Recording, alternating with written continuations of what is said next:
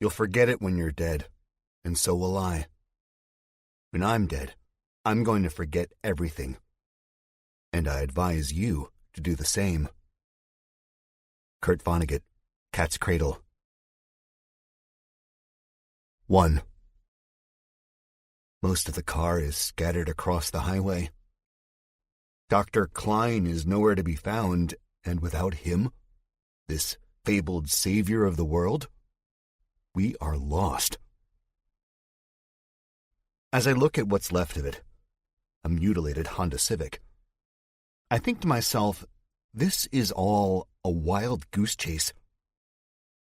I didn't have a chance to meet the doctor back in Eden where we almost died, and I don't think I'm going to ever meet him.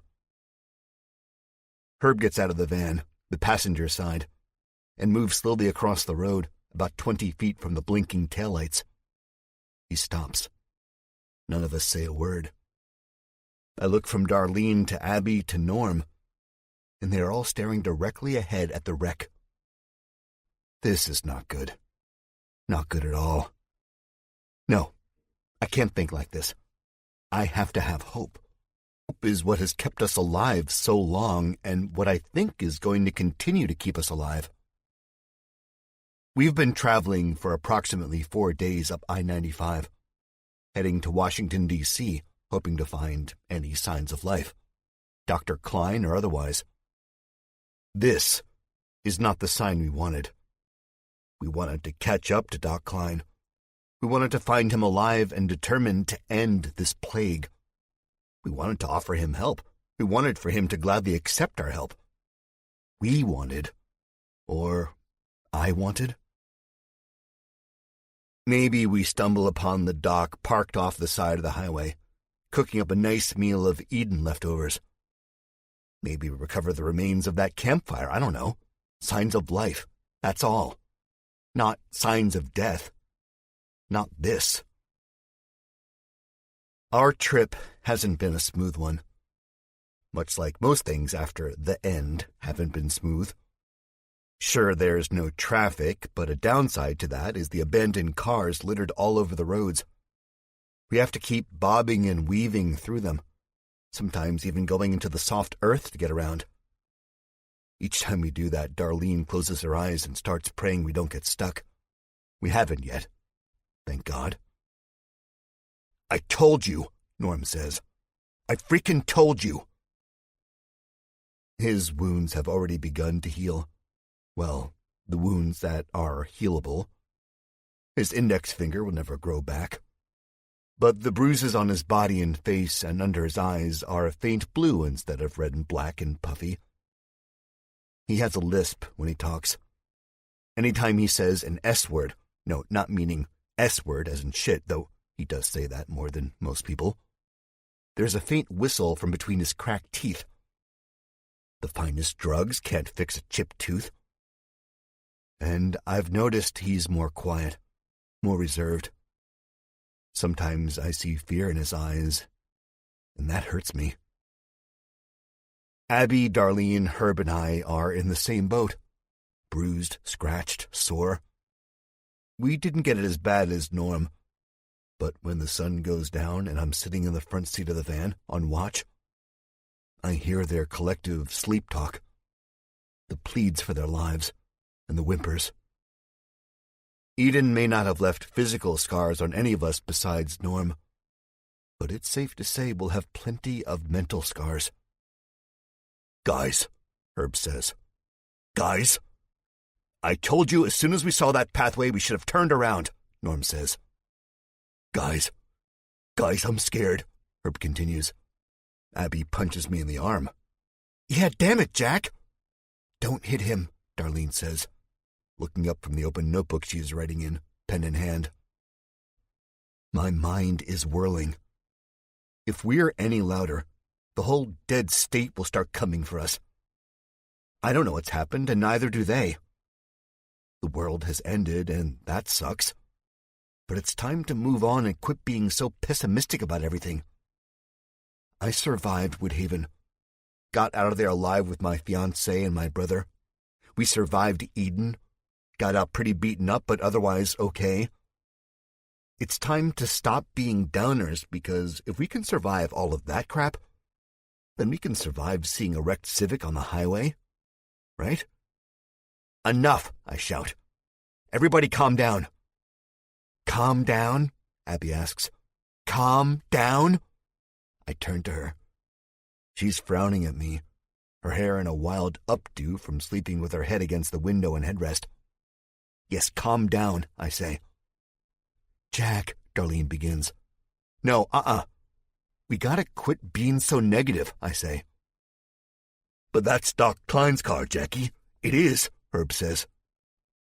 A Honda Civic is a common car, Herb. White is a common color, Norm says. His voice isn't convincing, but at least he's trying. Then again, I doubt there's many white Civics that work. This has gotta be Klein's car. I take that back. He's not trying at all. Herb comes to the van. If he had a tail, I think he'd be walking toward us with it between his legs. Tears well up in his eyes. All the while, Norm is shaking his head. I hate to see Herb upset, and I hate to disappoint the group. I get it. I do. It's really hard to be optimistic when the dead are chasing you and there's no hope for humanity and all. But it's during times like these that I remember there's no Kardashians. Herb whines again, starts shaking. Just chillax, Herbie, I say. Don't listen to Norm. Norm is a big old meanie. He cracks a smile. Get back in the van and Norm and me will go check, but Dr. Klein won't be in there, I promise you, I say, all with a honey-coated tone. Herb nods. Okay, he says glumly. Norm, come on, I say. He sighs. I see that brief glimpse of fear in his eyes. He absent-mindedly starts rubbing the covered nub of his index finger. Then he speaks, and I can tell he's trying to inject his usual confidence in his voice. Anything to get me out of this shithole. You know this van's got nothing on Shelley, right? He says. Shelley was Norm's now ruined Jeep, abandoned outside of Sharon after Abby crashed into a tree and we had to make a run for it. Yeah, I know, you've been saying that since we left Eden, I reply. 'Cause it's the truth, Norm says. I roll my eyes, thinking maybe he's going to be all right after all. Maybe the shock of the past is numbing. I reach behind the back seat where our cache of weapons from Eden is, next to the sleeping bag supplied from a sporting goods store somewhere in the Carolinas. I grab 2 pistols and some bullets in case things go south. Herb, I want you to sit in the front seat and buckle up. Abby, get behind the wheel. If anything goes wrong, and I mean anything, I want you to throw it in reverse and get the fuck out of here, okay? I say, whispering due to Herb's aversion to swear words. Abby nods. Okay, but nothing is going to happen. She leans closer, her voice low. The poor bastard's dead. Look at that wreck. No one could survive that. Maybe he's out in the woods, you know? Hurt or something, Darlene says. I picture the doctor lying under a tree, bloody, his legs broken. And how that would be such a sad and ironic way to go out. A doctor who can't treat himself. I shake my head, and the image goes. You coming? Norm asks, voice wavering. Yeah, I say. Darlene grabs my face before I crawl out and kisses me. For luck, she says. I grin. Won't need it. 2. Geez, we need to get you to a couple of chastity belts, Norm quips once I shut the door. Maybe a week or 2 ago I would feign like I'm going to hit him and smile and say, 2 for flinching, joking around like brothers are supposed to do in stressful situations. But I don't. Instead, I just grin and say, Good one, Norm, then hand him a pistol. He laughs. I hear no humor in it. We walk on. The Honda Civic is pretty banged up. The front end is squashed, as if a giant had stepped down on the hood. What the car crashed into, I don't know. The trunk is mostly intact. A scraped H and Civic written in chrome shines in the hazy early afternoon light. Glass crunches beneath our feet as we get closer. I find it getting harder and harder to breathe. Mainly because there's a chance that whoever was in this car was Dr. Klein. And an even bigger chance that if he, or anyone for that matter, was in the car, they'd be dead. Without Doc Klein, this man who has become a fabled legend to me over the past few days, I really don't know what our next move is. We can keep driving around, weaving in and out of dead cars, trying to find our next meal, our next roof over our heads, avoiding zombies and crazy cowboys. But I don't want that. I want stability. I want the old world back. With Dr. Klein, I think we can make that happen. I don't know why I feel that way, with all I have to go on being Herb's love for the guy. And rightfully so. The doc is the reason Herb is still alive and not some mutilated corpse back in Eden. I'm in debt to any man who's helped save one of my own. Am I crazy? Maybe, but hope is what keeps us going. And with Dr. Klein, there is hope. Hope is a good thing. Look, Norm says, pointing to the driver's side door, which hangs off the car like a broken wing. I close my eyes and bow my head. Quickly, I stand straight. I know they're all watching me from the van. The moment I look dejected is the moment they lose that hope. So I bend down and brush something off of my boot, readjust my pant leg, and act like Norm hasn't just pointed to a set of bloody handprints in the road, or the red liquid dripping off the steering wheel. Someone is in there, all right. Norm's pace slows down. Before Eden, he'd be the first to sprint toward the chaos. Now he's reluctant. So I take the lead, limping, and my older brother follows. I hear the car door open behind me, then Herb's voice. Is he okay, Jackie? I turn around and shout back. I'll let you know in a minute, Herb. Might not even be him. Abby tugs him back into the van. Poor guy. Before I turn my head back to the wrecked car, Norm says, Shit. His voice is loud enough for them to hear back at the van. I cringe thinking of Herb's heart breaking. Little bro, Norm says, this time quieter. This ain't good. Don't say that. Don't say that. Don't. And Norm raises his gun, shaking. 3. Whatever is in Doc Klein's Honda Civic is not Doc Klein. Well, it might have been once upon a time. But now, to confirm this, I think we'd have to pull dental records. The squirming zombie in the driver's seat looks like pulverized meat, especially the face. I feel like vomiting. And I've seen some messed up things in my travels from Woodhaven to Florida. Things I can't get out of my head. Things that make your worst nightmares seem tame. This tops it all. The zombie is shirtless. Its skin isn't pussy or shiny or wet. It's like cracked or dried out leather, but not a tan color. It's more like a moldy Swiss cheese, a drab, graying, pukish color. It turns what I think is its head up to us. I only think it's the head because the pulverized hump of what looks like a neck and shoulders is beneath it. The zombie spreads its lips. The teeth have been broken to nothing but shards, very sharp shards. A bit of black oozes around the corners of its mouth. Not much, just a rivulet. This zombie has been like this a long time. Whether it's been here very long, I'm not sure. The sunshine and warmer weather have zapped it of all its life, if I can even call it that. Every move is sluggish. even the slow rolling of its yellowish eyes.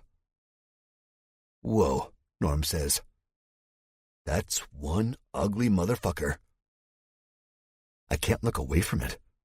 It moves and writhes, skin flapping in the breeze. There are bruises all over the body, large welts of black and blue and red. I think someone used our new friend here as a piñata. "Think it's the doc?" Norm asks. "I don't know," I say. "I'll get Herb," Norm says, and moves toward the car. My arm shoots out and grabs him harshly around the bicep. He winces. I hate that. Norm would have never winced before Eden. "No, Herb doesn't need to see this, Norm. Don't be stupid." "Even if it was Klein, how the hell do you suppose Herb would be able to tell?" I say. I let go of him, and Norm's eyes dart from me to the shifting zombie. He shrugs. "Yeah, exactly. I'm 95% sure it's not. This thing has been here for weeks, maybe months. You saw the doc. Did he look anything remotely close to this less than a week ago?" I ask. Norm shakes his head.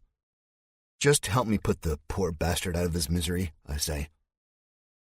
Norm snarls at me as he rubs his arm. "With a grip like that, you could do it yourself. I'm going back to the car. I'm tired. My body aches. And I'm sick of zombies, man." "Okay, fair enough," I say. I'm not going to pry, not going to make him uncomfortable. I just want him back to normal, and doing that will get us nowhere. Norm claps me on the back. "You know I love you, little bro," he says. "I know," I answer.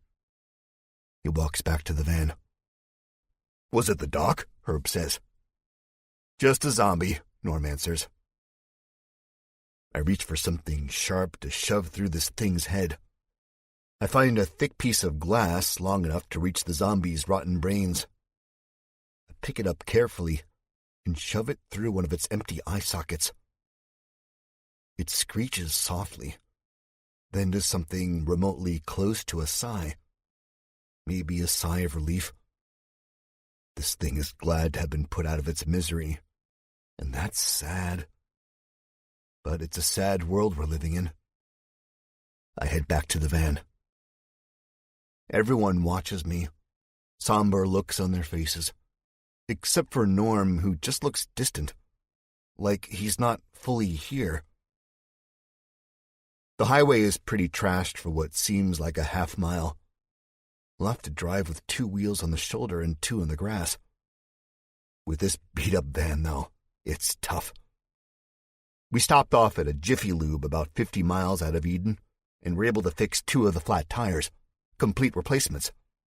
But the other 2 are pretty bad. We aren't getting good gas mileage, that's for sure. 50 miles and almost 4 flats does murder to your rims, so when the van gets rolling, I swear I can feel the unevenness of the metal going up and down. Yeah, I hate the van. I just want to find the doc and save the world. Is that too much to ask? I get back to the others and open the sliding door toward the highway's shoulder side, where a tangle of trees and bushes grow wildly. "You okay?" Darlene asks me. She is looking at my hand. I follow her gaze. My hand is bleeding. I cut it on the piece of glass when I shoved it into the zombie's eye socket. The skin was tough to break, and I had to put most of my weight into it. But I hadn't noticed the glass bite back. It didn't hurt until Darlene pointed it out. Now it feels like it's on fire. I try not to show the pain on my face and wipe the blood off on the thighs of my jeans. Yeah, I got out of that fake cowboy getup as soon as I could. "It's just a cut," I start to say, but stop as I see how big Darlene's eyes have gotten. "What? What is it?" It's like I'm missing a finger instead of sporting a small gash. Abby besides her brings a shaky hand up to point behind me. Norm says, "Oh no, does this shit ever end?" I feel it on my neck, causing me to bunch my face up and squint my eyes closed. The metal is cold and harsh. Whoever is holding the gun behind me knows nothing about gentleness. And why should I expect them to? "Drop your weapon, my friend," the man says. "I don't want to see any more blood today." That's too bad, I think, because he's going to wind up seeing a lot of it.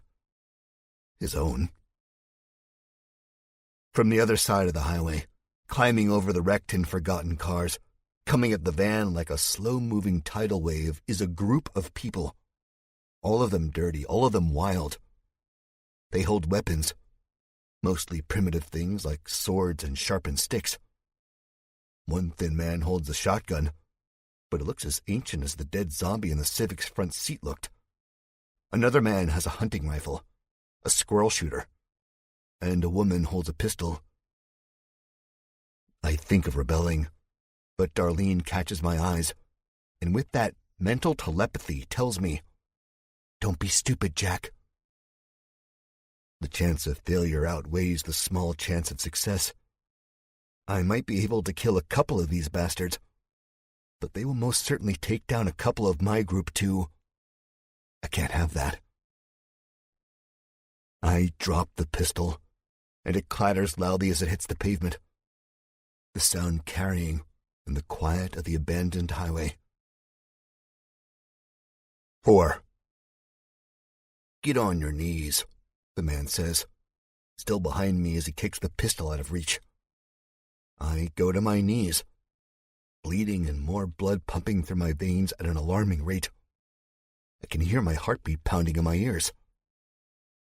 "Please don't hurt us," Darlene says. "Shut up, whore," one of the men on the other side says. He is pressed up against the back window, his features distorted and squished. "Oh my goodness," Herb says. "Oh my, enough," the man behind me says. "Everyone shut their mouths. We don't want to hurt you. We just want your ride and your weapons and whatever else you got in the back." "Take it," Norm says from the front seat. "No, Norm," I say. Mainly because he's giving up so easily, and not because I care that much for this crappy van and our weapons. Norm flashes me a sad, frightened look, his eyes glazed. The other side of the van opens up. One of the men drags Abby out by her hair.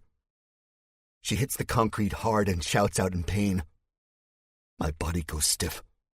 I lurch forward, but the man behind me grips my neck, not letting me go anywhere. He says. "Blondie, you come on out now, but keep them hands up. I won't drag you, unless I have to." Darlene obeys him. 3 more come out from the trees to my right. They are wearing ratty clothes. They're covered in sticks and dirt and bramble. They smell like they shit themselves a few days ago and never changed their pants, letting the stench sink into their skin like moisturizer.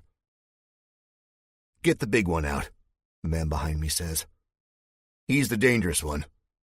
You know what they say about that retard strength?" He chuckles. Herb is sobbing as they pull him out. Insulting him does nothing to Herb, but it pisses me off.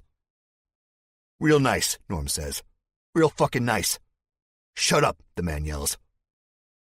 "Yeah, shut up, buddy, old pal, old friend," the man holding Abby's hair says. "I like the big one, Blade. Can we eat him too?" Eat him? The rage coursing through me ices over real quick. It catches me off guard. We're not supposed to worry about the living eating us. No, only the dead. Darlene tenses up against the door of the van. "Be patient, Froggy," the man called Blade says. "Just round them up for now." Oh, great, it's like we're cattle getting ready for the slaughterhouse. The one called Froggy barks out laughter and starts dragging Abby toward the crumbling concrete highway divider. 3 of the creeps grab Herb and yank him out of the front passenger seat. He goes easily enough. When he's scared, he's basically just a giant baby. He couldn't hurt a fly. Eat him? I wonder again. time to start finding a way out of this. I looked at Darlene. She is not scared. I can see it plainly on her face. When she starts to think, her brow creases and she looks like she's really upset. It's cute, but right now I don't care about cute. "Get your hands off me," Norm shouts. The horn honks a couple times as he struggles with the dirty, gripping hands coming into the cabin. He could take them, I think, but he doesn't. He gives up. The woman holding the pistol swings down with the butt of the gun. The noise the blow makes is sickening, and it's probably hard enough to knock Norm out. It doesn't. It's the next hit that does that. The shotgun butt slices through the air and cracks him on the left side of the head, just above his left ear. Lights out. Norm leans forward, his head bouncing off the steering wheel, sounding the horn again. "You're making a big mistake," I say. My voice is somehow calm. I'm pissed beyond belief. The amount of bullying that goes on in this terrible post-apocalyptic world is insane. Almost unbelievable. When everyone should be out trying to make a difference. Assholes like Spike, Butch, Blade, and Froggy think it's okay to try to take everything from everyone. Not happening. Not to us. But what the fuck do I do? I got no weapon. There's way more of them than us. There's a gun pressed into the back of my head. And my right-hand man is out cold. We're fucked. Through the open door, the man called Froggy is hanging over Abby, stroking her hair. His tongue pokes out between his black teeth, and he licks her earlobe. "Oh, you taste sweet," he says. "I'm going to enjoy my time with you." He reaches out and slides his hand down her shirt. The iciness freezing me shatters. I'm pissed again, blood raging. Abby doesn't take it, thank God. She leans forward, then flies back, the back of her head cracking Froggy right on the bridge of his nose before he can bury his grimy fingers beneath her clothing. His hands grab at his face. A wave of blood gushes from his nostrils. I tense up again, expecting this asshole to hit Abby, but he doesn't. He just laughs and says, "That's right, baby. I like it spicy. How'd you know?" I don't know if he means his women or his food. I don't want to know either. The woman and another man, one with a shotgun, drag Norm next to Abby on the road. The woman starts to rifle through his pockets. She pulls out his hunting knife and an old pack of Tic Tacs. Abby points to the breath mints and says, "Yeah, you could all really use those." Froggy bursts out laughing again, blood streaming down his upper lip and framing his mouth like clown's makeup. "Enough," Blade says behind me. "Take the big black one over there." The three men lead Herb over. I really can't see because the van blocks me, but Herb is tall enough for me to see him topple over as one of the men, this one wearing a loincloth and a ripped and dirty blue button-up shirt. Hits him in what I think is the back of the knees. Herb goes down fast. "I'm telling you, Blade," I say, speaking as if Blade and I go way back. "You're really going to regret this. You don't know who you're messing with. The things we've done, the shit we've seen." "Don't flatter yourself," Blade says. "I told you, I don't want to spill any more blood." Blade sounds like a reasonable man. And if he would have caught me a couple months ago, hell, a couple weeks ago, I would consider rolling over and letting him take what he wants. I was pretty close to doing just that before I heard them say they were going to eat us. I mean, that could have been a misunderstanding, I guess, but best to not take any chances. "No blood, huh?" I ask. "Then what's with all this talk about eating my friend over there?" Blade pushes me forward with the muzzle of his gun. I'm on my knees, so it's not hard for me to fall forward, and that's exactly what I do, hitting my face on the door of the van and stopping myself from losing most of my teeth with my bloody right hand.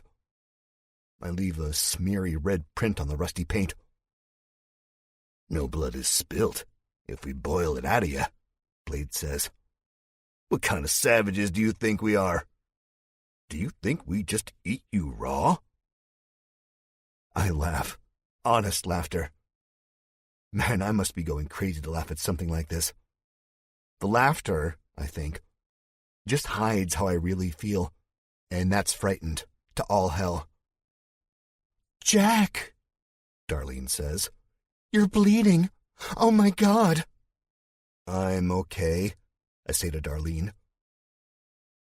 What Blade and his band of cannibals don't know is that Darlene is acting.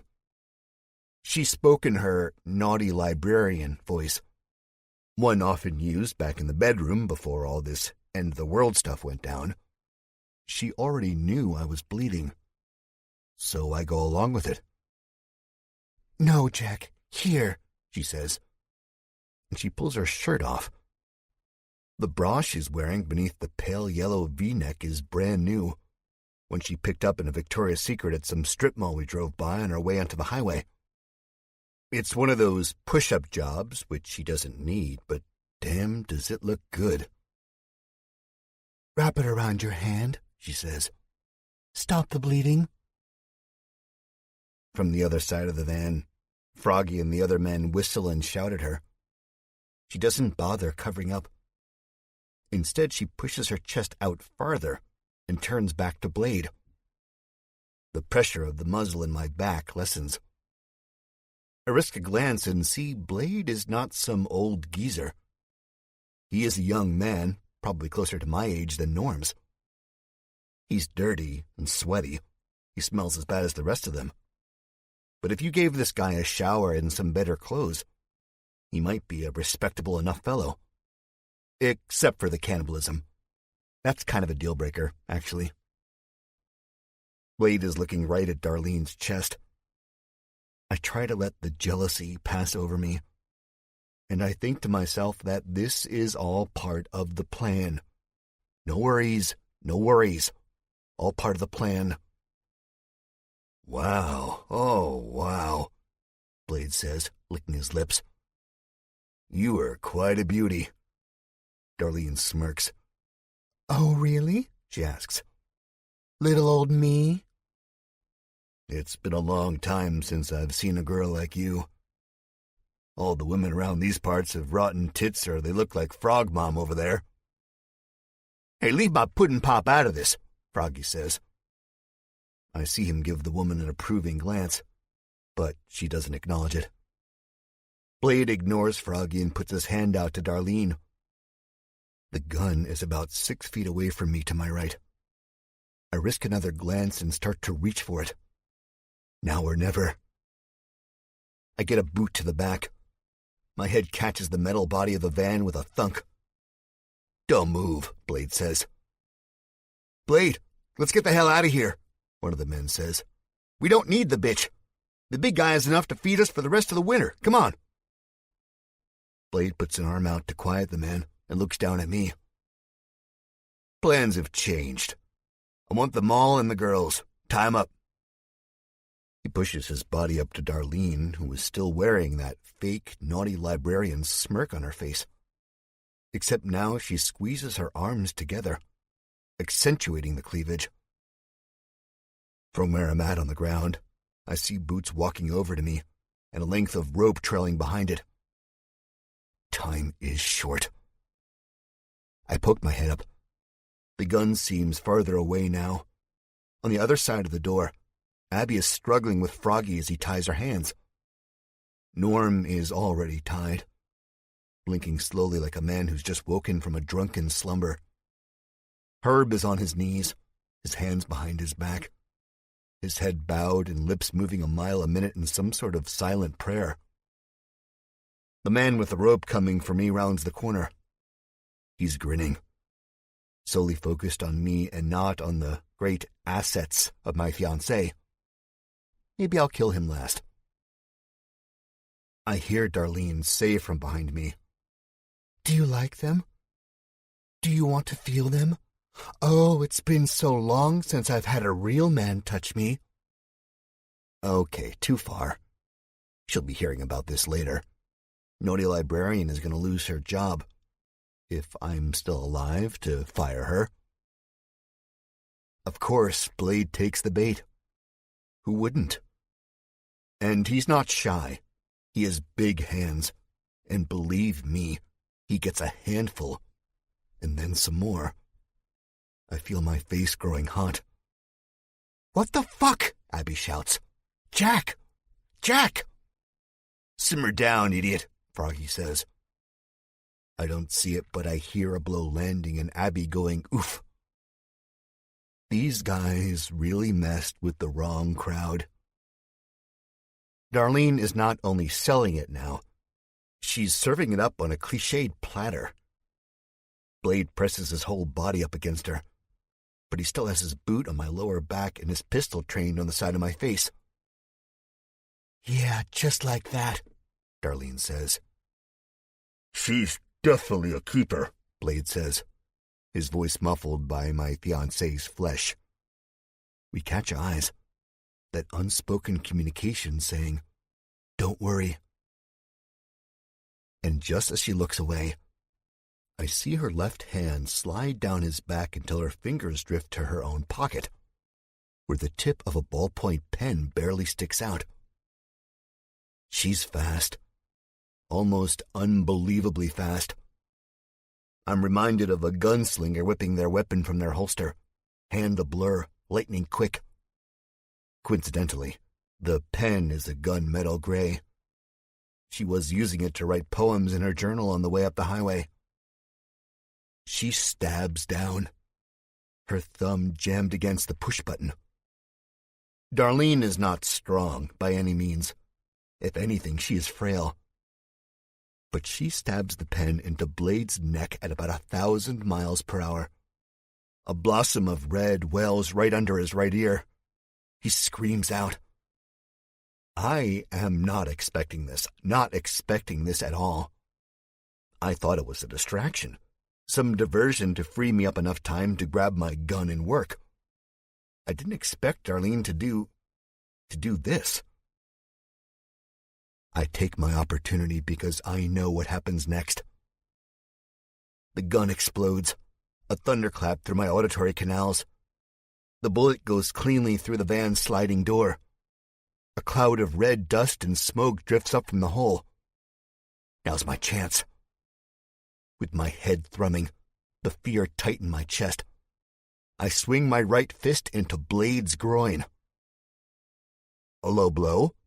Maybe, but there's no rules in this dead world. That much I've learned the hard way. The gun drops to the concrete. Now Blade's screams are garbled, high-pitched. He, quite frankly, sounds like he's dying. Darlene pushes him, and, like I said, she's not strong at all. Blade is just broken, and he topples over like a rotten tree caught in the high winds of a tornado. I grabbed the gun almost as fast as Darlene whipped her pen out, but not as fast. And I spin on the large, dirty bastard with the rope. I take it back, pal. You go first. He fumbles his weapon. I thumb the hammer back on the pistol, also like a gunslinger, and pull the trigger. The slug hits him in the chest. The gun kicks back with enough force to send me from my knees to my ass, and this big bastard flies past the front of the van. The girl on the other side squeals. "Oh, shit," Froggy says. I get up just in time to see him pressing his gun up against Abby's head, while the woman, her face a shocked surprise of fear and confusion, pulls her weapon on Norm. I think of Eden, and how the soldiers treated my family. How I let it get that way. Let them take control of us with their weapons and their camouflaged outfits and their perfectly timed laughter, and I won't let that happen again. Through the van's opening, remembering Norm's mantra on shooting long distance. Don't shoot with your fingers or your eyes, man. Shoot with your fucking heart. And I pull the trigger 2 more times, The first shot isn't true, not where I want to put it. But it incapacitates Froggy enough to vanquish all worry from my mind. The second shot catches the woman known as Frog Mom in the sternum, blowing a hole in the right side of her chest just below the shoulder. She lets out a terrible screech, then takes to cackling like a witch as she slides across the highway and hits the concrete divider, making no noise. Abby, now jolted by the mayhem, rolls backward and slides her hands, tied behind her back, forward under her legs so they are now tied in front of her. She picks up Froggy's pistol, aims, and shoots the remaining 2 men. They drop like flies. "You piece of shit," Blade moans from behind me. "Jack," Darlene says. I turn to her. She is still shirtless but covering up now, Blade's bright red blood glistening on her skin. I step in front, slightly nudging her to the open van. She gets in and climbs out the other side. "Get them untied. I'll handle this." My body is running on pure adrenaline. I love it, and I hate it. It's a good feeling. It's what I'd equate to a high. The euphoria and excitement you feel as your roller coaster car climbs up a steep hill, and you look down below only to realize your harness is undone. That anticipation, that fear.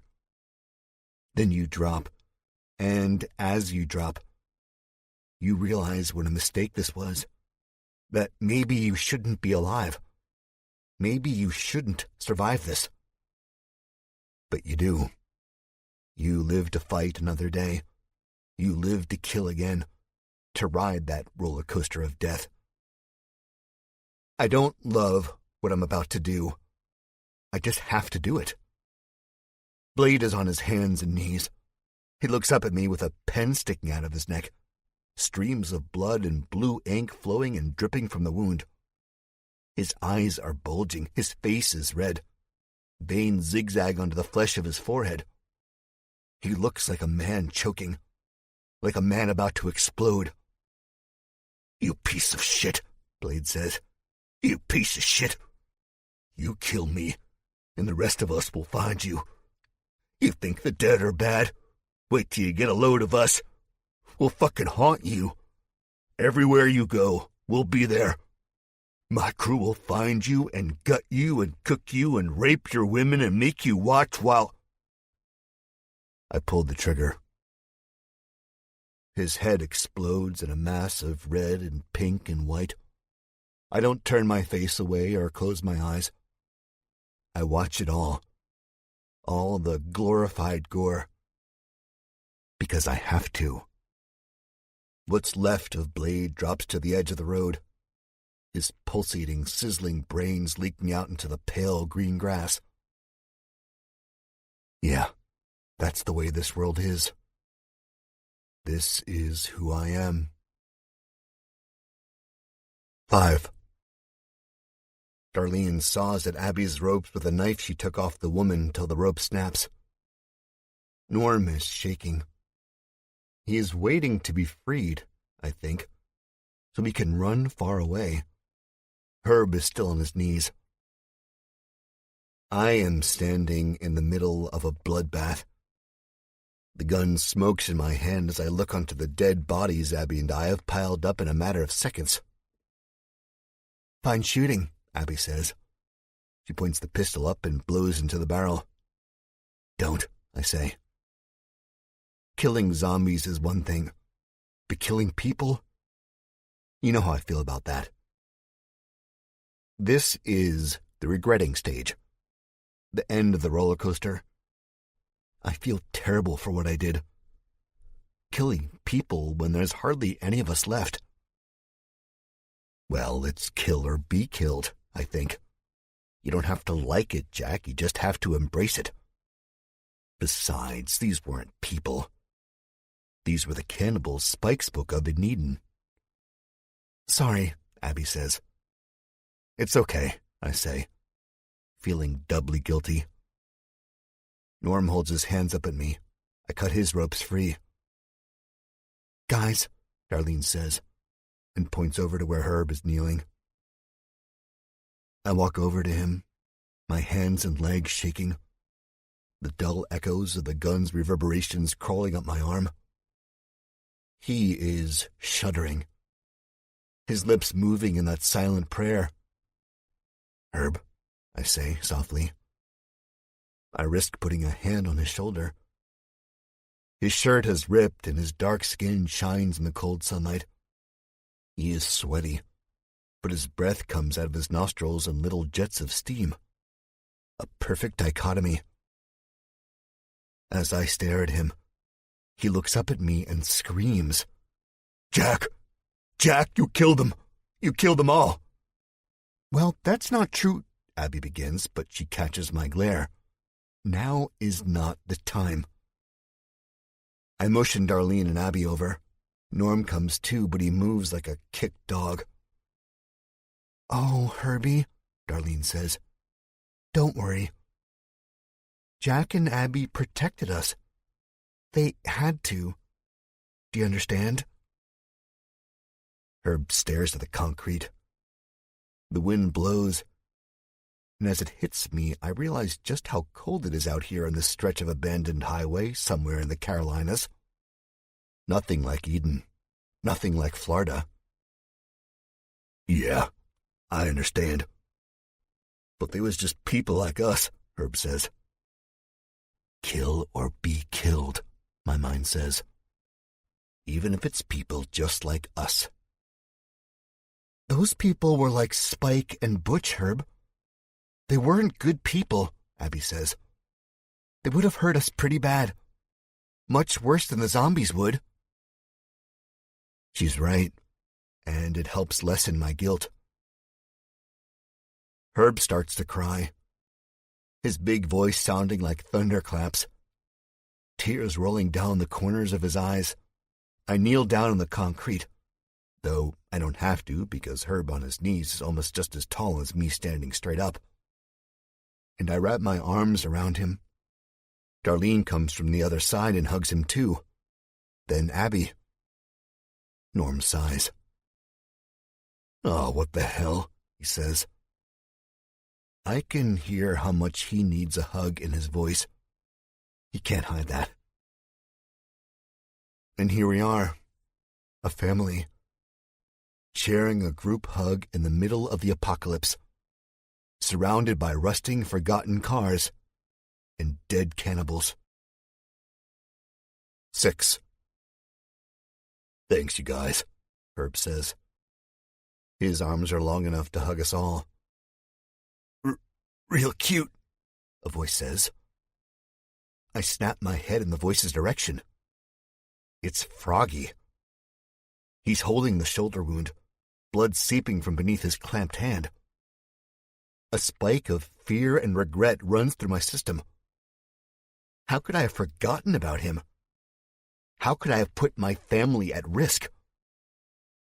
Norm levels the gun at the bloody cannibal. Froggy is limping at us like one of the zombies. He spares a glance at the dead woman crumpled up against the barrier, and his face screws up in pain. Dimly I'm aware of Herb's whispering prayers. "I'm gonna kill you," Froggy says, his eyes bulging out, making his name have meaning. "You killed my friends. I'm gonna kill you." I put my hand on Norm's weapon. "Not yet," I say. I don't think Norm would do it anyway. I don't think he could, but Norm looks at me with a raised eyebrow and nods.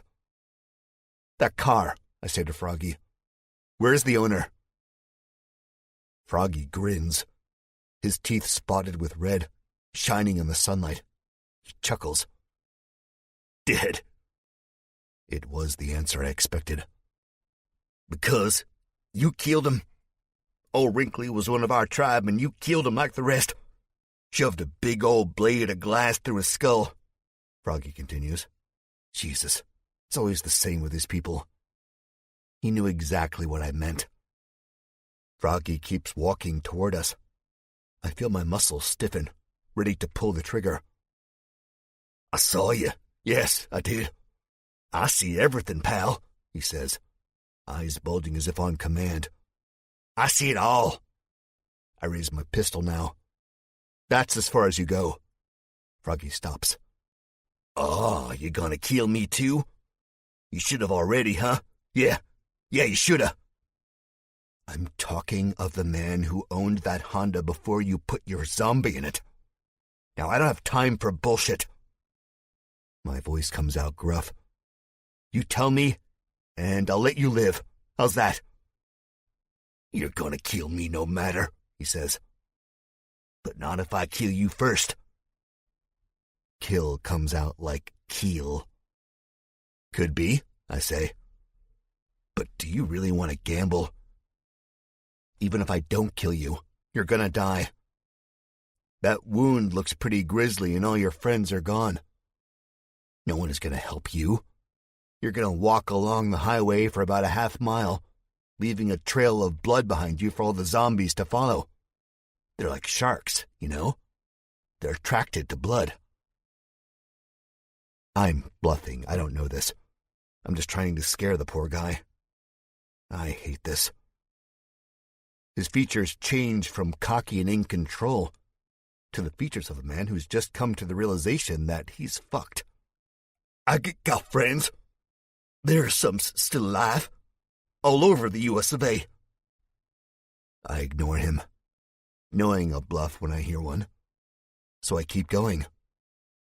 Then when you're running on fumes, you're going to collapse and the world is going to go gray and you'll die slowly and painfully. Or worse, the zombies will catch up to you. You'll be a 5-star dining experience on the side of the road. If they could do anything besides utter that stupid death rattle and groan, I bet they'd thank you and say grace. Froggy chews on his bottom lip. He won't look me in the eyes. He's looking off to his right, probably picturing this happening to him. Now, if you tell me what I need to know, could be I'll throw you a weapon and some painkillers. The hole you bastards crawled out of can't be too far away, am I right? Could be what I leave you will be enough for you to go back there and die peacefully. Certainly enough to outlast a few zombies. I'd probably throw him a weapon and painkillers anyway. A way to recompense for my sins, for murdering his friends.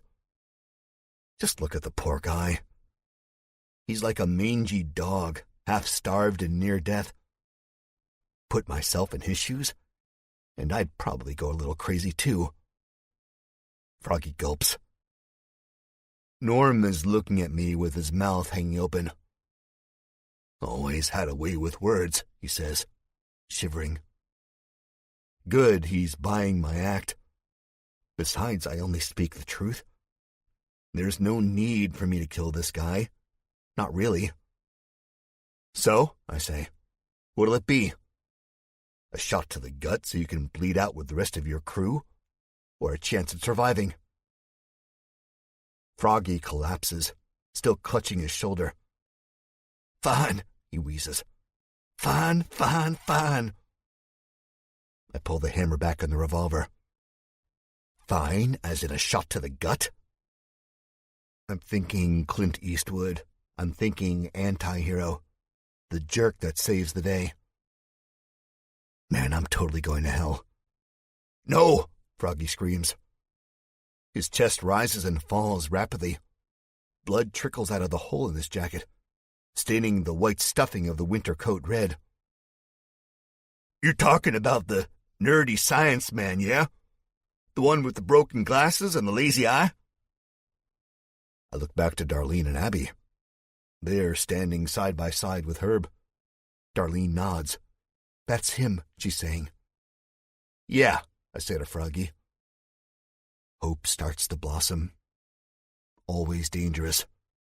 Froggy grins again. Norm lunges forward. Let's just end this dumbass, he says, and Froggy flinches back, falling and moaning out in pain. I flinch too. I'm surprised. A quick glance at Norm shows me he's back to his old self. But I know better than that.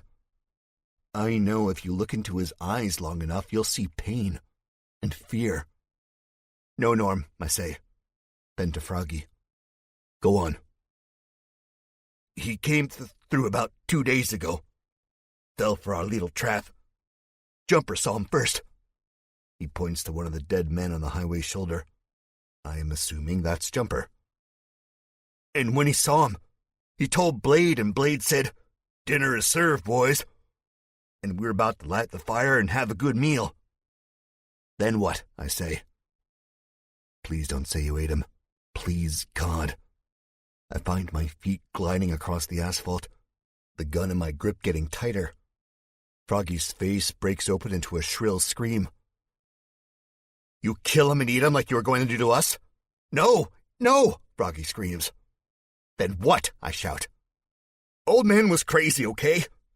He knew it was a trap. He had a gun and this mad look in his eyes.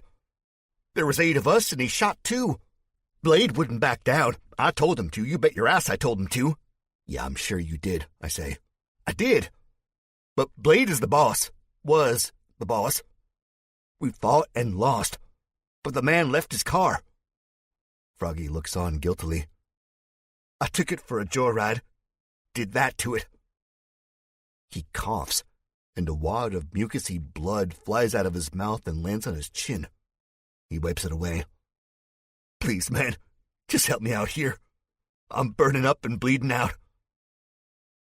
I tower over him, shrouding his face in shadow. I see my shadow's outline rising and falling with my heavy breaths. I look like a monster. Feel like one, too. Where'd the old man go? I don't know, Froggy says. Just please. I swipe his arms out from under him, and he falls on his back, staring up at me like I'm a ghost. I step down on his shoulder wound, feeling the gore squish under the toe of my boot. I'm in a mad daze. This isn't like me, but it is. I shouldn't do it, but I have to. Froggy screams and screams. God, I hate myself. Where did he go? I demand.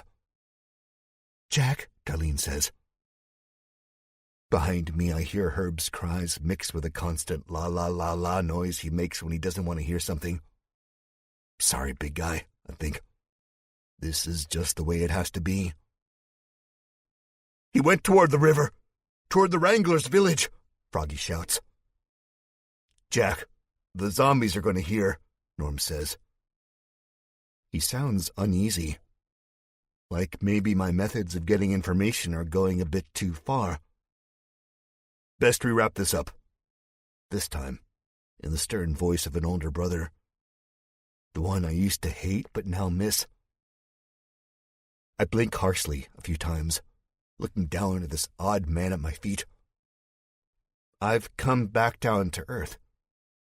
He is harmless, bleeding and broken. Maybe at one time he was dangerous to me, but no longer. And he'll talk. Oh yeah, he'll talk even if I don't beat it out of him. When your life is on the line and someone is able to help you, you'll just about lick the sole of their boot if it means living another day. Just a universal truth. I back up a few steps. What's the Wranglers? I ask, my voice a little calmer. Froggy is shaking rapidly now. The sunlight hits his face, showing me just how pale and near death this SOB is. It's the bad guys. That's why Blade let him go, because he knew the Wranglers were going to catch him. They catch everyone. Not me, though. I'm slick. Super slick. I smile, feeling a little relieved. If Klein can survive these assholes, he can survive the Wranglers. Well, my friend, it's your lucky day. Huh? He says. And then I'm on him, pulling him up from the asphalt. He weighs next to nothing. It's the large winter coat that makes him look much bigger than he really is. Beneath the poof, he's probably nothing but a sack of bones. What are you doing? Norm says. You can't be serious, Abby echoes. We are not hauling this douchebag around. I mean, he tried to lick me. I shrug, holding Froggy by the collar in my left hand. You want to meet the Wranglers without a peace offering? If it gets this asshole out of my sight? Duh, Abby says. I shake my head. No, you don't. We'll tie him up, duct tape his mouth, and if he starts acting up, we'll just leave him for the zombies. Easy. Froggy's body goes rigid, but his head lolls. Whatever, man. I'll help. Just give me something for the pain, please. Abby is looking at me with teenage defiance in her eyes. She crosses her arms. Fine, she says. I won't complain. But when he gets loose and murders us all in our sleep or tells his little tree cannibal friends where we are, I get to say, I told you so, when we all meet up in the afterlife. I smile and nod. Fair enough. Oh, and one other thing, she says, stalking over to me. She cocks her fist back and wallops Froggy on the left side of his jaw. His head jerks back and comes forward like a speed bag. That's for trying to lick me, she says. Next time, I won't go easy. Next time, you'll be dead. Froggy shakes his head and brings a hand to his chin. Wow, I think I'm in love. Abby fakes another punch and he quickly adds, Just kidding, just kidding. Norm laughs. It's a good sound. Help me get him into the back of the van, Norm. Maybe you can take a look at this bullet wound. The laughter quickly dies, and he sounds like a rebellious student who just got told he has to stay after school for detention. He sees the look in my eyes, how serious I am, and says, Fine, whatever. Jack's Way or the... He points to the blood-soaked road. Highway. 7. By the time we get Froggy into the back of the van, he is all but passed out, his head lolling back and forth like a rag doll, and his lips moving with no words escaping. Wow, you really did a number on him, Norm says. Long gone are the days of the heroic Jack Jupiter who helps distraught farmers bury their zombified relatives, huh? I shrug. I did what I had to do. I just wish I didn't have to do these things.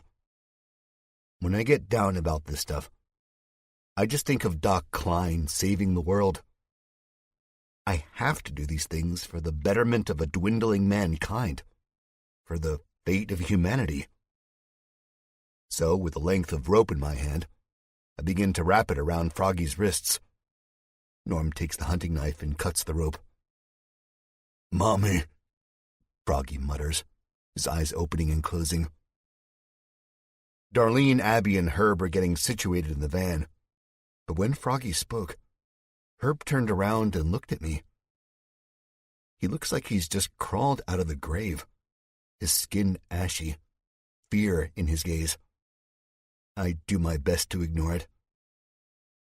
Part of me believes I spared Froggy because of Herb. I spared him to spare Herb. Norm cuts the fabric away from the bullet wound in Froggy's shoulder. He leans closer and squints. Looks like the bullet went clean through. Very nice of you. So he's not going to die, I ask. Norm grins. I mean, I hope the bastard does. But it ain't going to be from your weak-ass shot. Thought I taught you better than that. Thank God. I don't need any more blood on my hands. Can you fix him up? I ask. I'll do my best. I wasn't a medic, though. I was a soldier. You know this. I know, Norm, you don't have to keep reminding me. Just get him cleaned up so we can get out of here before the Z's get in. Z's? He snickers. I roll my eyes. Whatever, just get him to stop bleeding. Like I said, I'll do my best. But I ain't wasting too many of our supplies on this bastard. I mean, he did try to lick Abby. Damn right, she says from the front of the van. Do what you gotta do to keep him alive. Norm stands at attention and brings his hand up to his forehead in a mock salute. Sir, yes, sir. There's my older brother, hopefully.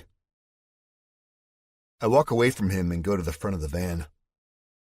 Darlene is now leaning up against the driver's side door, looking out at the piled-up dead bodies on the shoulder. Piled up for whatever beasts find them. I shudder at the thought. Darlene is smoking a cigarette. She's not smoked, that I know of, for years. Not since college. This is not good. Not good for me. And certainly not good for her lungs. Hey, I say. She smells like sweat. It's sweet on her. There is still dried blood on her hands and arms, but she has since covered up. How are you doing? She looks at me, a blank expression on her face, and exhales a great cloud of smoke.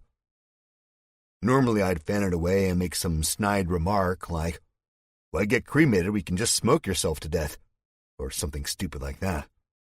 But now I don't. Now I just take it. I'm doing fantastic, she says. I see she is trembling slightly. Getting fondled by some creepoid and watching my boyfriend slay a family of people. She puts her thumb up while chomping on her cigarette with her lips.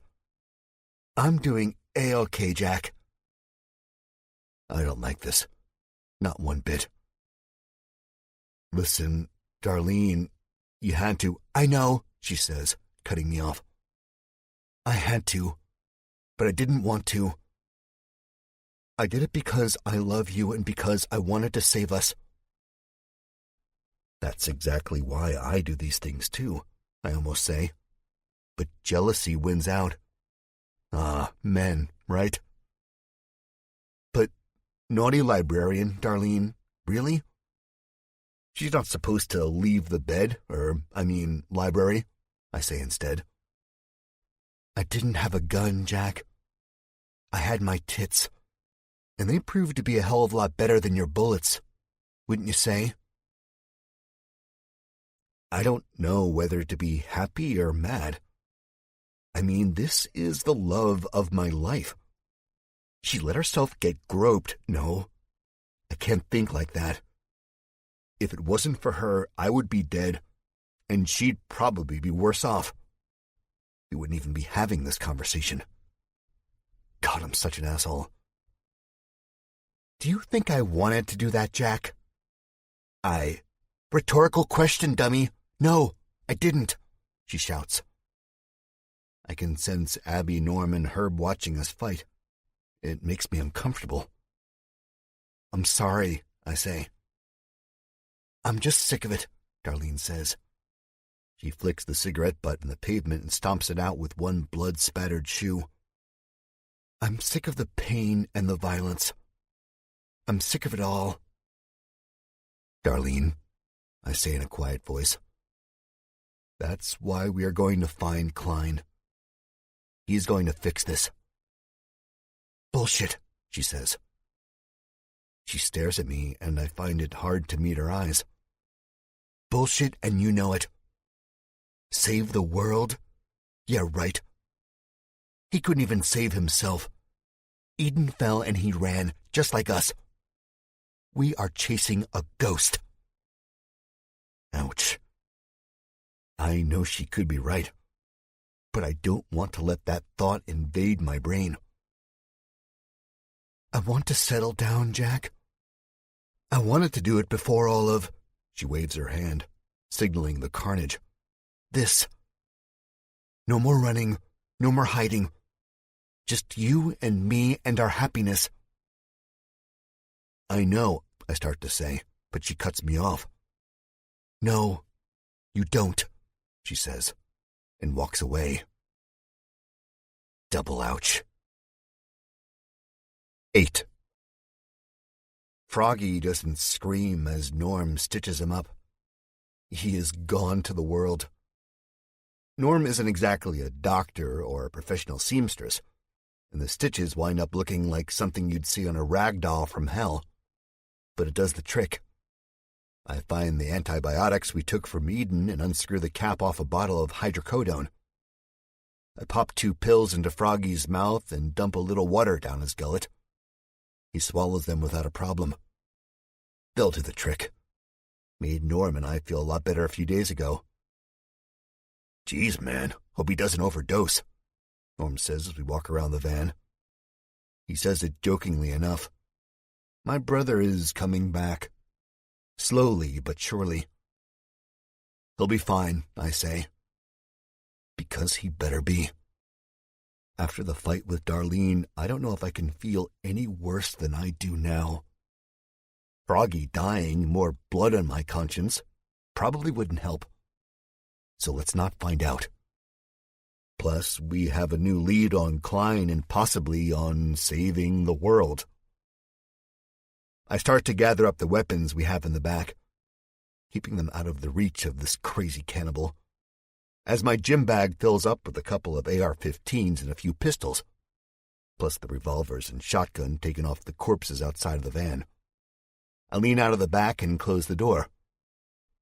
"Well, now what?" Norm asks. We are walking toward the driver's side doors. I still smell the stale odor of Darlene's tobacco smoke. "Jack," Norm says, waving a hand in front of my face.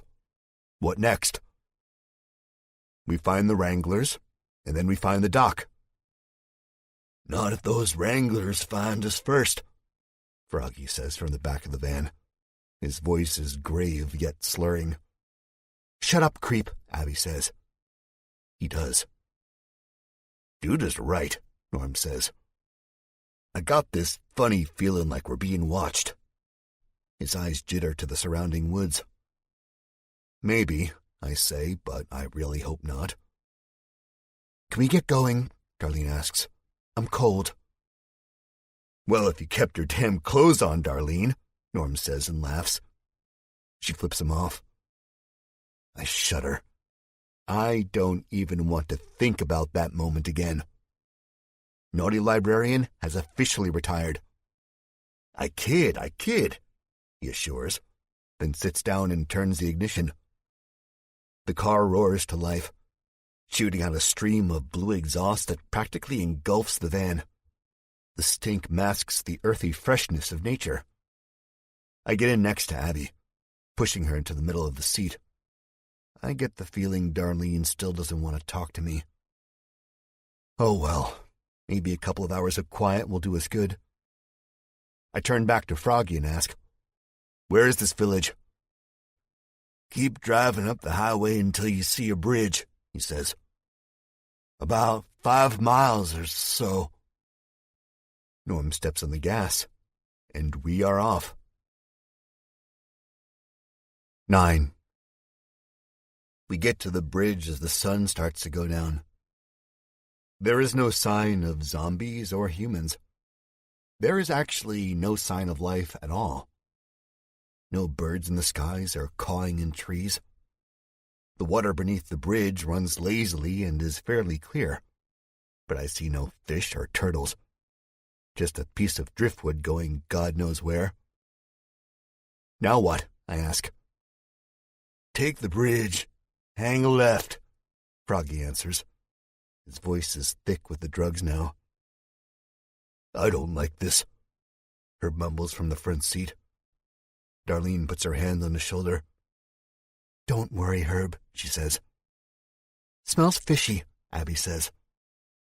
"Yeah, there's a river under us," Norm says, and when no one laughs, he wipes the smile from his face and says, "Be quiet, you two." "I just want to find the doc," Herb says. "He was a good man. The first time I met him was on a Sunday." "No, Herb, not now," Norm says. I say let him go. Everyone copes with fear a different way. With Herb, it's recalling the past. With Norm, it's cracking lame jokes. With me, I don't know, getting my fiancée to hate me, I guess. Herb flicks his gaze in Norm's direction and nods. The van pulls onto the bridge. I can smell the water below us through the glass. My nose crinkles. It's not a pleasant smell. Norm only drives about 15 miles per hour. The new tires don't take the bumps and cracks in the bridge's concrete well. By the look of it, the bridge must not have been inspected or renovated within the last 2 decades, and probably never will be. He'll crumble and fall into the lazy river, and in 100 years you won't even know there was ever a bridge here. The thought alone brings a sort of darkness into my chest, one I don't like. "This safe?" Abby asks. "I've gone over this bridge 100 times in my life," Froggy says. "Never had a problem." "Only takes the one more time," Norm mumbles. And unfortunately, Herb hears him and squeals. "Won't be no problem," Froggy repeats, still slurring. "Looks like it's a problem," Norm says. He stops the car, not slamming on the brakes by any means, but instead rolling to a nice, smooth stop. I lean over Abby to see what the problem is. And I get goosebumps. Outside, through the grimy windshield of this van we stole from Eden, there is a row of people standing at the end of the bridge. They seem to have appeared out of thin air. All of them hold weapons, and not broken broomsticks and baseball bats, but large rifles and shotguns. They are all wearing masks, burlap sacks with circles cut around the eyes. Darlene gasps and reaches across Abby to squeeze my hand. I squeeze back. It's a way of letting her know everything is going to be okay. "I don't like this. I really don't like this," Herb says. "Me either, big fella," Norm says. He throws the gear shift into reverse and turns to look over his shoulder. The panicked look on his face melts into one of despair. I turn around to follow what he's looking at. Past Froggy, who's staring at these masked people with wide eyes, is more of the same people behind us. My skin prickles so hard I think it's going to jump from the bone. Froggy shakes his head when he catches me staring at him. "I didn't know," he says. "I swear to God I didn't know." "Doesn't matter if he did or didn't know, Jack," Norm says. "Because we better do something right now or we're royally screwed." I turn back to Froggy. "Who are they? The Wranglers?" He gulps and slowly nods his head. Yeah, it's them." "Everyone grab a weapon. We fight," I say. 10. I have an AR-15 in my hand, except no one else makes for the weapons. They're just staring out ahead of them. "Come on," I say. Nothing. The masked figures approach the car. The sacks over their face solidify the growing darkness throughout me. Because of the shadows, I can't see their eyes. I don't like that. I don't like this at all. The leader breaks away from the pack, steps forward. None of us scream, but I think we're getting close. "Fuck this," Norm says, and throws the gear shift into drive. He punches the gas pedal, and I lurch forward, feeling the adrenaline and fear pumping through my system. There is a metal clatter of guns and bones hitting the plastic interior.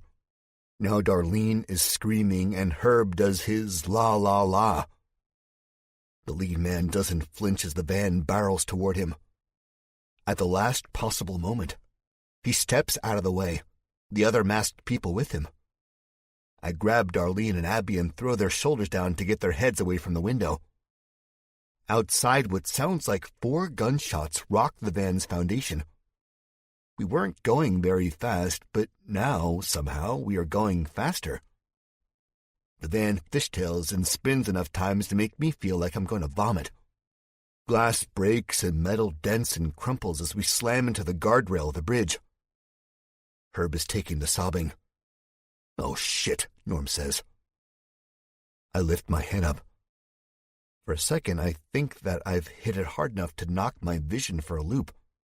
But really, all I'm seeing is just more and more of these people and their masks. God, at this point, I'd rather see zombies. "What happened?" Abby says. "What was that noise? Gunshots? Am I dead?" She pats herself all over her body. "Popped our wheels, baby," Norm says. "Road spikes. Clever sons of bitches. Then sighs as he draws his pistol. Oh well, I say, getting up and righting myself. It's never easy, is it? I pull the revolver free, cock the hammer, and prepare for a fight. 11. As I get out of the van, it's too late. I should have known. These freaks have the drop on us. They're closing around with their weapons raised. An icy calm ripples through my body. Somehow, I'm not scared. I've been through this before. Drop your weapons, friends, the leader says. Drop your weapons and live. It's pretty simple, huh? I am staring at this guy with a look as sharp as razors. Norm turns his head toward me to see what I'm going to do. I feel Darlene's and Abby's eyes boring into my back. I can practically hear Darlene cussing me out in the afterlife. Why didn't you just listen, you dumbass? You could still be alive if you would have just listened. I let the pistol drop to the old bridge. It jumps and spins, the metal shining with a dying light, then settles near the road spikes our van trundled over, right next to a piece of torn-up rubber. Norm gives me another glance, shaking his head. But I can tell he's grateful. He can't handle another fight. Norm drops his gun, too. Everyone in the vehicle, get out, the leader says. They don't listen. I turn to look through the broken windshield and give them a nod. Abby leads the way, coming out with a snarl on her face and her hands up. Then Darlene and then Herb. The man standing in front of the mask-wearing armed men smiles. All of them, he says. He can't get out on his own. He's tied up, I say. You're taking hostages? The man asks. Yes and no. He's supposed to be our guide. Guide for what? Around you psychos, Norm shouts. The masked man shakes his head. Is that so? Well, that's unfortunate. He looks at me. Are you the leader? He asks. I nod. You should really keep your friends' mouths shut. It could be detrimental to your survival. I say nothing. I think he expects an apology, but I refuse. No, I haven't learned my lesson from Eden. I never will, because I will never let a madman control my fate.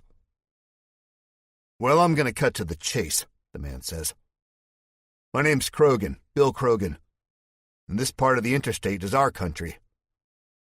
He puts his hand up, and the mask-wearing friends of his close in around us. I feel like I'm suffocating, like claustrophobia is settling in. A few others get closer. I find myself shuffling backward, instinctively headed for Darlene, who may or may not be mad at me. No need to be frightened, Krogan says. Says the guy who's leading a mob of people wearing masks. Yeah, okay, Norm says. Unmask, Krogan says. They pull them off. Underneath are just the faces of the everyday, regular people we used to see all the time. There's Jim the mailman, and Betty the bank teller. Hey, doesn't that guy mow our lawn? Chris or something? These are people you would see at the local town hall meeting, arguing about the dicks who don't pick up after their dogs at the park. They do not look like vicious killers. But then again, this is coming from a man who has fought a dime novel cowboy to the death in an arena of wild, bloodlustful people. We have been watching you, Krogan says. We saw how you cleared away half a dozen cannibals with your backs against the walls. Krogan gets on his knees. Everyone else does the same right after. I look back with equally wide eyes. Then I turn to Norm. He is smiling and shaking his head. Behind me, I see Abby doing the same thing. We could run right now. We could pick up our drop guns and bury all of these people, too. But we don't. They know we won't. We would like you to join us, Krogan says. His head is bowed, floppy brown hair hanging in his eyes. He looks up now. What do you say? I shrug. It's hard to say no to a group of people literally bowing down to you, but I do. I'm sorry, we are on a mission of our own. What is this mission you speak of? Krogan says. This could be a trick. I don't think it is, but it could be. So I bend down to get my gun, moving lightning quick. There is no response from the crowd. They remain bowed, still as statues. Nope, not a trick. Really, man, I say. You can stand up. Krogan smiles and nods, then he rises, the others with them. We are searching for a man, an older man. He goes by the name of Klein. He's a doctor en route to Washington, D.C. Have you seen him? Krogan doesn't answer immediately. His eyes flicker from right to left. He might be thinking. Guilt might be washing over him. If he tells me Doc Klein is dead, I don't know what we'll do because our journey will have ended.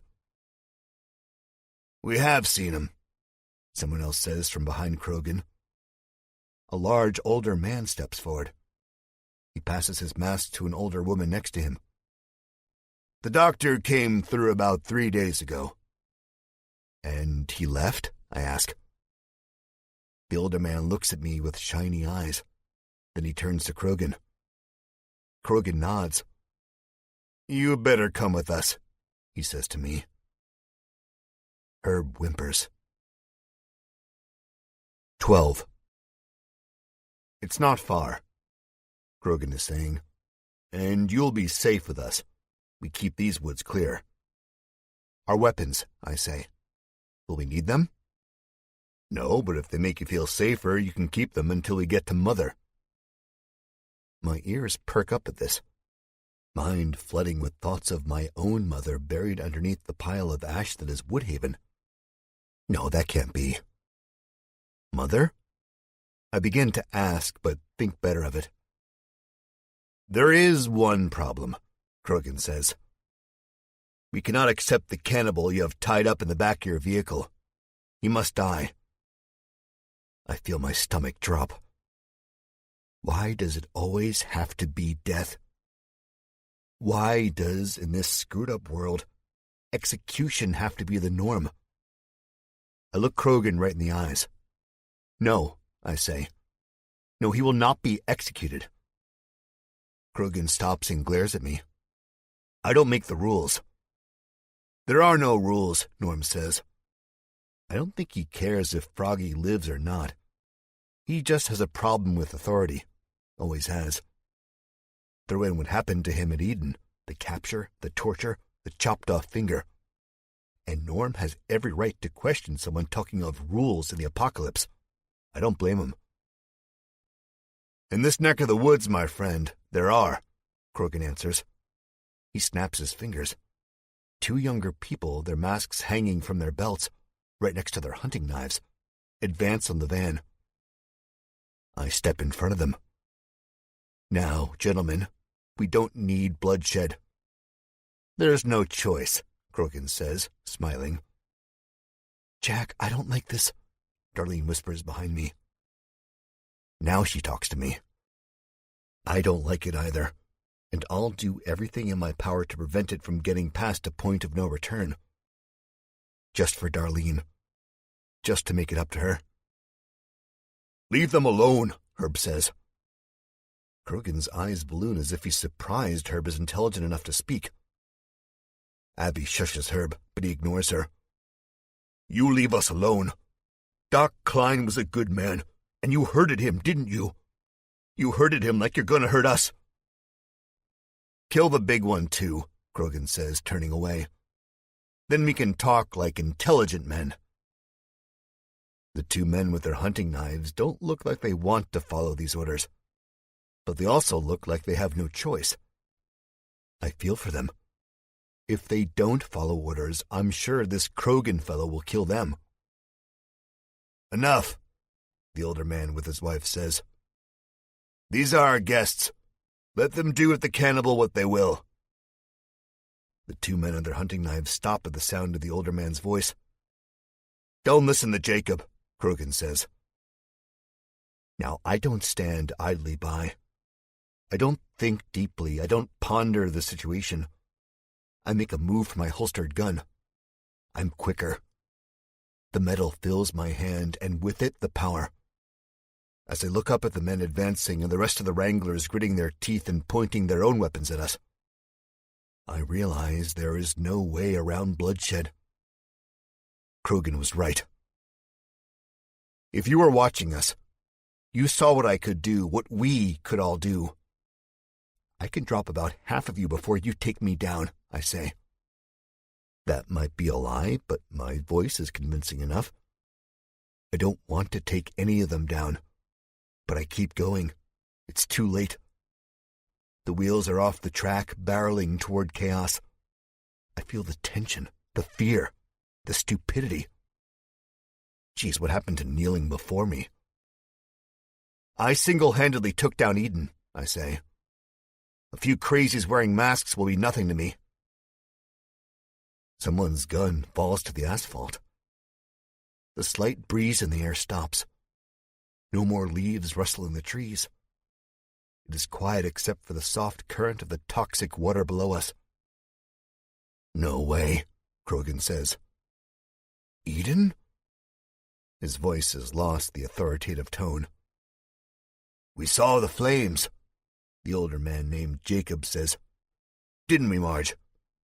The woman next to him nods. We did. You took down Spike? Krogan asks. He starts to bow down again. No, I say. Stand up.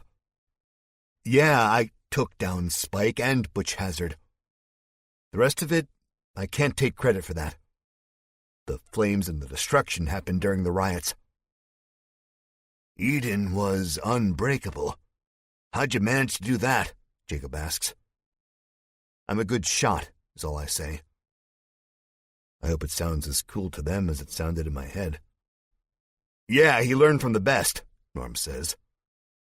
So if you want to discuss this more, I suggest you leave our people alone and we'll leave you alone. Then you can tell us what happened to Doc Klein. Krogan nods. All right. But the cannibal cannot go with us. That much you can grant me, right? He doesn't have to die, though he deserves far worse than death. But he has to go. I look to Norm and then to Abby. She looks pleasantly disappointed. I can hear her saying in the back of my mind, but he licked me. He does deserve to die. Deal, I say, turning to Krogan. No hard feelings, he says. You must understand our situation. We have lost too much and cannot risk losing any more. But why you would want to keep a cannibal alive beats me. He walks across the faded white line, his hand extended. We could form a great alliance. If not from these cannibals, then from the zombies. I holster the gun, the tension gone, shake Krogan's hand. This man's not so bad. He is just protecting his group like me. Maybe we could, I say. Take in mind that I do not speak for the group as a whole, though I do have some pull.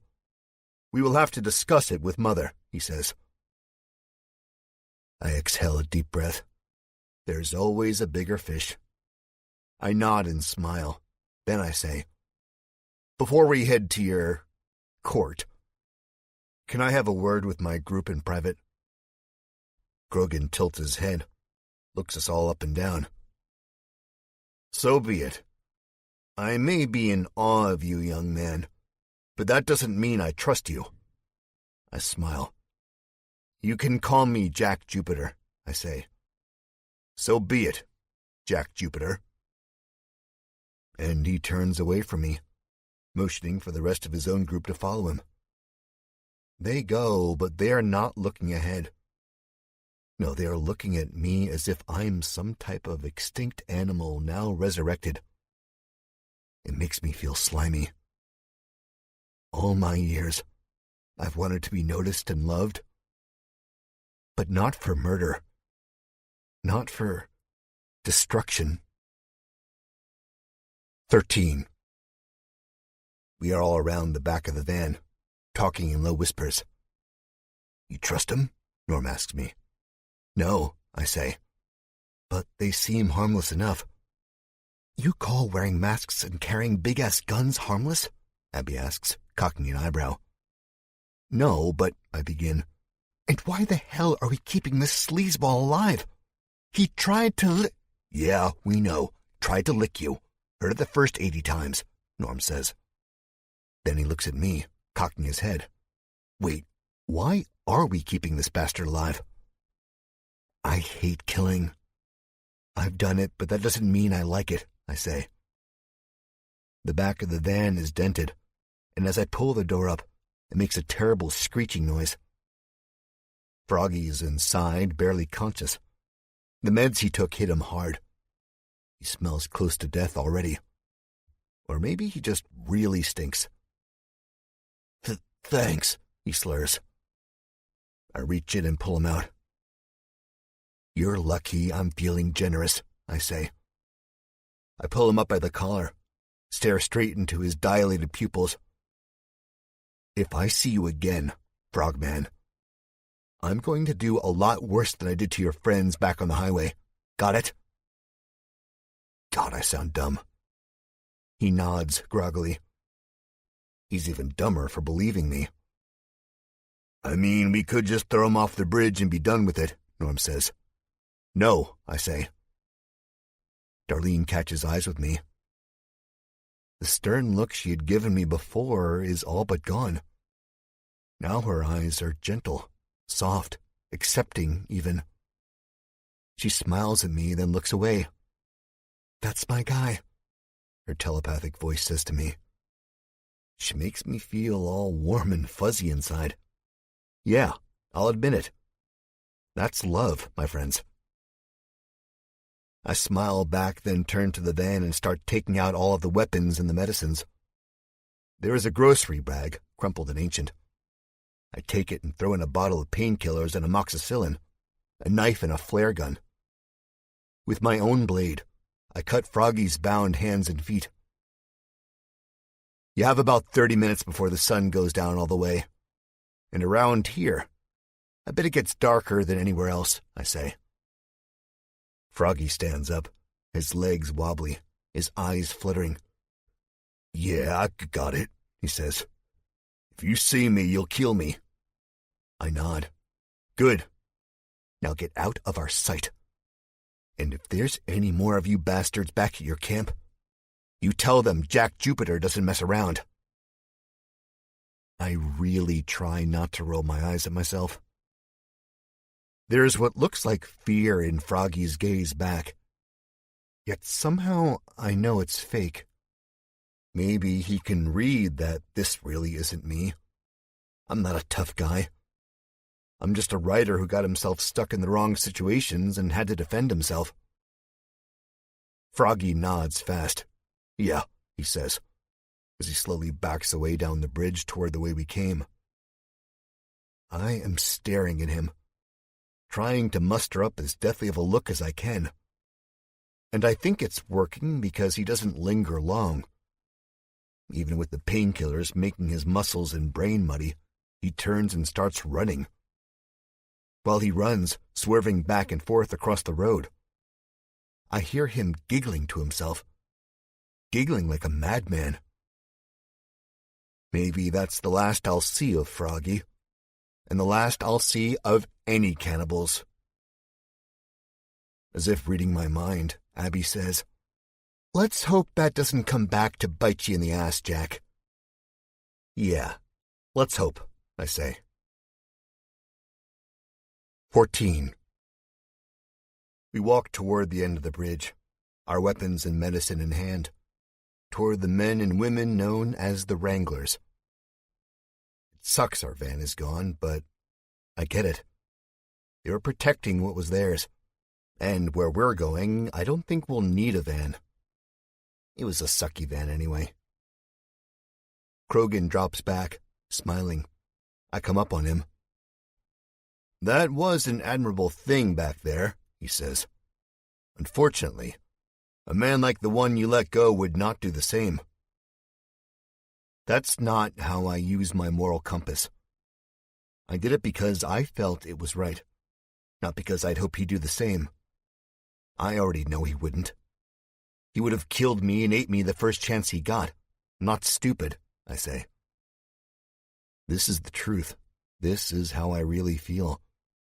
Or maybe I'm just trying to cover my ass for what I did back on the highway. I don't know. This world is not forgiving. Why should its God be any different? Krogan's smile disappears. Oh, I'd never say you were stupid. We walk on. The trees reach out and try to grab us with gnarled branches, like the hands of an old crone. The road we are walking on narrows until it disappears. Up ahead are most of the Wranglers, about 15. Behind them is my group, walking with beaten postures. Then there is Krogan and I. He is not a man I trust, so I keep my hand close to my pistol. I don't think he notices, and I wouldn't much care if he did. They move like an army, more organized and orderly than Butch Hazard soldiers. This is a funny observation. None of them wear camouflage uniforms or war paint. They are just everyday people who know what's what. Maybe I should be more afraid of them than I actually am. Krogan breaks the silence. You are quite the talent, he says. Mother will be pleased. I'm nothing special. Just been through it all. Zombies, bullies, crazy cowboys. Now cannibals and people wearing burlap sacks like that movie Friday the 13th. Krogan laughs. That's just a scare tactic. How much longer until we get to your village? A slow grin spreads across Krogan's face.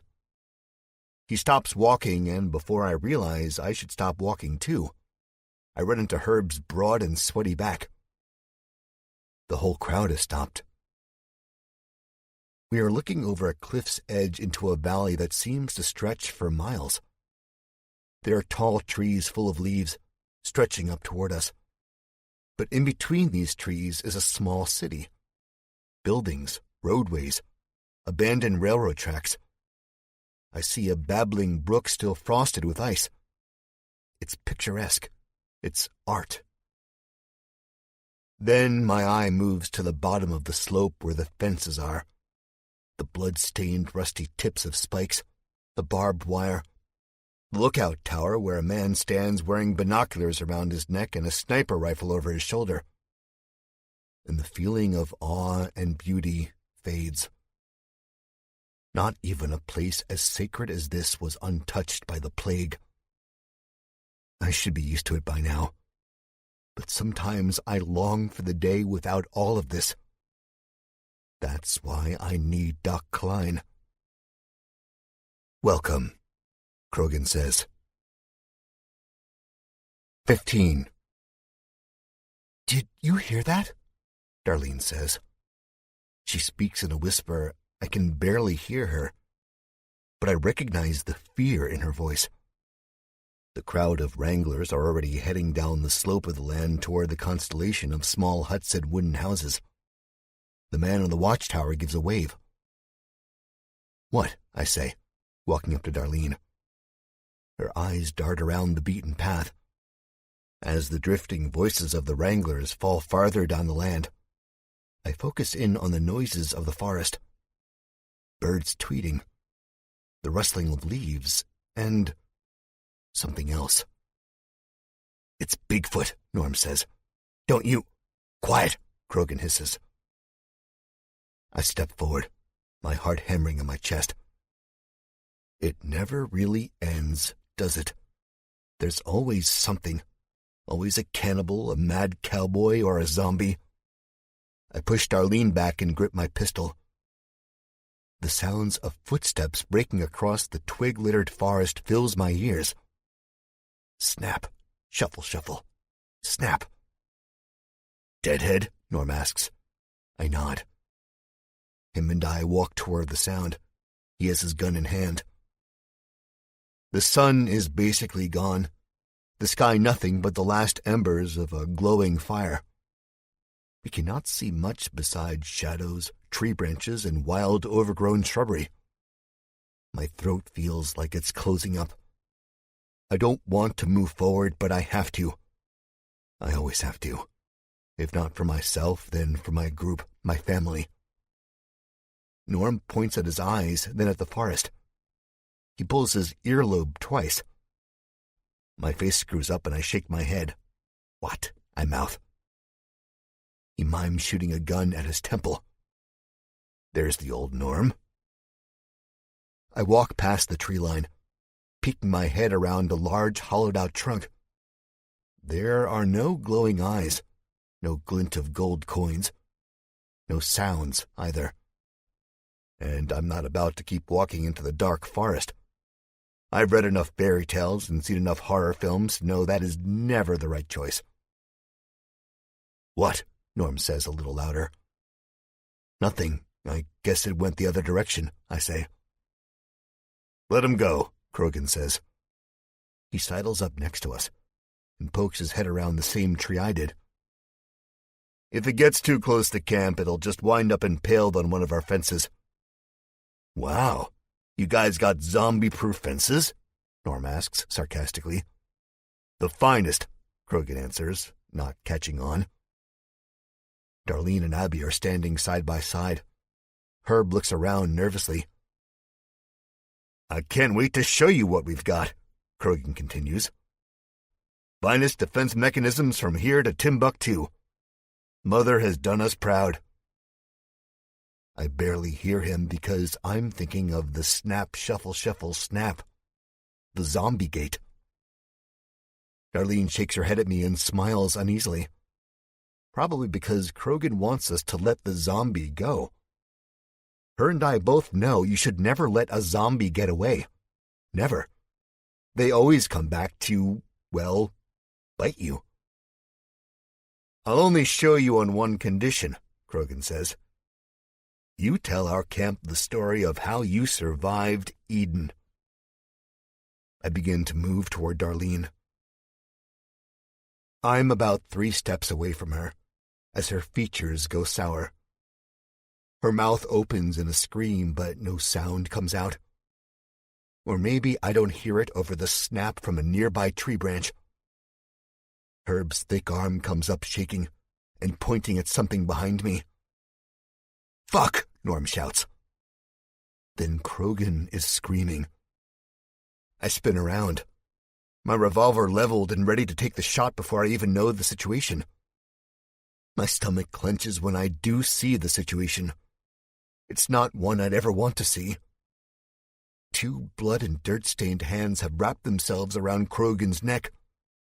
He also tries to scream and is able to muster up something that sounds like a dying moped engine.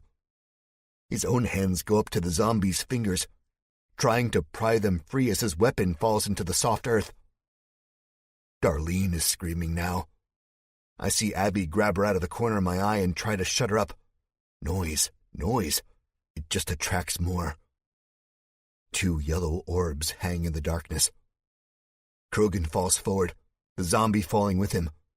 But that doesn't matter. I have a clear shot. It's too late. Flesh rips. Skin snaps. Krogan screams, the sound shrill and piercing, the sound of a dying man. I shoot once. The bullet blows the zombie's head almost clean off, cutting off the screams and cutting off the death rattles that came from the back of the monster's throat. He's been bit, Norm says. He is on his knees. "Oh, Lord, please," Herb is saying behind me, sobbing his thunderous sobs. Then, "La la la la." I hear the clapping footsteps of the wranglers who must have just caught wind of what happened. A gunshot in the zombie apocalypse can really only mean one thing. Death is on the horizon. Whether it comes in the form of walking corpses or crazy humans, it's here. My head is thrumming. I'm seeing red. I'm confused. I feel vulnerable. This isn't supposed to happen. We aren't supposed to let our guards down. And here we are. Krogan bleeding out into the dark grass. The group in our defense scattered. Abby screams now, and I'm spun back around. There is more. Zombies pour out of the woods, 10, maybe 15 of them. I aim and fire, taking one emaciated skeleton in the jaw, knocking it down a full 360 degrees. Run! I shout at Darlene. Herb is frozen, his muscles bulging. Darlene sees the dead surrounding them and turns and grabs Herb's hand. She pulls him, and you wouldn't think this small woman would be able to drag the 300-pound frame of Herb away, but she does. The smell of gun smoke hangs heavy in the air. It's almost as heavy as the smell of death and decay. "Hold on, man," Norm is saying. He is crouched down by Krogan, holding the wound on his neck, blood gushing out of it in waves. His gun comes up, cracks 3 times. 3 zombies fall each time his finger squeezes the trigger. Just hold on. Just hold on. They say the Earth rotates at over 1,000 miles per hour, but we don't feel it. Right now, I do. The trees are a blur. The golden eyes are a blur. Darlene and Herb disappearing down the slope of the hill with grocery bags full of ammunition and medicine are a blur. My legs are weakening. My aim is off. I shoot once and watch the bark of a nearby tree explode when it should be the gray and red brains of a deceased corpse. Abby aims her weapon at the one I missed. There's a rifle burst of shots, and the zombie falls into a bloody heap. The Wranglers take the ones closest to the path. The older man with the beard, Jacob, and his wife swing low with their own rifles. 2 zombies collapse at the knees, and the married couple begin beating the zombie skulls in until the heads look like raisins. Now nausea replaces the fear. I'll never get used to this. There is shouting, gunshots, screams, death rattles, death shrieks. "Jack! Jack!" someone says. But it sounds very far away, as if I am underwater or at the end of a mile-long hallway. I'm trying to catch my breath, though I haven't moved. The loamy forest floor comes up to meet me. I am falling. My knees burn as rocks dig into my flesh. A zombie lumbers over to me, quick, or maybe I'm just moving in slow motion. It was once a woman. Her hair sways in muddy clumps. Skin is tight enough around her cheekbones that the sharpness of her skull pokes through the gray flesh. My sweaty hands scramble at the metal of the pistol. She's getting closer, closer, closer. Oh, God. Her eyes glow like a car's high beams. Death has never been so near. Finally, I get a hold of the gun. Point, aim, fire. The slug sends her flying back into the tree line minus a head. I take a deep breath, inhaling the coppery blood. Something grips my arm. I feel my heart do one of those kickstarts, and the feeling I get whenever I jolt myself awake from a falling dream invades me. It is not a good feeling at all. I think a zombie has grabbed me and is ready to take a chunk out of my shoulder when I spin around and see Abby's face twisted in fear, blood speckling her brow. My heart doesn't calm down, not yet. "Let's go! Let's get out of here, there's too many!" she's yelling. And she's right. I look around, and it's as if I've been slapped across the face. I can hear everything in perfect clarity, every crunch, crack, squelch, and gunshot amplified. I see it all, too.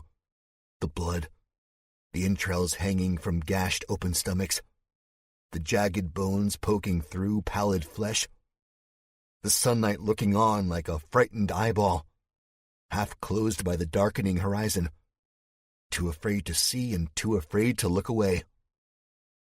Abby pulls me up. Behind her are the trees they came out of. To my right is the slope Darlene has disappeared to. The wranglers buzz around like worker bees, unaware of any and everything that is not zombie killing. "Norm!" I shout. He perks up, still holding the wound on Krogan's neck. Krogan, meanwhile, jerks and twists, screeching in pain. "Oh God, it hurts, oh God," he says. Norm looks down at him and shakes his head. At first glance, he is in almost as much pain as Krogan. But he recognizes there's not much he can do for him. A bite is fatal. One especially on the neck. You can't cut off your head to stay alive. My stomach lurches. I feel sick again. Norm stands up, his pistol smoking 4 zombies in the blink of an eye. The lost finger on his right hand hasn't slowed him down one bit. It was all mental. For that, I am glad. As he rushes over to us, avoiding the corpses of the dead and the living alike, 2 wranglers have since bit the dust, and 1 zombie is down the path with what looks like an arm dangling from its mouth. Norm points behind Abby and I. "Look out!" he yells, aiming. I turn just in time to see a man whose face looks like a lump of dried clay.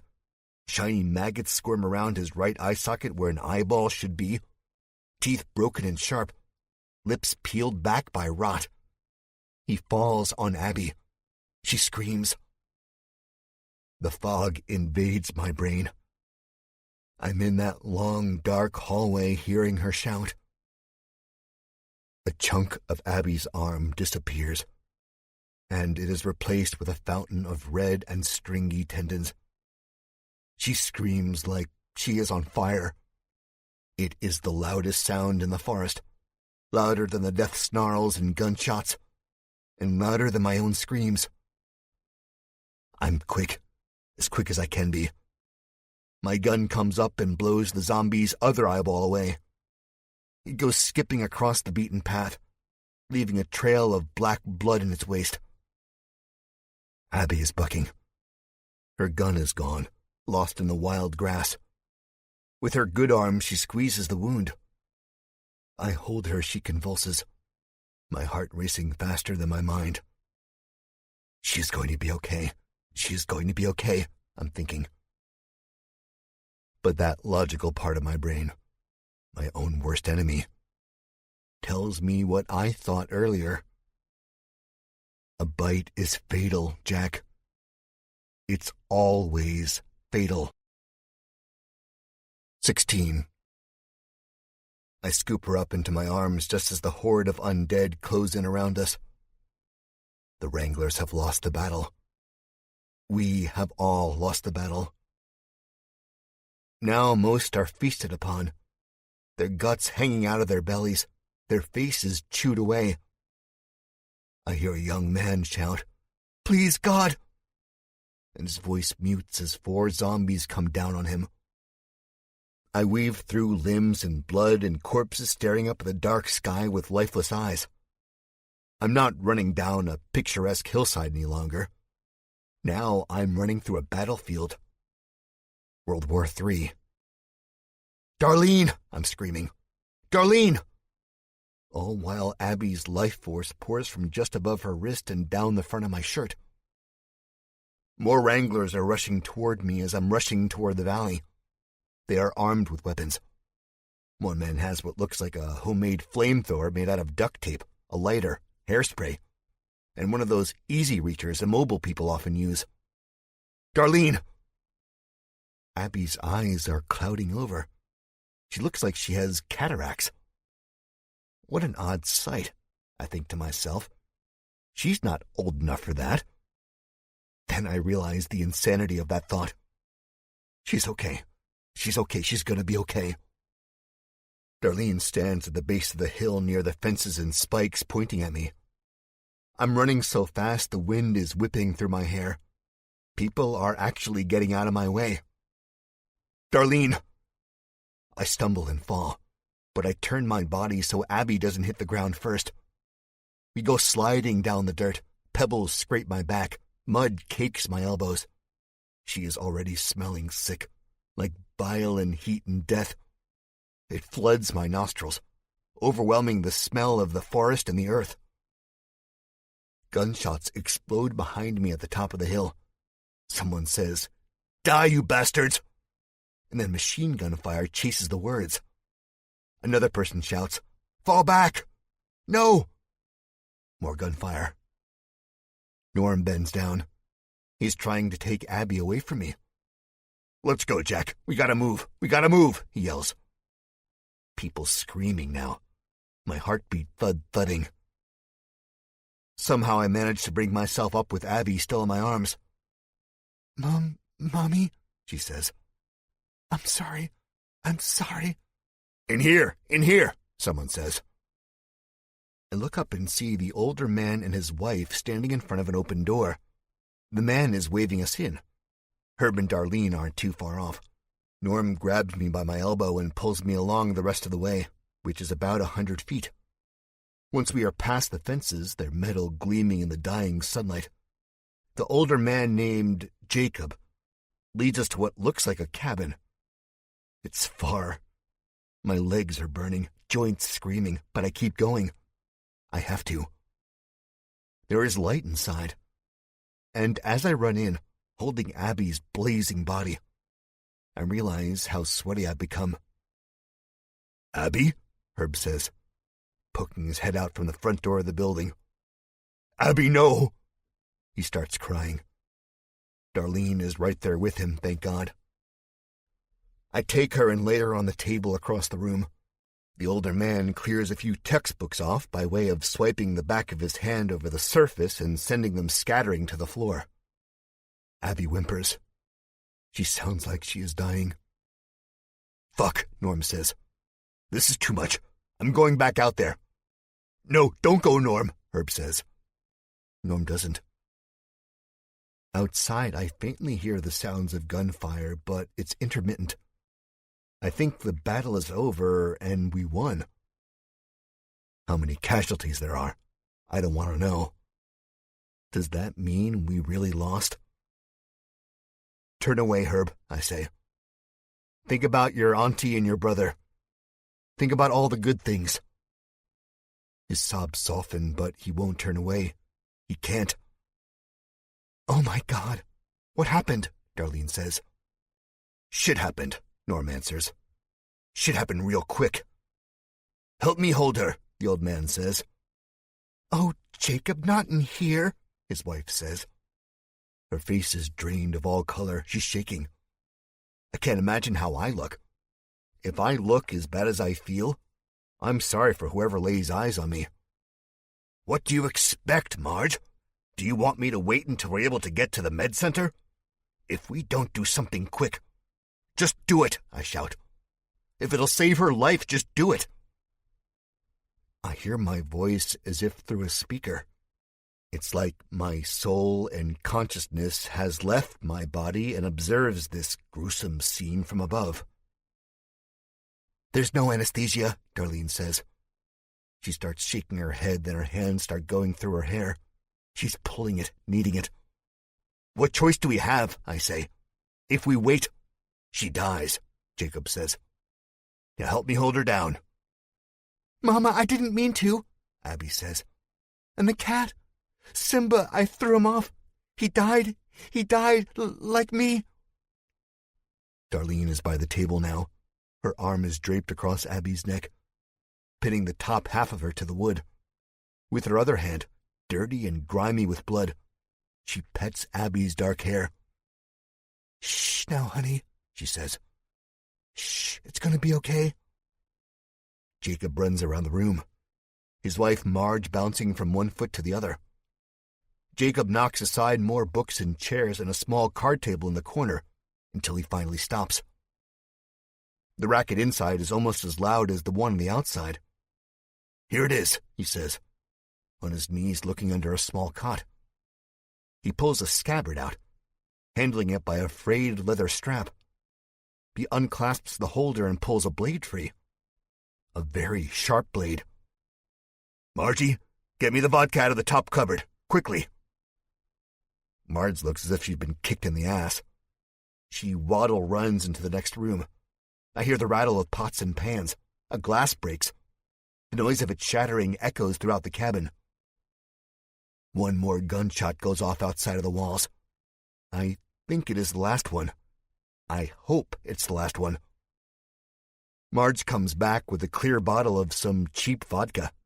It is about half full. I am oddly reminded of Ben and Brian Richards' world-famous absinthe. Boy, we could use that now. "Okay, hold her down," Jacob says. "Where was she bit?" "Can't you fucking see?" Norm shouts. He is still by the cracked door, still wanting to go. I smell fire in the air, see the dancing shadows of flames on the cabin's floor. "Her wrist," I say, trying to wipe away the blood. Jacob can't see. The bite is not pretty. Abby's entire arm looks as if it has been painted in red. The teeth marks are not normal teeth marks. The zombie who bit her had a smile like broken glass. "All right," Jacob says. He pours vodka onto the blade, then onto Abby's arm. She screams bloody murder, the sound loud enough to rupture eardrums and shatter mirrors. "I'll have to cut higher. She won't lose the whole arm. At least I don't think," Jacob says. "Now hold her, hold her." "Oh, please, Lord," Herb says.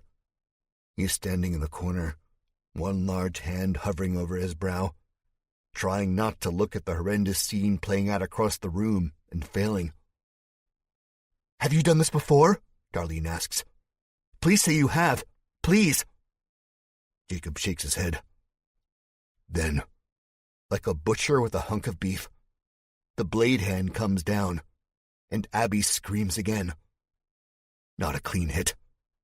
The blade comes down once more, then again, and again. We all scream with her. 17. The detached hand hits the floor and rolls. Abby cries deep, racking sobs. Darlene is taking to crying too, but she still holds Abby down from bucking. "Hand me a towel," Jacob says. "Hand me a towel now." His wife is quicker this time. There is blood everywhere. Some is sprayed across my face and my clothes, dotting me with misty drops. I feel queasy. This beats anything I've seen on a zombie. Hands down. But it's not the amputation that gets me the most. It's the fact that it's Abby. The sister I never had. The girl who got me through the chaos of Woodhaven, and who stood by my side while Darlene was knocking on death's front door. I realize I am crying. Tears stream down my face, warm tears. My hands are shaking. Abby's screams are dull. The colors of the cabin, what would normally be a rich mahogany, is gray. The red rug on the floor is gray. The blood spurting from Abby's wound, soaking the towel, is gray. The world seems darker now. "Jesus," Norm says behind me, very faintly. "I'm gonna step outside. You want to come, little brother?" I turn to face him and shake my head. "No." "Herbie?" Norm asks. "Abby," Herb says. "My poor Abby." "Come on, big guy, she's gonna be okay. Let's get some fresh air." But the zombies," he says. "They're gone. It's fixed," Norm says. The two of them leave, closing the door.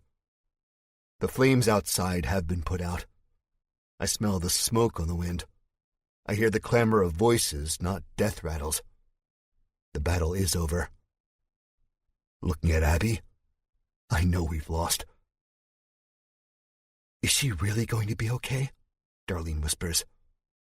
Blood runs from the corner of her eyes like teardrops. "Yeah, she is," I say. I'm sure of myself. I know she is. And if she's not, then I'm going to make sure of it. Jacob takes a deep breath.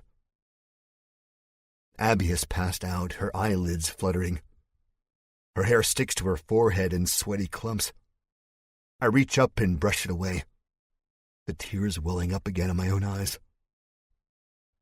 Every day I go on in this wasteland, this zombie-ravaged world. My heart breaks. And a heart can only break so many times before one gives up. But I can't. I can't. If Abby dies, I have to go on because she would want me to. She would want all of us to. I can't say for sure, Jacob says. His wife hovers, her hand over her mouth. Jacob pulls his belt from his pants and ties it around Abby's stump, which begins just above where her wrist used to be. Then he starts unrolling gauze from a nearby desk drawer. Got to stop the bleeding, but this isn't enough. She'll need better medical attention, cauterize the wound, and maybe... He looks up to the ceiling. She'll need a miracle. Are you a doctor? Darlene asks. Jacob chuckles. It's an odd sound, one completely devoid of humor. Not even close. I was a garbage man before the world turned. Now I build things here in our little village. How'd you know to cut the arm off? She asks. Darlene, I begin to say. Not now. No, it's okay, Jacob says. He begins wrapping the wound. The story for another time, perhaps. We gotta get your girl over to the med center if it's all clear outside. Have Phil take a look at her. She's lost a lot of blood.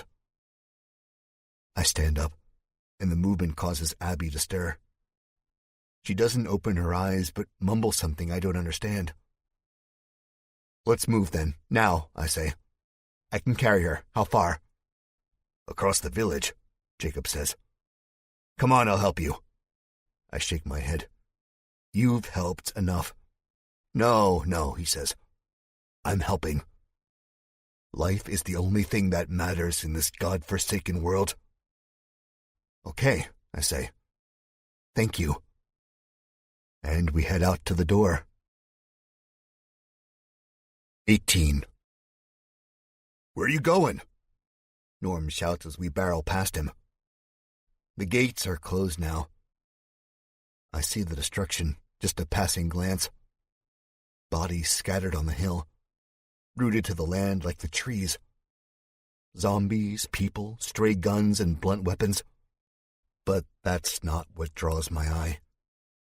What does it is the bright red smeared across the grass and dirt, flowing down the slope like a lazy river.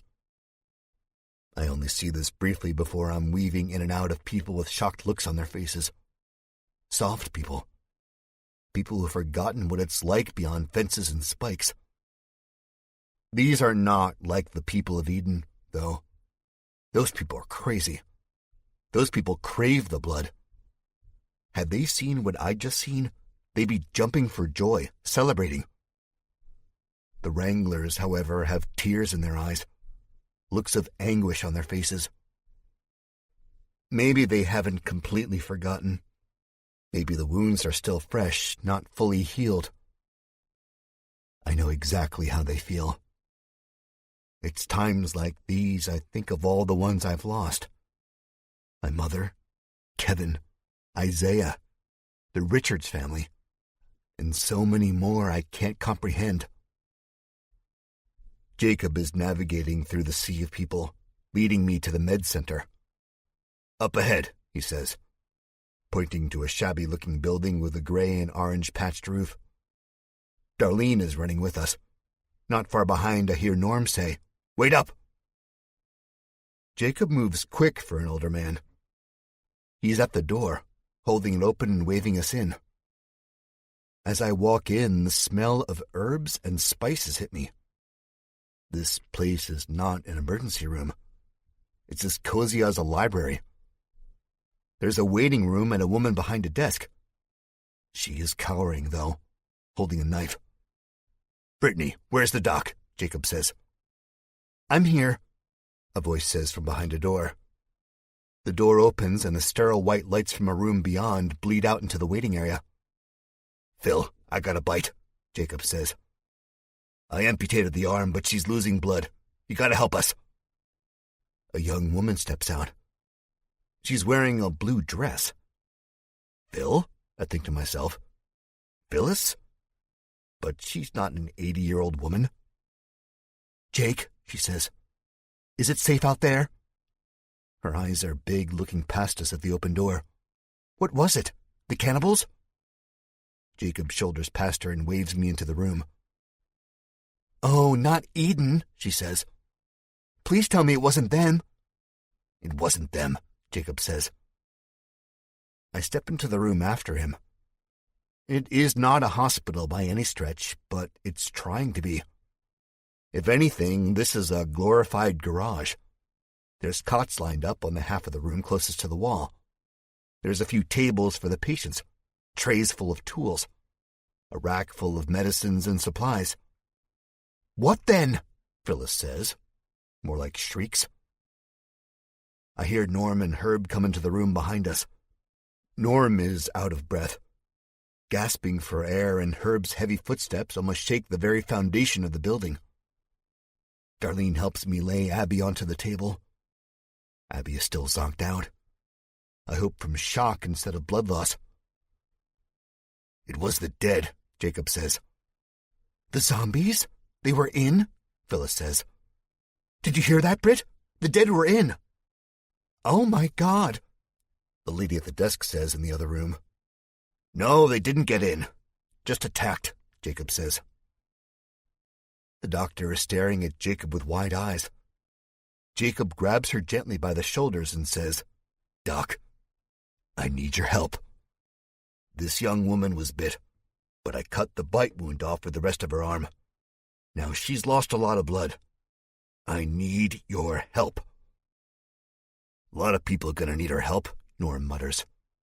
"Ones that survived, anyhow." Jacob snaps his fingers in front of the doctor's face. Once, twice, 3 times. "Doc." "Bitten, you say?" she asks. "Yeah," I reply, "but the hand's gone." "You should have shot her in the head," the doctor answers. Her face twists. "Put her out of her misery." "Hey!" Darlene shouts. "What? I mean no offense. It's just that the possibility of survival is slim, especially since—" She trails off, looking at Jacob. "Now, Phil," Jacob says in a soft voice, "I've seen what you can do. Frank taught you well." "Don't talk about him," Phyllis snaps. "Phil, it wasn't my fault," Jacob says. "It wasn't anyone's fault." Phyllis bows her head, takes her glasses off, and wipes her eyes. "I know. It's not even that. I don't have the supplies, the proper anesthetics. We've been running low." I think of the bag full of medicine we brought, and no, it won't be enough, and I shake my head. "Just do what you can, Phil," Jacob says. "Do what you can, and we'll go from there."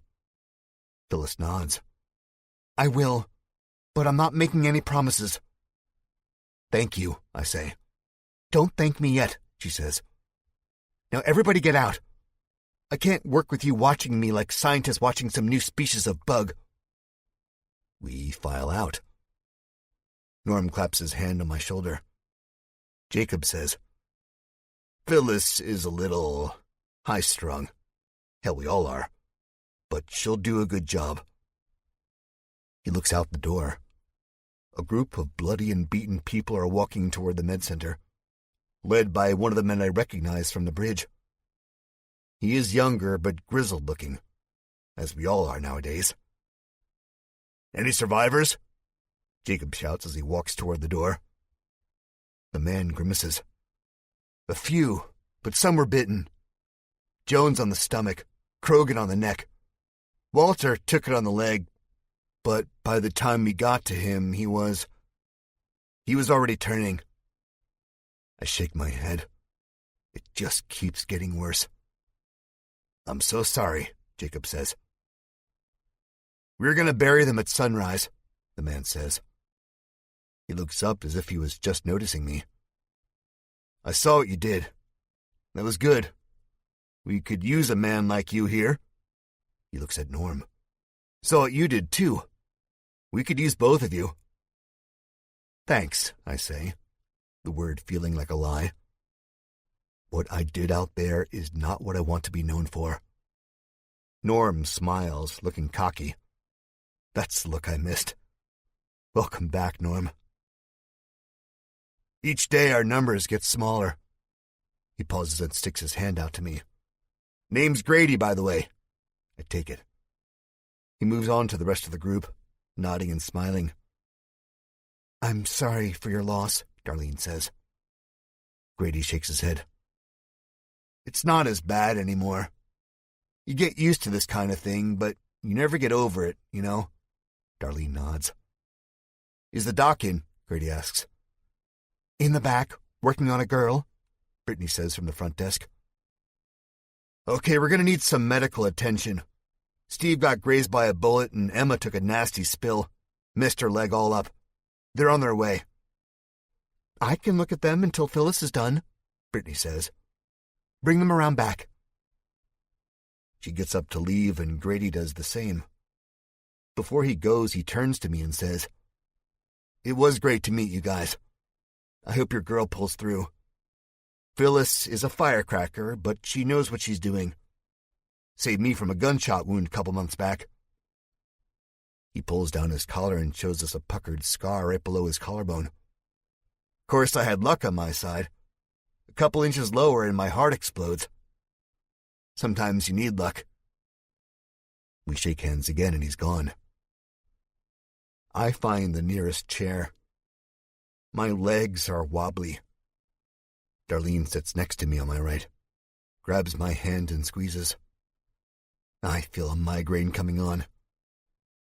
Norm takes the chair to my left and Jacob and Herb next to him. Jack, I don't want to get your hopes up. Phyllis might be good, but zombie bites, Norm says. I know, I say.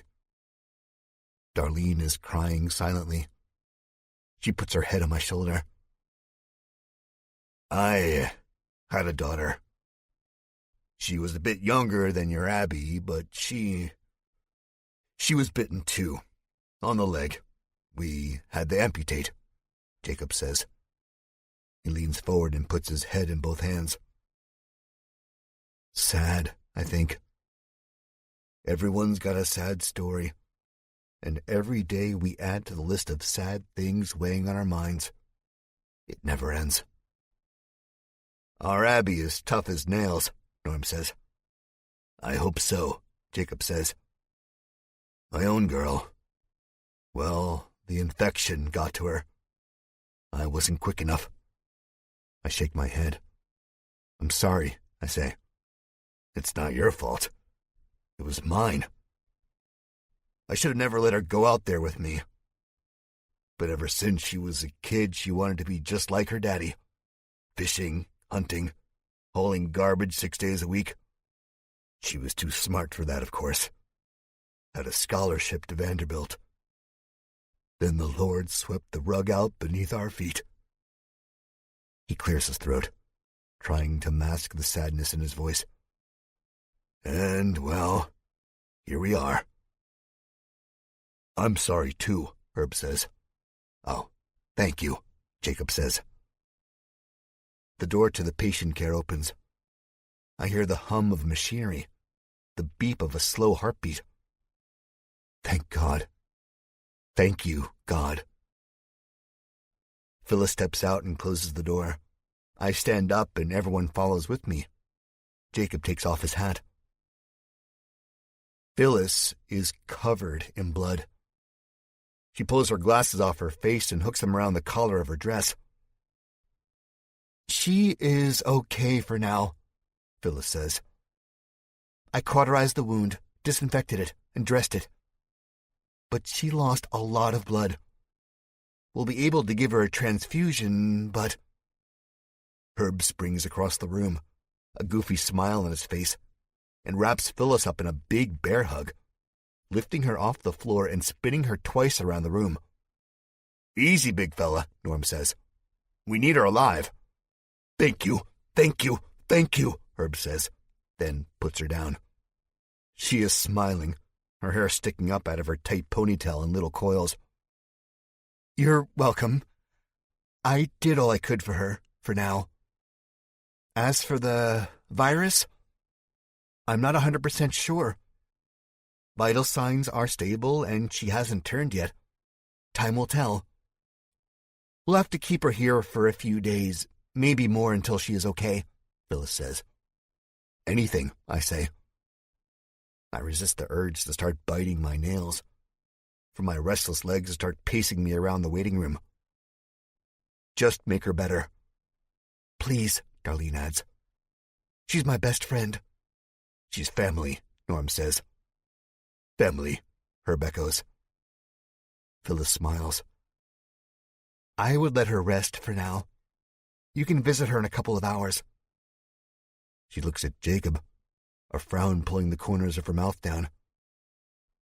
"If there was ever time for a run, it would be now," she says. "Talk to Mother for me, Jake. Tell her we're getting desperate." "I will," Jacob says. Then Phyllis looks back at us, smiling. "If you'll excuse me, I believe I have more people to attend to." She walks to the door Brittany disappeared to, removing her bloody rubber gloves and depositing them in a biohazard bin. Then, under her breath, she says, "Fucking zombies." I snort with laughter when I really shouldn't. Who would have guessed that a practicing physician would talk like that?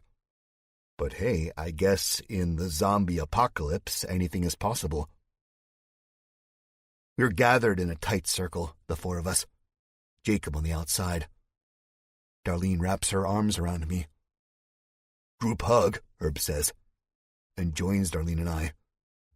Norm is reluctant, but once Herb gets a hand on him, he realizes he's going nowhere. And we share a group hug for the second time today. Except this one is without Abby, and I think we can all feel her absence. As we part, I turn to Jacob and stick my hand out to him. "Thank you again," I say. "None of us would have been able to do what you did today." He smiles. "I wish I could say it was nothing, but, amputation and all." I chuckle. "Yeah." "Well, I better get back to my wife. She's going to be wondering what happened, and she'll be glad to know it's looking up for you guys. When we lost our little girl, she didn't talk for weeks. There ain't enough joy in this world now. We gotta spread it while we can." I nod. I agree. 100%. He turns to the door but stops as a bell outside chimes. I am reminded of churches. He says. "Guess that trip home will have to wait." "What is it?" Norm asks. Then quietly, "Dumb to be making that noise with the zombies this close." He's right. It's not super loud, but it's loud enough. And hearing these bells actually angers me a bit, especially after what just went down outside of the fences. "It's very rare," Jacob says. "Town meeting." He shakes his head. "It only happens after, tragedies. Guess I'll be having that conversation with Mother sooner, rather than later." The way he says it is not pleasant. He almost sounds scared. 19. There are not many people walking through the streets. Again, we follow Jacob's lead. His wife has joined us. She was glad to hear about Abby, but sad to hear about the men and women lost at the top of the hill. Jacob grabbed her around the shoulders and pulled her close. Now we file to the meeting place of the rest of the people. These are mostly families. Some of them have newborns, and I think to myself, what a fucked up world we're living in when a newborn has to grow up learning Zombie Defense 101 before they learn their ABCs. Their town is made up of buildings and shacks. They're well made and even cozy. The setup is not well made, however. The buildings have been put up without pattern. They have risen as randomly as wild trees. The roads are not paved in all parts. Mostly it's packed down dirt and rocks. There are torchlights on the side of the paths. Not all of them are lit. It may not be society, not the society we are used to, but it beats the hell out of empty neighborhoods full of rotting corpses, both alive and dead. And it certainly beats Eden. Darlene is not like the rest of the people walking. She isn't staring straight ahead, looking at nothing besides the road ahead of her. She's looking around, taking it all in. It reminds me of the way I used to be whenever I visited a bookstore, before I got my first publishing deal. Back then, I would wander in a place like Borders or Books A Million the same way I'd wander into the library as a kid, or even the toy store. All wide-eyed, completely baffled by the sights and colors and the endless possibilities. So I don't say anything to Darlene. I let her drink it all up. 6 months on the road can make you forget the beauty of just settling down, of making friends and memories, and living your life. Plus, it helps put Abby to the back of her mind, though she is not in the back of my mind at all. Neither is Doc Klein, where he is, what he is doing, and what was wrong with him when he passed through this little village. I intend to find out all of that. "Oh, it's nice, Jack," Darlene says. "Yeah," I say. "It's very nice." "It's a community. Nothing like Chicago. It kind of reminds me of home." I smile at her and keep walking, knowing what she means. Our voices aren't particularly loud, but no one else is talking. She looks at me again, her eyes big and shining, and says, "When Abby is better, Jack, we should stay. There's walls and people and houses. They even have electricity, at least in the med center. Jack, what do you think?" I think about lying to her, but I've never been good at that. So I speak true. I think that this place isn't any safer than the car we left on the bridge. I think that before long, this place will be overrun because places are always overrun. I think... No, I can't say it, especially after our little conflict earlier today. I know she wants to settle down, but can one really settle down the way the world is now? I don't think so. With the ever-present threat of the zombies, one's never safe. The only certain way to settle down is to get rid of them all. Doc Klein might not be our answer, but catching up to him would be going in the right direction. Not settling down, not folding and giving up. "What, Jack? What?" Her voice is lower now, but it's still sharp. So I say what's on my mind. I have to. I think if we stay here, we'll end up dying, or worse, we'll hurt the people that live here. You saw what happened in the forest. If we would have just left it alone, none of that... She grabs my hand, her eyes dropping, but her mouth trying to smile. "Quiet, Jack," she says. "It's okay. Abby is going to be okay. Everyone here is going to be okay." We walk on. The meeting place is a bandstand in the heart of the village. There are about 100 chairs set up around the stage, but the town only fills half of them. Jacob leads us down an aisle, tips his hat to a young family. They nod back. Nobody is smiling. There are plenty of tissues and handkerchiefs in hand. The village has electricity running through the various buildings, but here at the bandstand the only light comes from low-burning torches. The flames dance in the black eyes of the crowd. The man named Grady we met back at the med center takes the stage. He is not smiling either. As many of you have heard, we lost some of our own tonight. The threat has been neutralized. There is nothing to worry about, but I would like to take a moment of silence to commemorate the ones we lost. William Krogan, Walter Caspry, George Jones, Stephanie Newt, Harold Strom. We all bow our heads. I hear faint sniffling from the row to my right. All right, Grady says. Thank you. I do have 2 pieces of good news to share. There were survivors. Steve was shot, but just a flesh wound. He's back at the med center with Brittany and Phil. Brittany stitched him up. God forbid.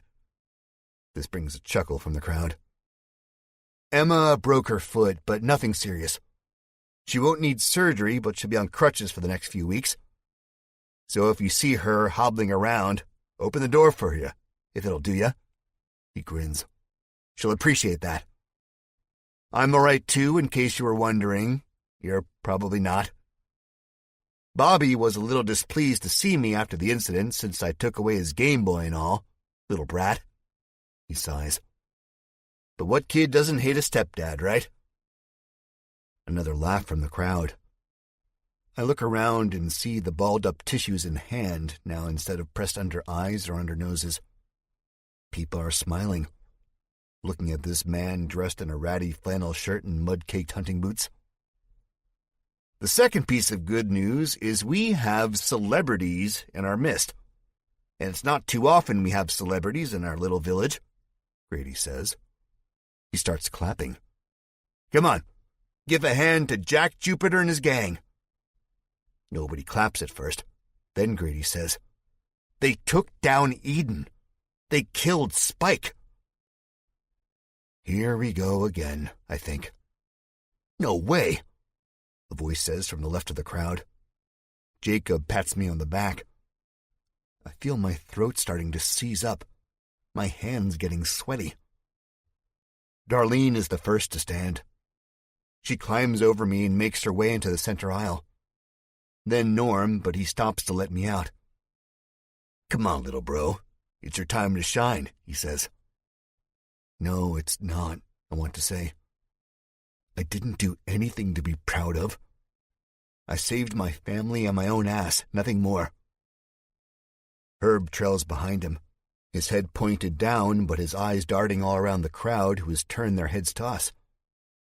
As I walk through the center aisle, I feel the falsity of these cheers closing in around me, choking me, making it hard to think. We climb up the bandstand. Grady is there to shake all of our hands, then he says, Tell us about yourselves. Don't be shy. The group's eyes go to me first, and I stammer. Well, I'm Jack. I point to the rest of the group and say their names. There's one more of us. A girl as tough as nails. She was bitten, had to lose her hand. But we think she's going to pull through. The crowd collectively takes their eyes someplace else. A man in a straw hat says he's sorry. I thank him. Grady starts speaking again. I'm sure everyone would love to hear how you took down Eden and that bastard Spike, but I think we'll save that story for another time.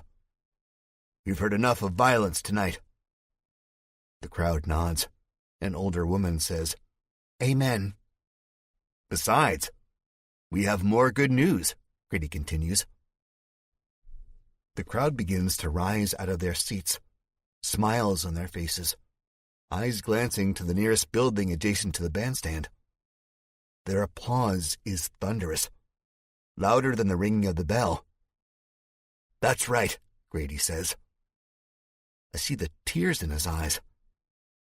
Norm and Herb are looking down the bandstand of the building. Darlene and I exchange glances. I shrug and she smiles. I feel myself smiling too. The atmosphere is infectious. It feels good to be smiling, to be safe. Maybe Darlene is onto something. Then I think of Abby, and the way the blood spurted out of her arm when Jacob performed his homemade amputation, and the way her skin was pasty and sweaty. That good feeling goes away. The door of the building opens, candlelight drifting out and casting an orange sliver onto the grass. Now I'm feeling a sick sense of anticipation and excitement. The crowd quiets, feeling the same thing as I am. There's creaking, the sounds of old metal whining and rubber digging into the earth. Mother is an ancient woman. She is black, but her skin is so old and weathered, it has a dusty quality to it. Her hair is full, frazzled. I'm reminded of the Bride of Frankenstein.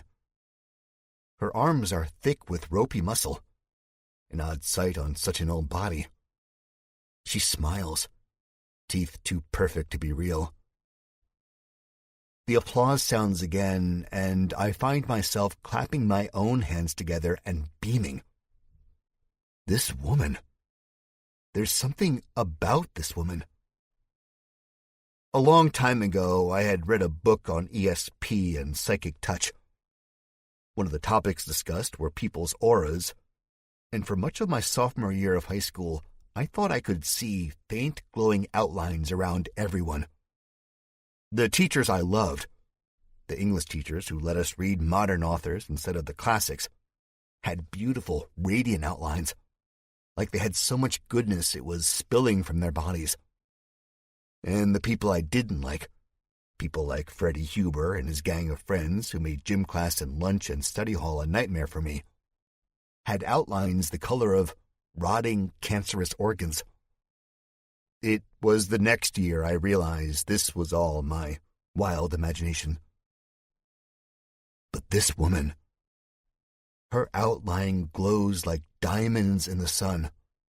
This is not my imagination.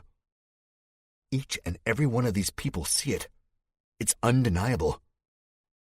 We watch her as she slowly wheels her way up to the bandstand. I'm taken by her spell. It is the aura of a queen, of a person of great knowledge, one of the world's last living treasures. I get on one knee and bow my head. Darlene and the rest of the group follow me. "Rise," the woman says. Her voice is not the voice of someone elderly. No, it is strong, full of life, carrying on the wind. I rise, and so does Norm and Herb and Darlene. I start to say, taking the old woman's cracked hands in my own. But I can't speak. I can't say my own name. I know whatever I say will pale in comparison to what this woman says. She squeezes my hand back and smiles.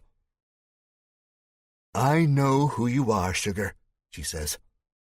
"I'm mighty glad to meet you." "Me too," I say, smiling back. I never thought I'd see such a shining beacon of hope in such a dark land. "And you, and you, and you," she says to the rest of the group, nodding to each one. The lady waves at the crowd. I didn't notice until now, but the applause still goes on. With a tiny gesture, the crowd quiets and watches her with glistening eyes. "We've suffered a great loss today," the woman known as Mother says. "But we suffer losses every day." People nod. I find myself nodding too, I can't help it. "We suffer the loss of time and youth and wisdom. And though our lives may one day end, Our journey is not done.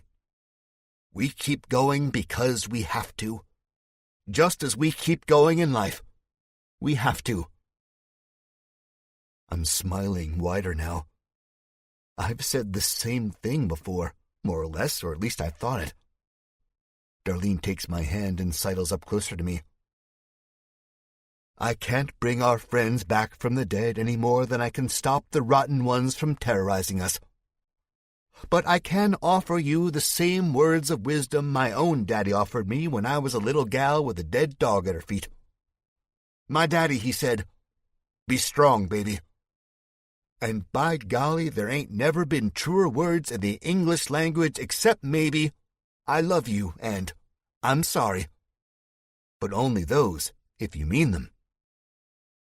Mother brings both hands to her mouth, kisses deeply, then blows them to the crowd.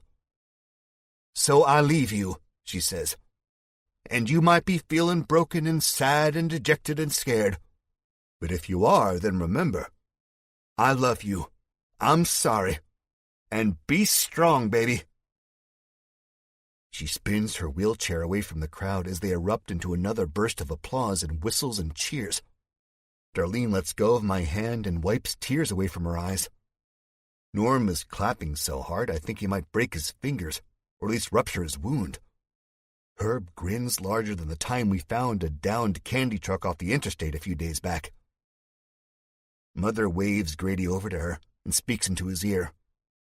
Then she is back on the beaten grass she rolled over to get to the bandstand. Her speech was short and simple, but damn effective. Grady walks over to us and says, "She's something, isn't she?"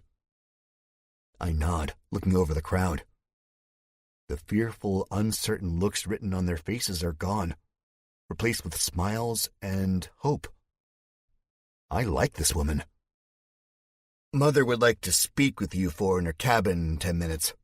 Is that all right?" Grady says. "Yes," I say. Of course it is. Right now, I'd do just about anything to see her again. "Good," Grady says. 20. As the crowd departs, Jacob and his wife walk up to the steps of the bandstand. Jacob's eyes are red and watery, but he's trying to hide it. His wife isn't. Her makeup is running and her face is puffy. Otherwise, they both look happy. They both look like people from the world before. Normal. "She wants to meet with you," Jacob asks. "Yeah," Norm says. 10 minutes, in her cabin." "You are so lucky," Marge says. "That you are," Jacob says. "Do you know what she'll want?" Darlene asks. "Hope it's nothing bad," Herb says. "I like it here. Can we stay, Jackie? Can we?" I smile at him. It's a fake one. As much as I like these people, nowhere is safe. Not until the zombies are gone, so I say, "We'll see, big guy." "You all would make fine additions to our little community," Jacob says. "But it's not up to us." "Aw," Herb says, hanging his head low. "It's up to Mother," Jacob says. He nudges Herb. "Chin up, big fella. Mother is very understanding and loving. I think you guys are a shoo-in." "I hope so," Herb says glumly. "Only if you have size 17. He looks down at his shoes. We all laugh. Jacob smiles. We're heading back home for the night. Now it's his turn to look down at his boots. Tomorrow morning we'll be back-breaking. That many graves to dig plus work on the fences. I'll need more than 8 hours. "Lovely to meet you," Marge says. "I'm sorry about your girl. She's in my prayers." "Thank you," I say. "Thank you so much for all of your help."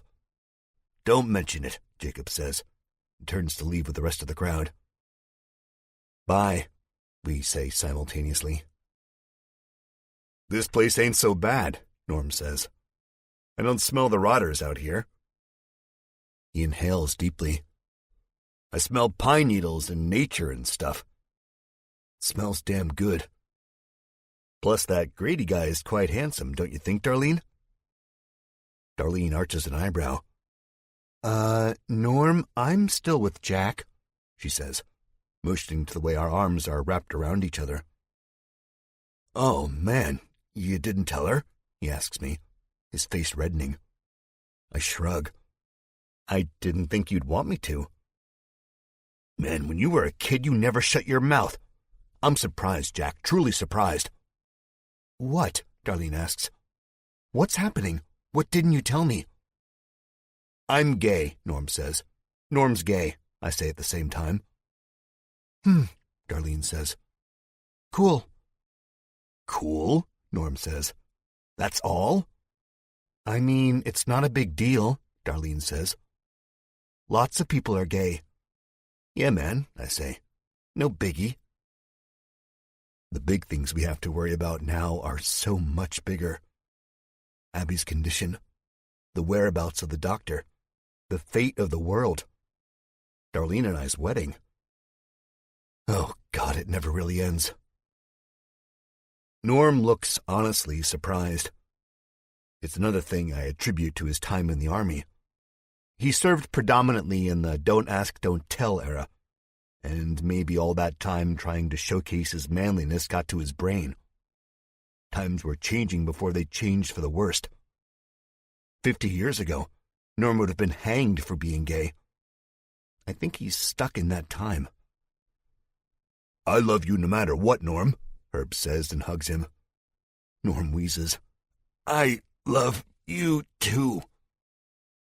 Grady waves us to the small cabin. We walk on to palaver with Mother. I don't know why I feel so nervous, but I try not to show it. 21. The cabin is warm, much warmer than the night air. There's a fire burning low in a hearth on the far side of the room. Mother is close to the flickering flames, facing the bricks, a blanket over her legs hanging past her wheelchair's wheels. Mother, Grady says quietly. Come in, she says. Her voice is no longer strong. Now it's a hoarse whisper, the voice of a corpse. I have the newcomers with me, Grady says. Come in, time is a-wastin', she says as she spins her chair to face us. I am standing in front of Darlene and Norm. Herb is behind, looming over us like a skyscraper. He had to duck when he walked in. Are you thirsty? Mother asks. Hungry? We're always hungry, Norm says. I elbow him. Always hungry, ma'am, he says. Our own mother would have been disappointed with his lack of manners. We can scrounge up something for y'all, Mother says. How's peanut butter crackers sound? Delicious, Herb says. Mother smiles warmly at him, then looks at Grady. Grady, please fetch snacks for our guests. He bows, almost like a butler in some English manner, and says, Yes, ma'am. He disappears into a dark room. Candlelight spills onto the floor not long after, showcasing black and white tiles. My stomach grumbles thinking of crackers and peanut butter. God, it's been close to a year since I've had peanut butter. Before the end hit us. I was more of a fast food snack eater. Rarely did peanut butter ever come up in my diet, not since the days of elementary school when my own mother cared enough to pack my lunch. Sure, Reese's peanut butter cups were a staple in my diet, but I don't think that really counts as real peanut butter. Come, Mother says. We can go in the dining room and all sit down. She leads us into the next room where a large oak table takes up most of the floor space. There are candles fluttering lazily in the middle, and floral placement at each chair. We take our seats. You are probably wondering why I asked to speak with you, Mother says. No, I understand, I say. This is a nice place, and you want your community safe. Mother nods and smiles at me. A very nice place, Darlene says. If you're looking for more help around here, we'd be glad to contribute. I glare at her. Now is not the time, I think. They've just lost some of their people. The wounds are wide open. We always welcome newcomers with the utmost hospitality, Mother says. And they probably shouldn't. Besides, we can't stay here. Maybe we can come back once the world is saved. But right now we have bigger fish to fry. Herb smiles. Grady comes in with the peanut butter crackers, and Herb and Norm are all over them before the tray even touches the tabletop. Very well, Grady, thank you, Mother says. She picks a cracker off the tray and takes a bite. Then to us. I understand you've come from Eden. Eden was a bad place, Darlene says. Yeah, Norm says through a mouthful of cracker. He holds his hand up, the one minus a finger, and smiles. Didn't do this to myself, let's put it that way. Mother nods. I've heard the things that were going on in Eden, but that does not mean I believe them. I am a cautious woman. The people here I consider my children, and I will protect my children at all costs. So, what are you saying? Norm asks. That we're bad people? I understand, I say, cutting Norm off, sensing the anger boiling inside of him. We don't ask to stay here, only that you'll help our friend and help guide us on our journey.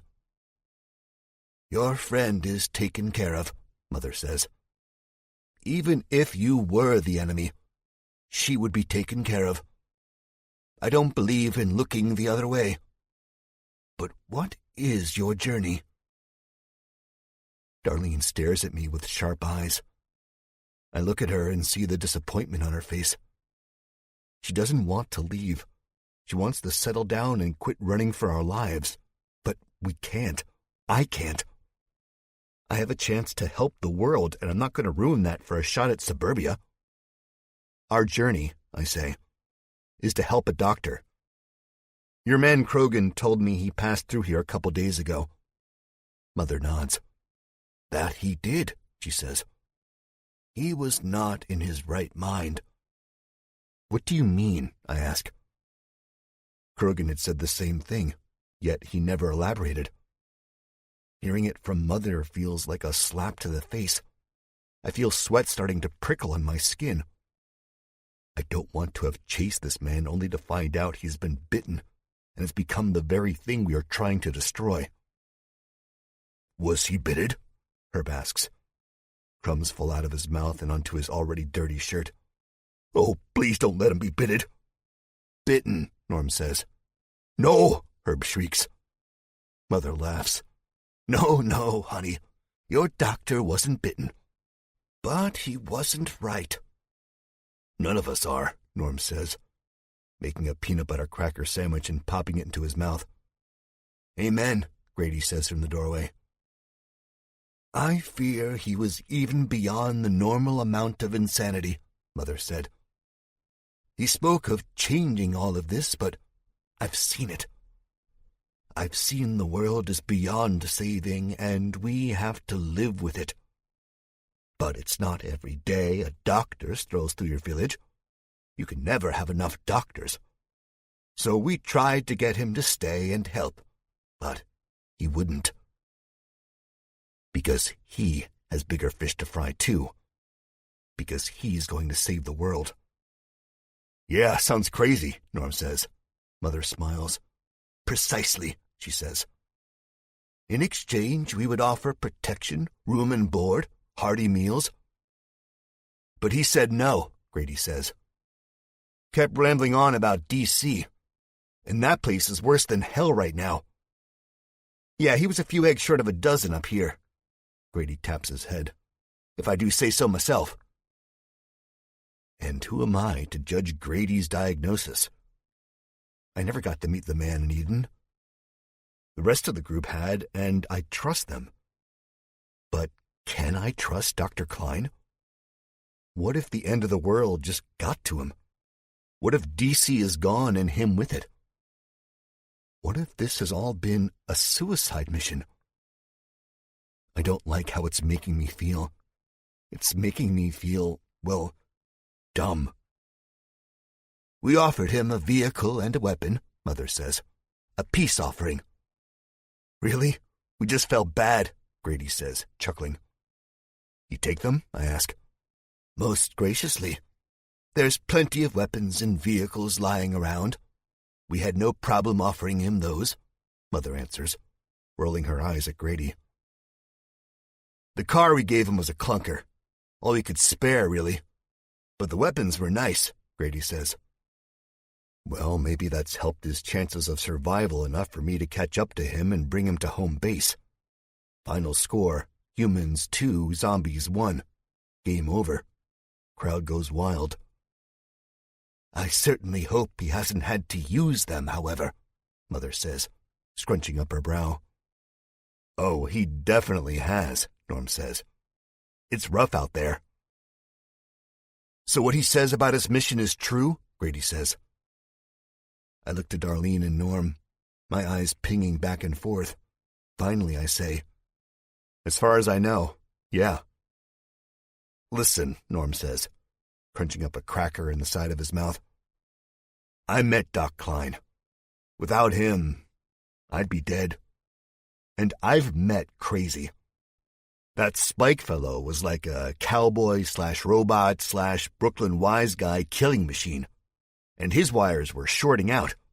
That guy was crazy. This Doc Klein ain't crazy. A little frazzled, maybe. Aren't all scientists and doctors? But not crazy.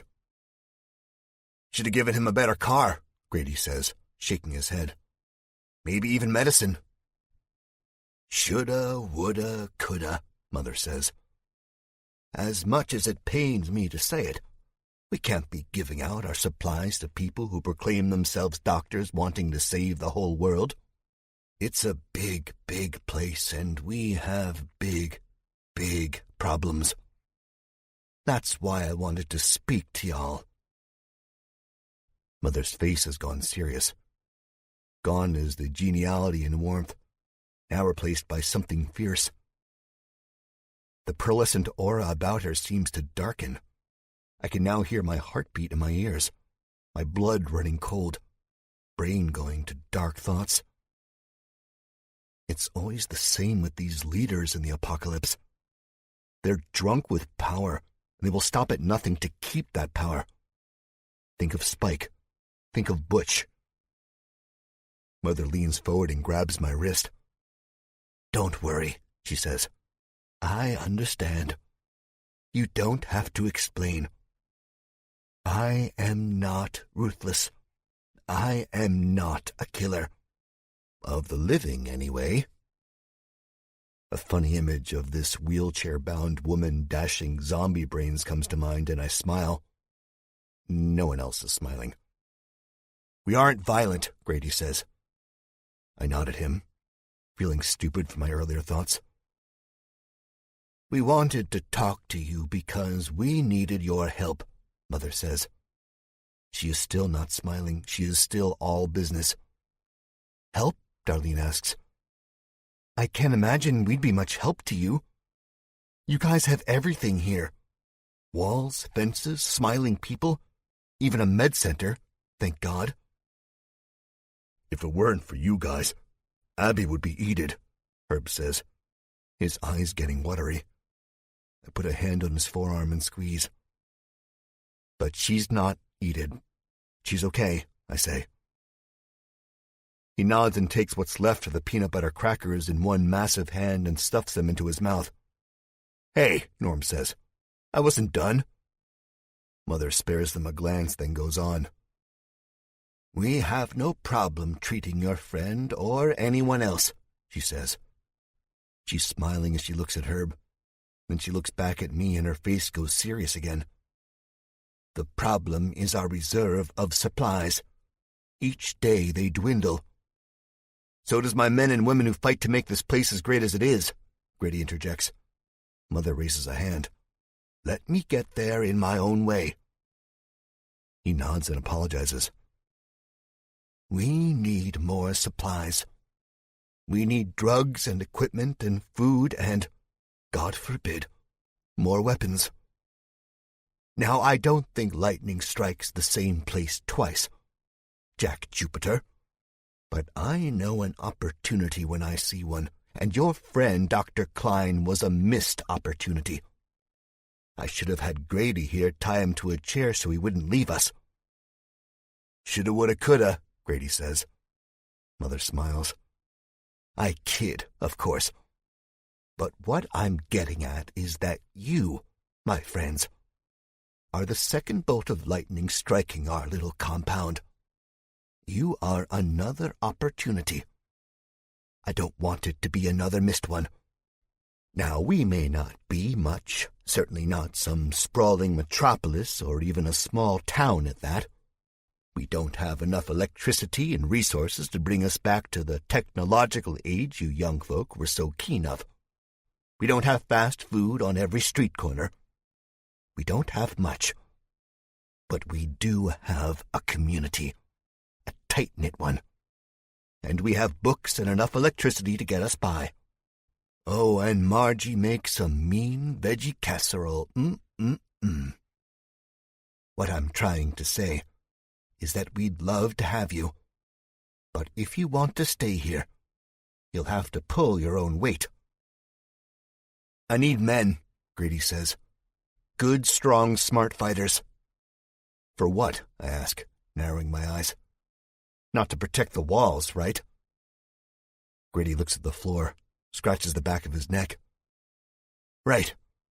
We've cleaned out just about every neighboring city, except one. D.C., Norm says. Yes, Grady answers. It's too big, too overrun.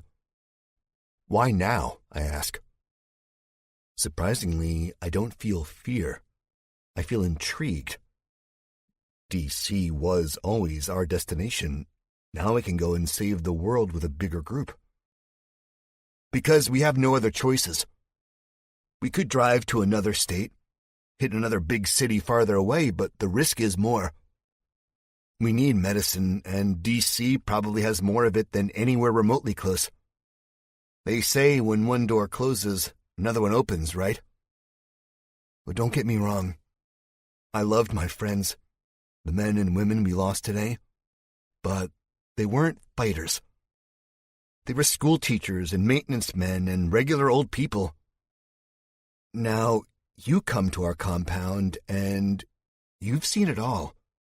You've killed the dead and ruthless dictators. Don't forget the town Jack single-handedly destroyed, Norm says, brushing away the crumbs from his shirt. I had to, I say. But why do you have to keep reminding me, Norm? Everyone had turned, anyway. Those who weren't had been eaten. It needed destroyed. I had to put Woodhaven's ashes behind me and move on. Grady smiles and practically jumps off the floor as he says, Exactly. That's what we need. Mother, as you may have picked up on already, is sensitive to these certain things. I wouldn't call it being psychic or special or anything like that. But she senses the goodness in you all. Hell, I sense the goodness in you guys. And that's becoming harder and harder to do when school teachers and mothers are reduced to putting bullets into zombies like savages. I want you all on the team. But if I can't have that, I'd take at least one. Anything would help us, really. Without the medicine, your friend could die. I hate to say it, but it's true. A lot of people could die. I looked at Darlene and Norm and Herb, who was busy studying the pictures of Christ on the walls, not paying attention. Norm looks like he's salivating. Yeah, he's definitely back. The incident at the top of the hill has seemed to bring him out of his funk. Darlene is another story. She's fed up. I can see it plainly on her face. The way her arms are crossed and her brow is furrowed, the dark glare. If I could see her outline, I reckon it would be blazing red. She knows me. She knows the look on my face. She knows my answer. I have to do this. I know it won't be easy. But if Darlene wants this to be over, if she wants the world to go back to normal like I do, then she will let me go. I look to Grady, then to Mother. Can we discuss it first, as a group? Yes, sugar, Mother says. We'll let you be. Take your time. 22. Mother and Grady leave the room. In fact, they leave the cabin altogether. Darlene is the first to speak up. No, she says. Her voice is final as a fatal gunshot. Hey, Norm says. Let the man speak his mind before making a decision. He has both arms out to his side as if to say, Who, me? Not when it comes to life or death, Darlene says. She stands up quick, pushing her chair out from behind her. Norm has to catch it before it falls over. Darlene brushes her hair out of her face. Some of Abby's blood has stained her shirt, and I've brought back to the gruesome scene in Jacob's living room. Darlene, please, I say, knowing if she leaves the room there's no convincing her. It's for the greater good. Forget the greater good. I'm sick of being on the run. I'm sick of hiding. I want to settle down. I want to live my life, not fear for it. Eden was supposed to be that. We survived. God knows how we survived, but we did. And now we found this place, and it feels like home to me, Jack. It feels like the place we could finally get married and have children, where we could do what we were supposed to do, where we could live.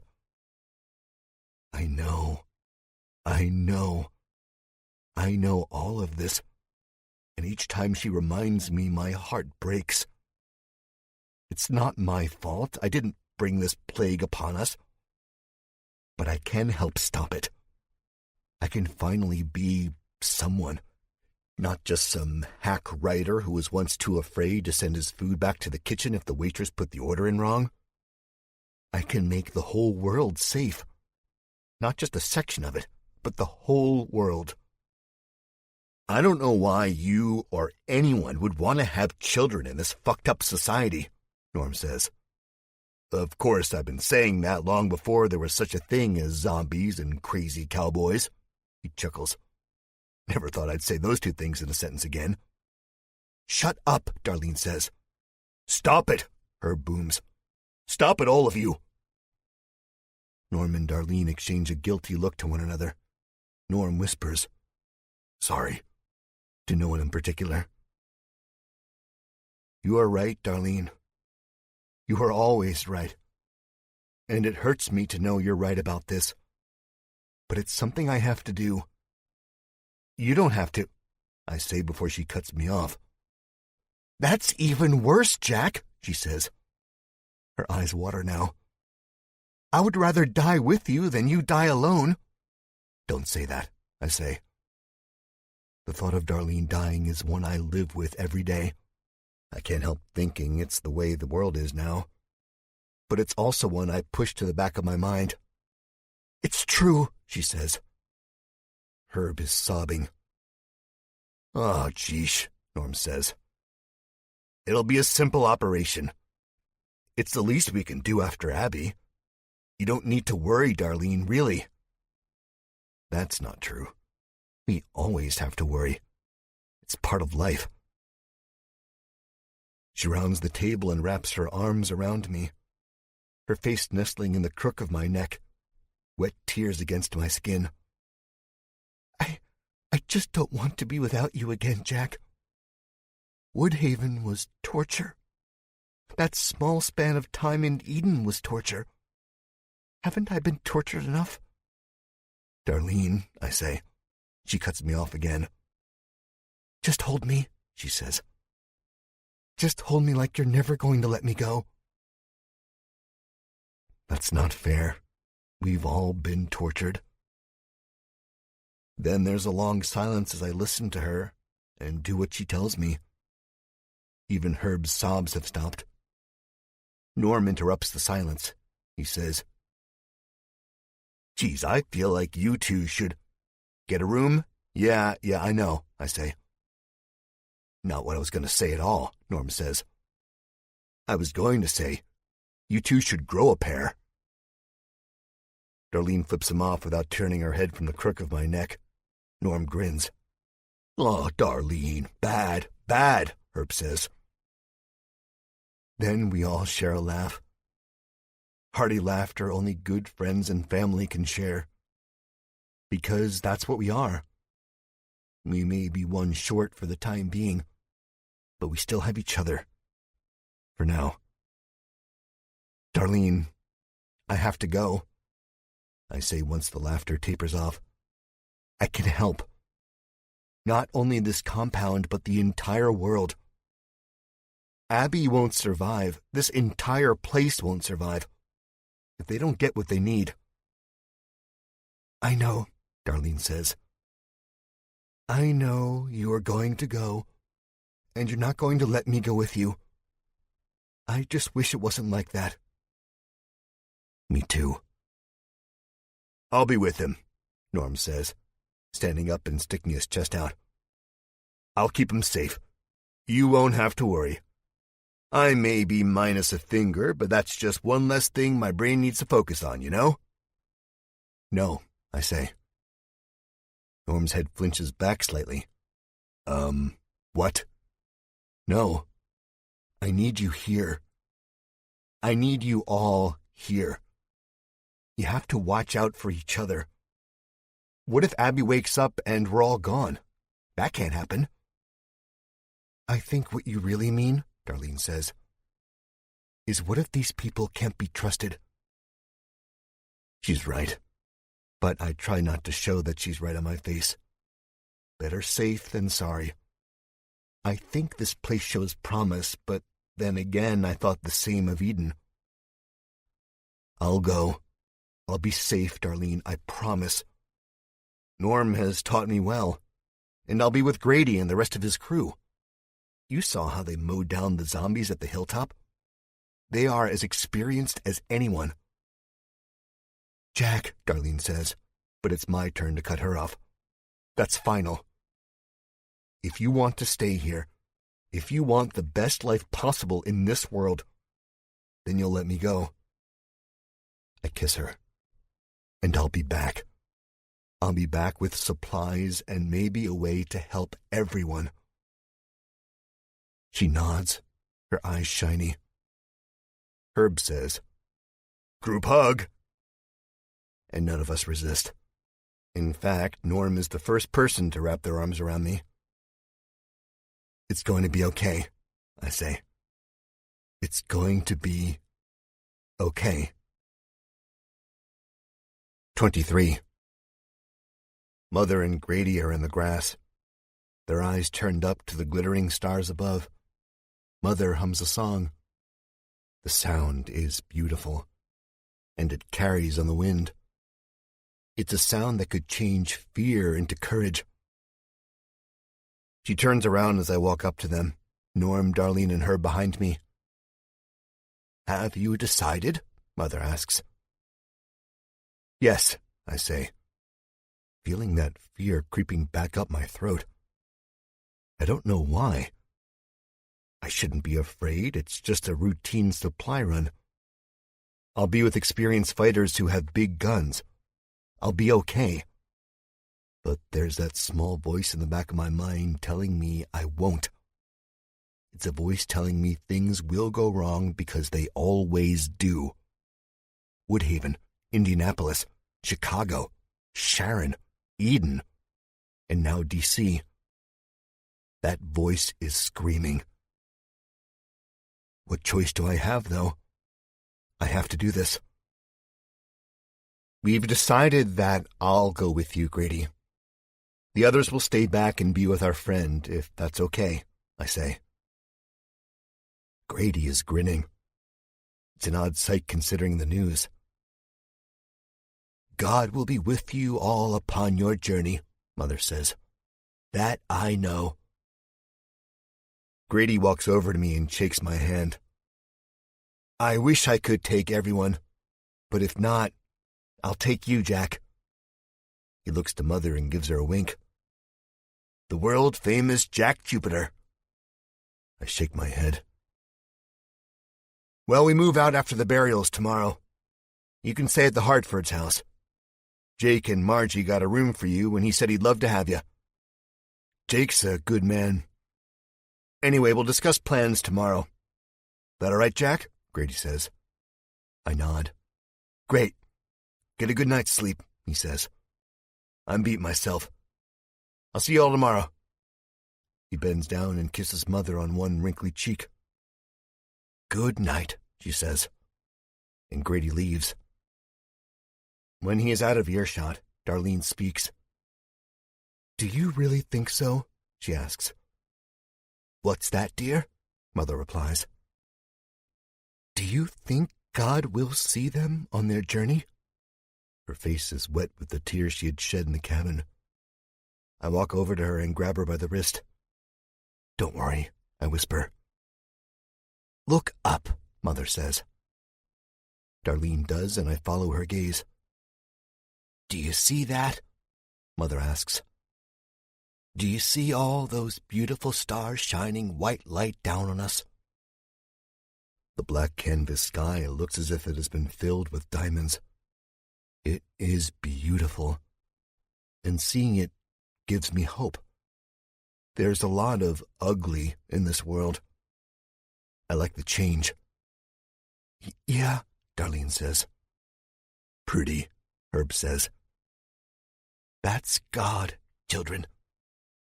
That's God, and He is watching over us now, Mother says. She wheels closer and takes Darlene's hand. He'll be okay. And so will your friend Abby. You needn't worry. Jack and Grady and the rest of the men have a tough road ahead of them. But he will make it. That I am sure of. How can you know? Darlene asks.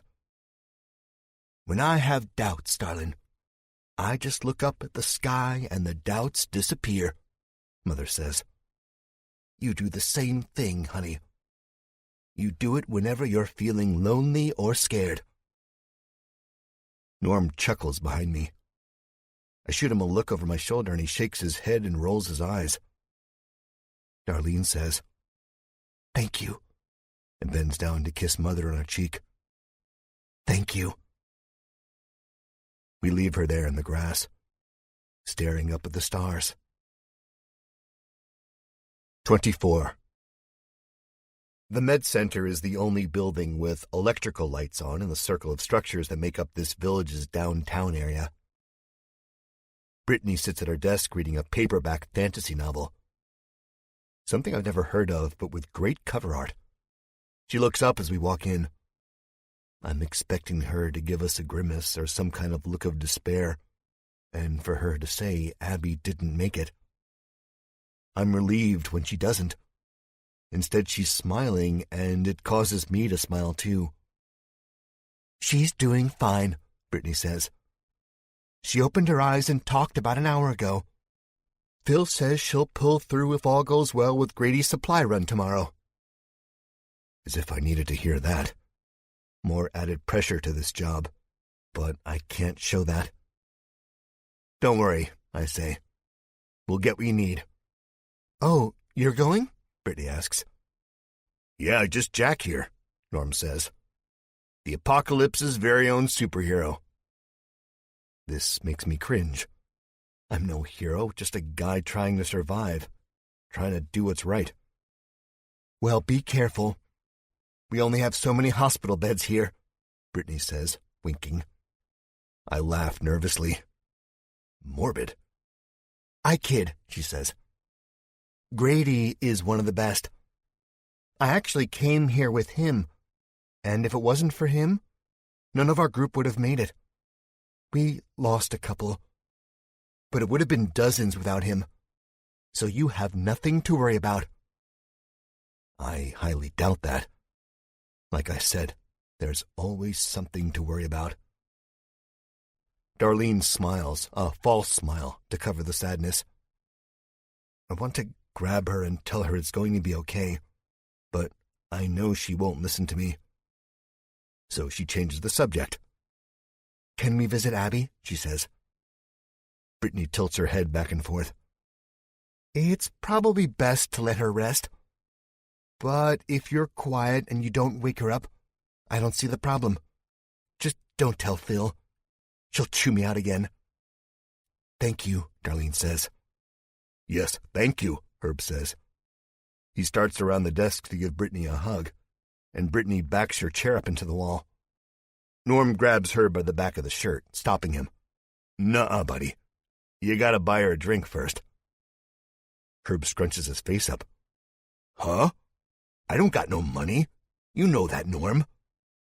"Me neither, pal," he says, pulling his empty pockets inside out. It's actually quite comical. Norm just saved Brittany a few fractured ribs from one of Herb's big bear hugs. We head to the door where Abby is. Darlene is the first one into the operating room that was once a garage. All the blood has been cleaned up. The smell is something like bleach and disinfectant and possibly singed meat. The bunched-up curtains are now drawn, separating another hospital bed. There is the steady beeping of machinery, the whooshing of labored breathing. Darlene draws Abby's curtain. A hunk of gauze is wrapped around her arm. On the arm is no longer a hand. It's gone from about 3 inches above the wrist. Abby's hair is dry, no longer clinging to her forehead and face. It's brushed and lying in waves, covering the pillow. Her chest rises and falls serenely. "She looks peaceful," I say. Darlene sniffles. "Thank God you were there, Jack. Thank God you carried her." I smile. I would never leave her. I would never leave any of you. I turn to look at Norm, but he turns his face away from me and brings his hand up to his eyes. "Norm? Are you crying?" I ask in a shocked whisper. "No," he says. "Just a lot of dust in here." "It's okay, buddy," Herb says, patting Norm on the back. "I'm not," Norm says. He is. He definitely is. God, I never thought I'd see my tough older brother cry. This is a day that should go down in the history books. Then Abby stirs, and we all hold our breath, but she doesn't open her eyes. She will be okay. I'll make sure of it. 25. After we leave the med center, we head to Jacob's cabin. The blood has also been cleaned up here. Where Abby's hand is, I have no clue, nor do I want to know. Jake greets us holding a candle. He wears blue and white striped pajamas. His wife snores in a room down the hall. "You two can stay in the living room and crash on the floor," Jacob says, pointing to Herb and Norm. "Unfortunately, I don't got a bed big enough for Herb here." "Not many people do," Norm says. We all share a laugh. "That okay?" Jacob asks. "Do you have pillows and blankets?" Norm asks. "Yes, sir," Jacob says. "You could stick me in a kennel, and I'd be fine if you gave me a pillow and a blanket. Anything beats the cramped back seats of a Jeep or a crappy van," Norm says. "Amen," I say. "And you two lovers can take the spare bedroom. It was originally meant for my coin collection, but I couldn't save them all when we had to move camps a few months back. So don't mind the big ledgers. You can look if you want, just don't take any out or anything like that." Jacob offers us a wink. "Got a bed and a spare bathroom." "Thank you," I say. "Don't mention it. Just make sure you have my back tomorrow," he says. "You're going?" I ask as we walk down the hallway. There's large paintings on the walls. Mountains, sunsets, serene beaches swallowed up by deep blue oceans.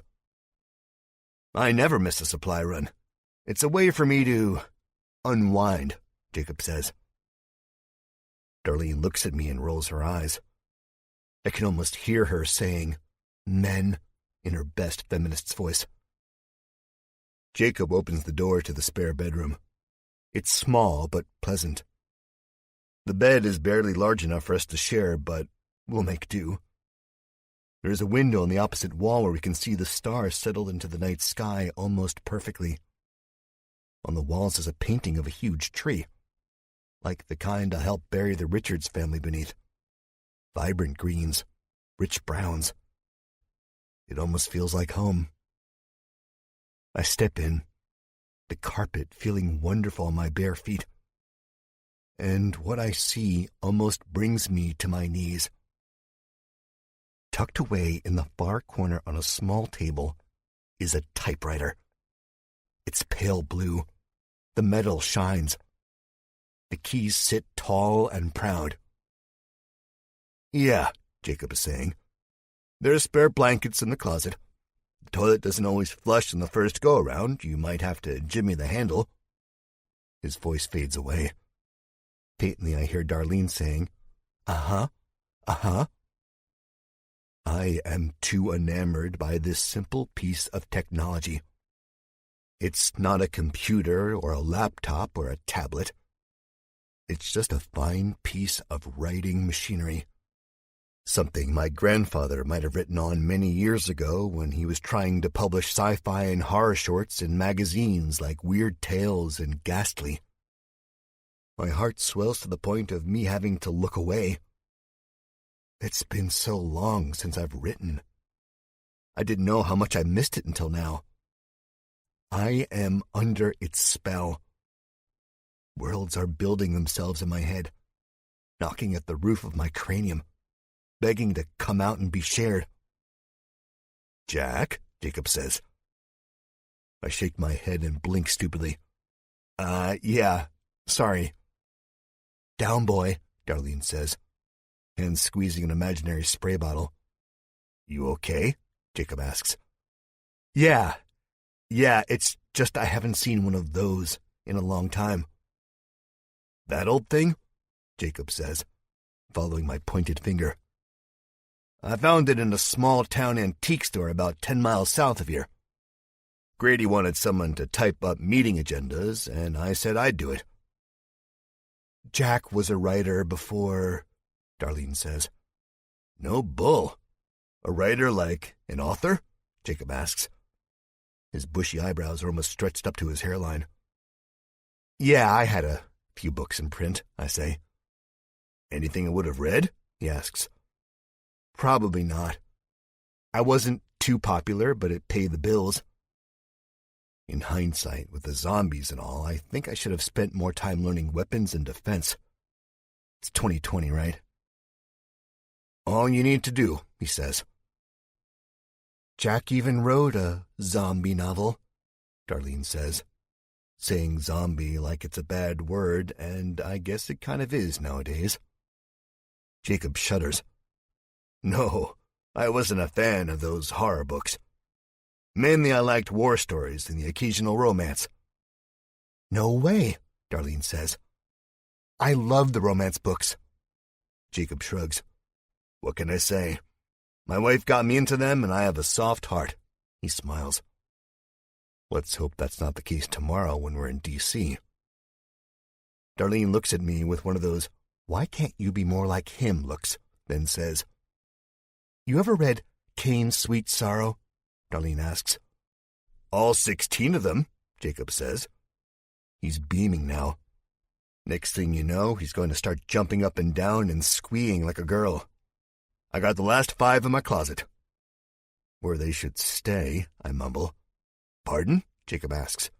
"Oh, nothing," I say, smiling. Darlene gives me a new look, this one called the Stare of Death. I will not be getting lucky tonight. "Right," Jacob says. "Don't knock it until you try it. What's zombie literature to romance? A step above, maybe? But I digress. If you want to use the typewriter, knock yourself out. But on one condition. If you use all the ink or paper, your ass is making a supply run and getting more. Yes, sir, I say. Good, good, Jacob says. Well, I suggest you guys get some shut-eye. It's been a long day, and we got a longer one ahead of us tomorrow.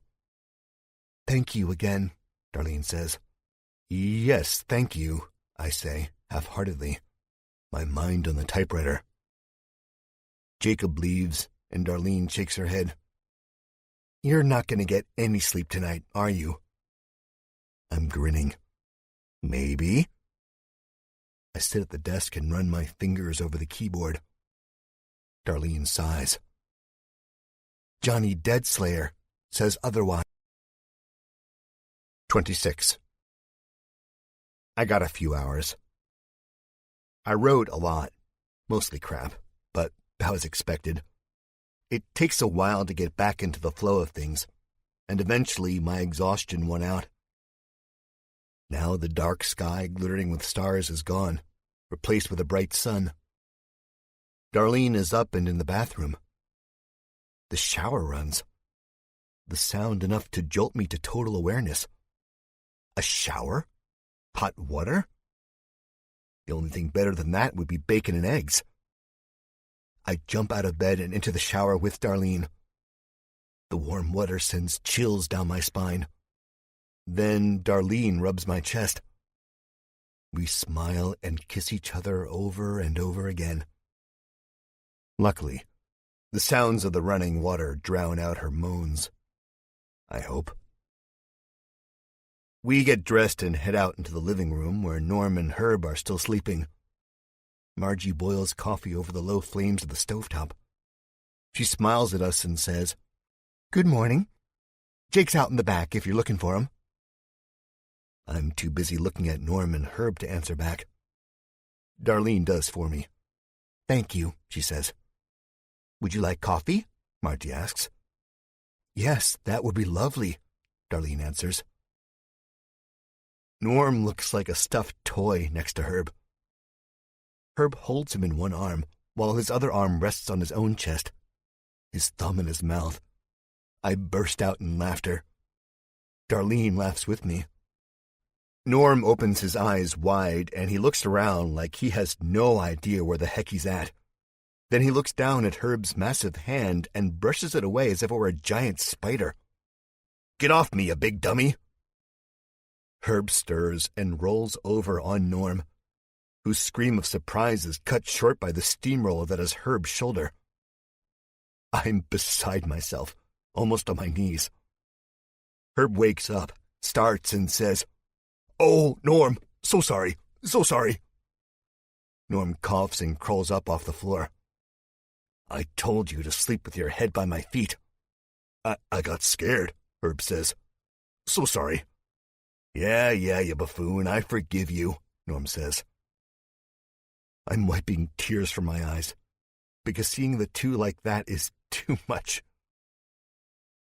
Margie brings a steaming cup of coffee to my face from the kitchen. It smells delicious, like something brewed in the finest coffee houses. And all thoughts of Abby's injury, the mission ahead, or of Norm and Herb spooning together are gone. Thank you, I say. We sit in the living room, silent, drinking our coffee. I'm mentally preparing for the day ahead. After I'm done, I go outside and find Jacob. Sleep well? He asks. Like a baby, I say. Good. He is in an equipment shed, unloading shovels and tarps. A sad, sad day, he says. I reach for a shovel and say, Here, let me help. It's the least I can do to pay my respects. He draws it back, away from me. No, sir. Thank you kindly. But you go right on over and check on your gal. I heard she woke up last night. Really, I say, reaching for the shovel again. I don't mind. I know. It's great that you want to help. But you're new here. No one really knows you. They've heard of you, don't get me wrong. We've all heard of you. But the wounds are still fresh. I nod solemnly. I understand, I say. You seem like a good man, Jack Jupiter. Thank you. Give them my condolences. I will, Jack. Now, get on to the med center. Spend time with the ones you love. His voice is uneasy, and that bad feeling I felt last night creeps back, and it makes it hard for me to speak, but I do. I will, Jake. I will. Darlene is out in the front porch of the cabin wearing a light jacket, her mug of coffee in hand. It is not cold here, somewhere south of Washington, D.C., not like Ohio. Winter is on its way out the door, and spring is standing on the threshold, waiting. Darlene sips from her mug with a smile on her face, and as she sees me walking up to the porch, she smiles wider. Hi, I say. Hey, lover, she says. This morning was nice. I give her a wink and say, as it always is, you're getting better. She elbows me playfully. Oh, stop it, Jack Jupiter, before I lock you in the shower again. With that logic, why the heck would I stop, I say. I lean in to kiss her just as the door opens, interrupting us. It's Norm, go figure. Man, I'm just bad luck for you two, huh? He says, draining the last of his coffee. He fakes a shiver and says, It's getting chilly. Glad I get to stay inside where it's warm. Yeah, lucky you, I say. I need the rest anyway. I'm not mad. Not mad at all that you're leaving me behind. There comes a time when the pupil becomes the master. He stifles a fake sob. And I guess that time has come for us, little brother. He walks by and gives me a punch in the arm that I think is meant to be playful, but winds up hurting pretty bad. I rub the wound. Yeah, I guess it is. Go get Herb, and we can all go down and see Abby. Norm snorts. Behind him, I see Darlene grinning. I wonder why, but then it hits me. Almost harder than Norm's playful punches. And I start to feel like a royal asshole. Look at that! Norm howls. Jack Jupiter bossing us around. I love it. He cups one hand around his mouth and yells, Oh, Herbie, time to go. Yeah, right. Me, a boss. Herb's rumbling steps dart across the living room, and he bangs the door open, causing Darlene to move out of the way. Still, she's smiling. Really? What, are we playing? Herb asks. No, big fella. Just needed to pry you away from Margie's cookie jar, Norm says. Oh, not nice, Norm, Herb says. Then he swipes away smeared chocolate at the corner of his mouth with the back of one mammoth hand. Not nice at all. We move from the porch to the beaten dirt and rock path and head out to see Abby, our hearts and smiles lifted. I drop back away from the three of them, taking a mental image of the people who are closest to me, thinking, man, I really hope nothing goes wrong in D.C. 27. Abby is up when we walk into the med center. Brittany sits at the desk, looking the same as she did the other times we saw her in here, happy, bright-faced, reading a fantasy paperback. Phyllis's shadow can be seen through the veil surrounding the patient next to Abby's bed, one of the men or women who suffered injuries during last evening's attack. I hear the person cough and Phyllis say, It's going to be okay. Just rest, in a soothing voice. The curtains part, rattling along the metal bar dividing the room, and out steps Phyllis. She is wearing the part of doctor much better today. The white lab coat, the glasses on a chain, the slick-back ponytail, and in her hands is a clipboard. She is looking down at it as she almost crashes into Herb's broad chest. Oh, she says. Hello, all. Unfortunately, visiting hours are only from... Oh, stop it, Brittany shouts from the front room. Let them see their friend. Phyllis puts on a fake smile. Well, I guess you can as long as you make it quick. The funeral's about to start, and I can't leave you in here with all my equipment and medicine. She chuckles. Actually, there's not much of either anymore. Norm pats her on the shoulder. No need to worry. The great Jack Jupiter is going to fix that for you. I heard, Phyllis says, still smiling, still fake. Mighty brave of you. Then, with all of the feigned enthusiasm of an old housewife shaking a veteran's hand, she says, Thank you for your service. I roll my eyes. Cut the crap. How's Abby doing? Now Phyllis is smiling for real. See for yourself, she says. We do. Darlene is the first one to walk over to Abby's room and part the curtains. My chest swells with excitement as I see Abby lying there, her head propped on a pillow, a somber smile on her face. Took you long enough, she says. You guys are too polite. If it were one of you in here and me out there, I would have kicked the door down and ripped the curtains off their rod. Abby, Herb says. He rushes over to her and hugs the right side of her body, the side with a full arm. How you doing, kid? I ask. She shrugs.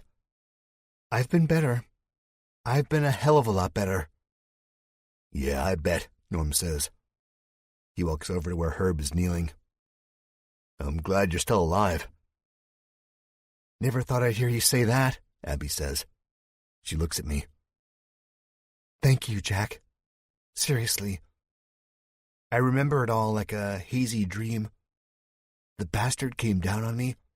I thought I got him, but I slipped in the mud. Of all things that got me in the end, it was the damn earth. I thought we lost you. It wasn't just me. There was a man from here who helped too. He was the one who... I point at her wrapped stump, and seeing it is almost physically painful for me. He was the one who did that. He had to, Abby says, bringing the arm up and examining it. I understand that. I'm lucky to be alive. Lucky not to be a zombie. Darlene's face is wet. She wipes fresh tears away. Yeah, you are. And she hugs Abby around the shoulders. Abby groans. Easy there, she says, grimacing. I pull Darlene off of her. Don't want her hurt any more than she already is. I'm all right, Abby says. Don't want to puke, though. Darlene chuckles. I missed you. It's only been a day, Abby says. Felt like a lifetime, Darlene says. Yeah, Herb says. Thought I'd never get to see you again, Abby. Abby looks to me, rolling her eyes like a girl almost in her 20s would do. I think she thinks I'm going to back her up. I don't. Instead, I shrug and say, They're right. It did feel like a long time. Puke, Abby says, shaking her head. Norm? I'm sorry, Abby, Norm says. But I gotta agree. We were all worried. Yeah, Norm gets extra douchey when he's worried, Darlene says. Amen, I say. Real nice guys, Norm says. The doctor comes in and clears her throat. Excuse me, I think it would be best to let Abby rest. The funeral is starting in 10 minutes, and I really don't want to show up dressed like this. Phyllis motions to her outfit. I give her a nod. Okay, guys, let's pack it up and get out of here. Thank God, Abby says. She fakes a yawn. Everyone leans down and gives her a hug. Darlene kisses her on the cheek while Abby makes a disgusted face. As we turn to leave, Abby calls for me. Jack? I stop and motion everyone to keep going. Yeah, I say. Phyllis is the last one to clear the room, letting out an exasperated sigh. Whatever, I think. Sigh all you want. I hear you're going with these people on a mission to D.C., she says. I nod. You think you'll be okay? I nod again. I hope I'll be okay. I mean, without us and all. We have a pretty good team dynamic. Don't want to mess that up. Her eyes drift toward her bandaged hand. Actually, probably not anymore. I grab her good hand and say, Abby, you will still be the meanest, roughest, toughest son of a bitch zombie-slaying expert in what's left of this broken world. Don't worry. I'll be fine and you'll be fine. I'll go get whatever the doctor needs to help you, and I'll find Doc Klein and get him whatever he needs to save this world. Jack, you can't do it all. Watch me, I say. And I lean in and kiss her on the cheek. Get better, Abby. I'll see you soon. 28. After the funeral, the sun is high in the sky, and it is no longer chilly outside. The wind blows, and it'll bite you. But otherwise you wouldn't know that winter is barely in the rear view. You would think summer might happen tomorrow. I am walking to the armory with Jacob. Darlene shouts out behind me. Jack, she says, wait up. We have already said bye to each other. Careful not to make it goodbye, because Darlene says that's forever, and that's not going to happen. Though we both feel like there's a chance it is goodbye. The armory is already in sight. Jacob says, I'll just go ahead without you, smiling. Then he leaves.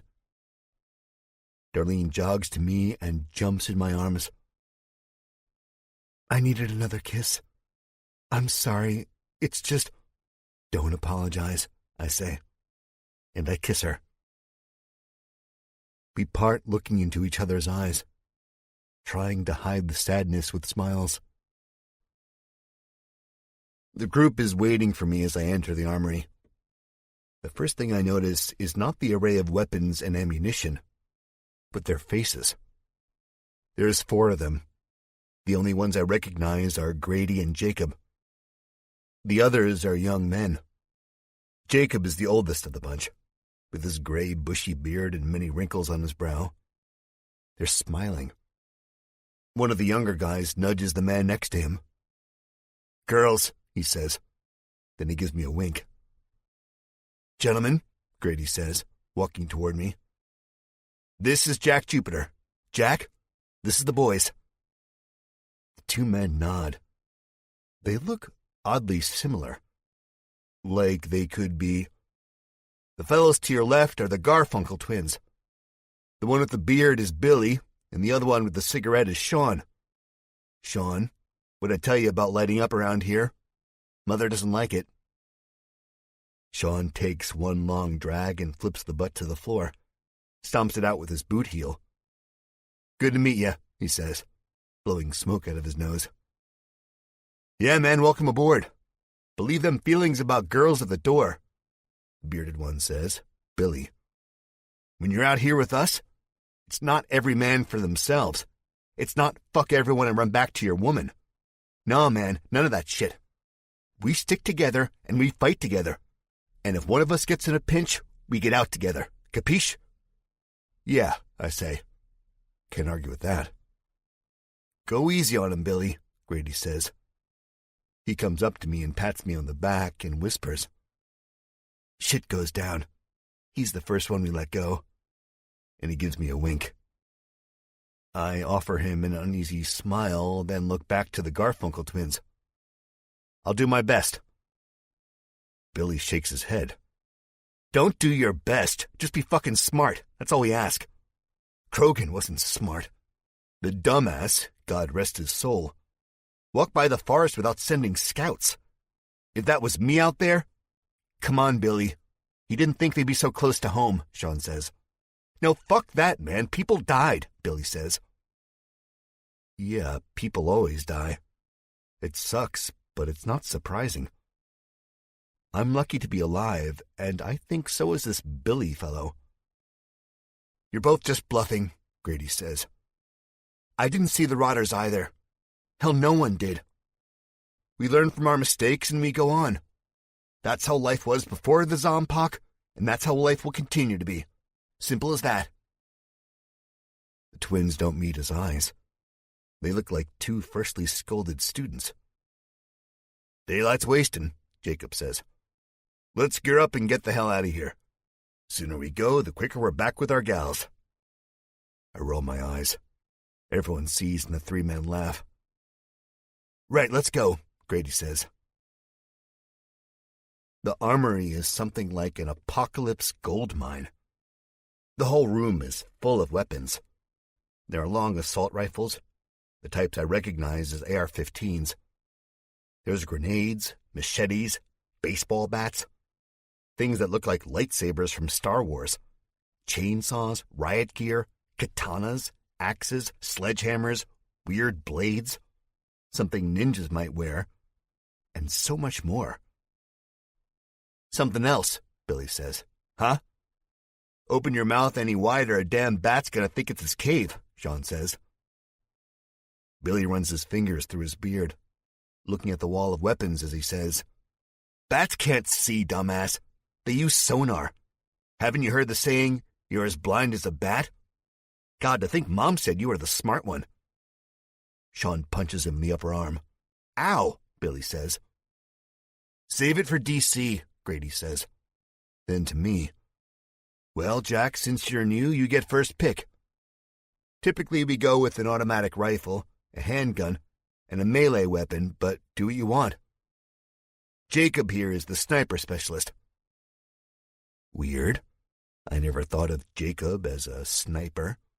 He seems more like a blunt object charged headfirst into a sea of zombies kind of guy with the barbaric beard and all. Goes to show you can't judge a book by its cover. With special ops in the Army, Jacob says. Whoa, I say, surprised. You should tell that to Norm. He was in the Army. Jacob shakes his head. It was a long time ago, and times have changed. If I talked to Norm right now, it would be like a grandpa talking to his grandkid about iPhones and Xboxes.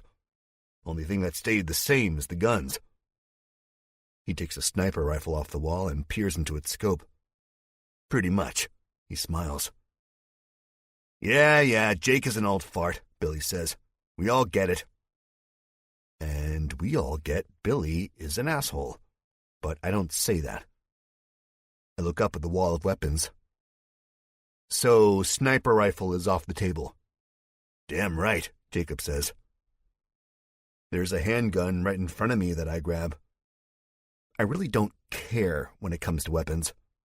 I just want whatever works. Whatever puts a bullet through the zombies' heads. It has a wooden grip and chrome everywhere else. It's a fine weapon.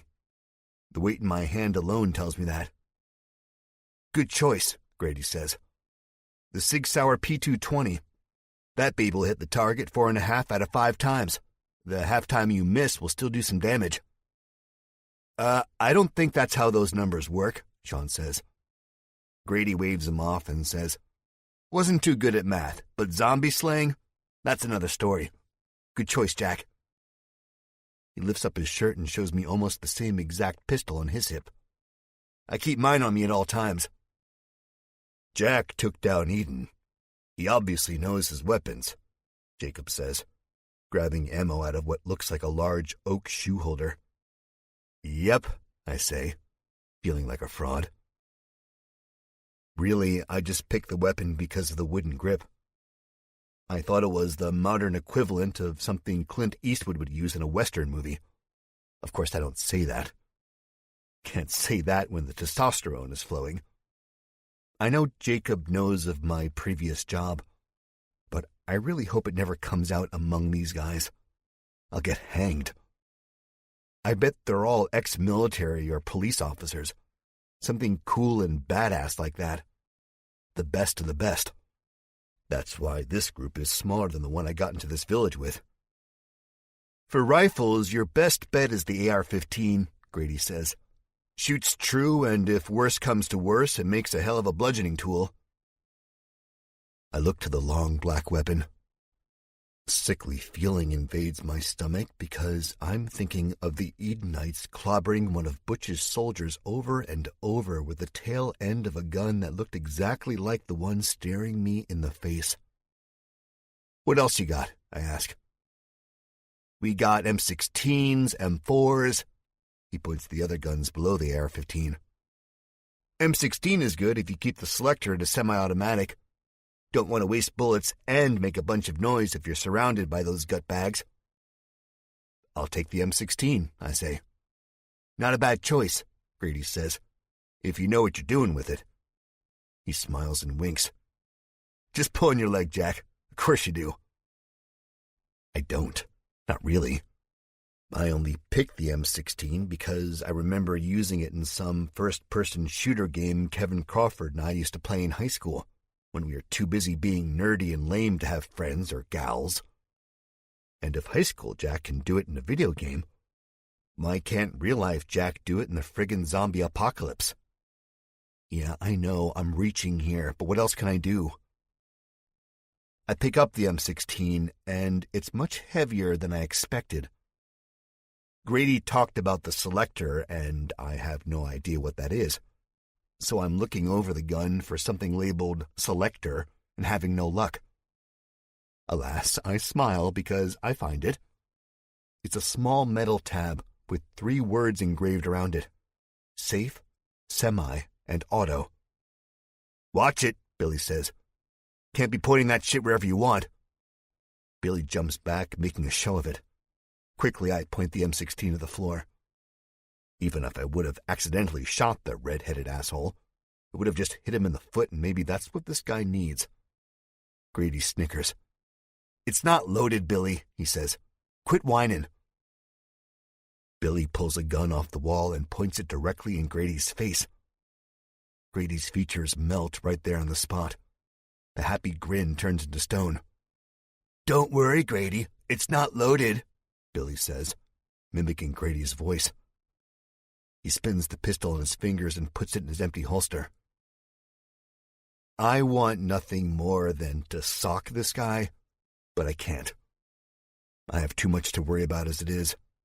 Abby, Doc Klein, saving her and saving the world, so I can get back to Darlene by tomorrow. Man, it makes my head spin. As the men load up, throwing boxes of rounds into their jacket pockets, I take Grady off to the side. My voice is low. "You tell them yet?" Grady shakes his head. "We'll cross that bridge when we get to it. Besides, supplies first, then if we see the doctor in the city, we'll save him. But it's a long shot." I nod. I already know that. Grady turns away from me. "Everyone ready?" he asks. There's a couple grunts of approval. "Good, let's kick some zombie ass," Grady yells. No one shouts with joy or excitement. I doubt that happens anymore at all. 29.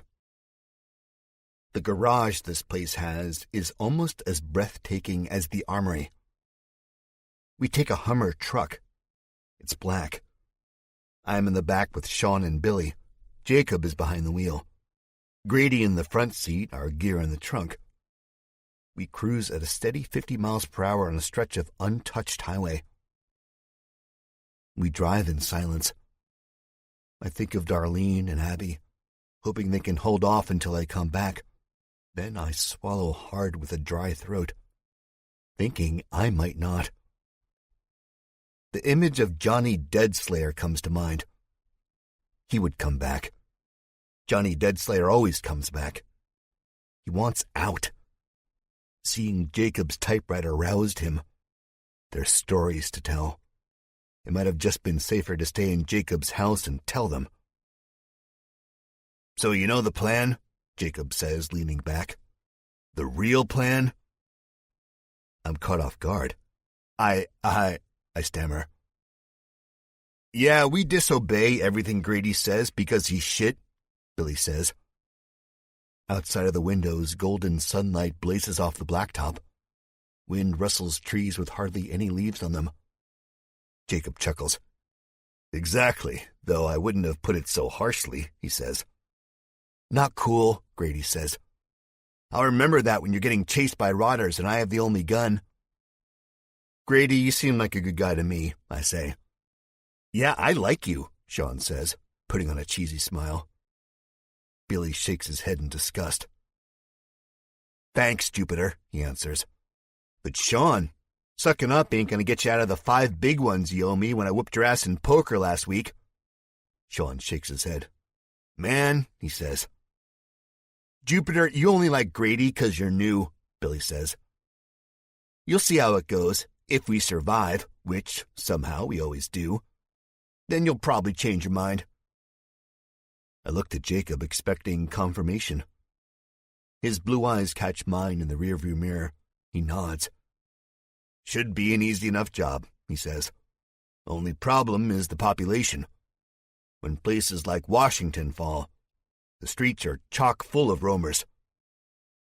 Should have brought the whole armory, I think. Damn, man, Billy says, fumbling in his breast pocket.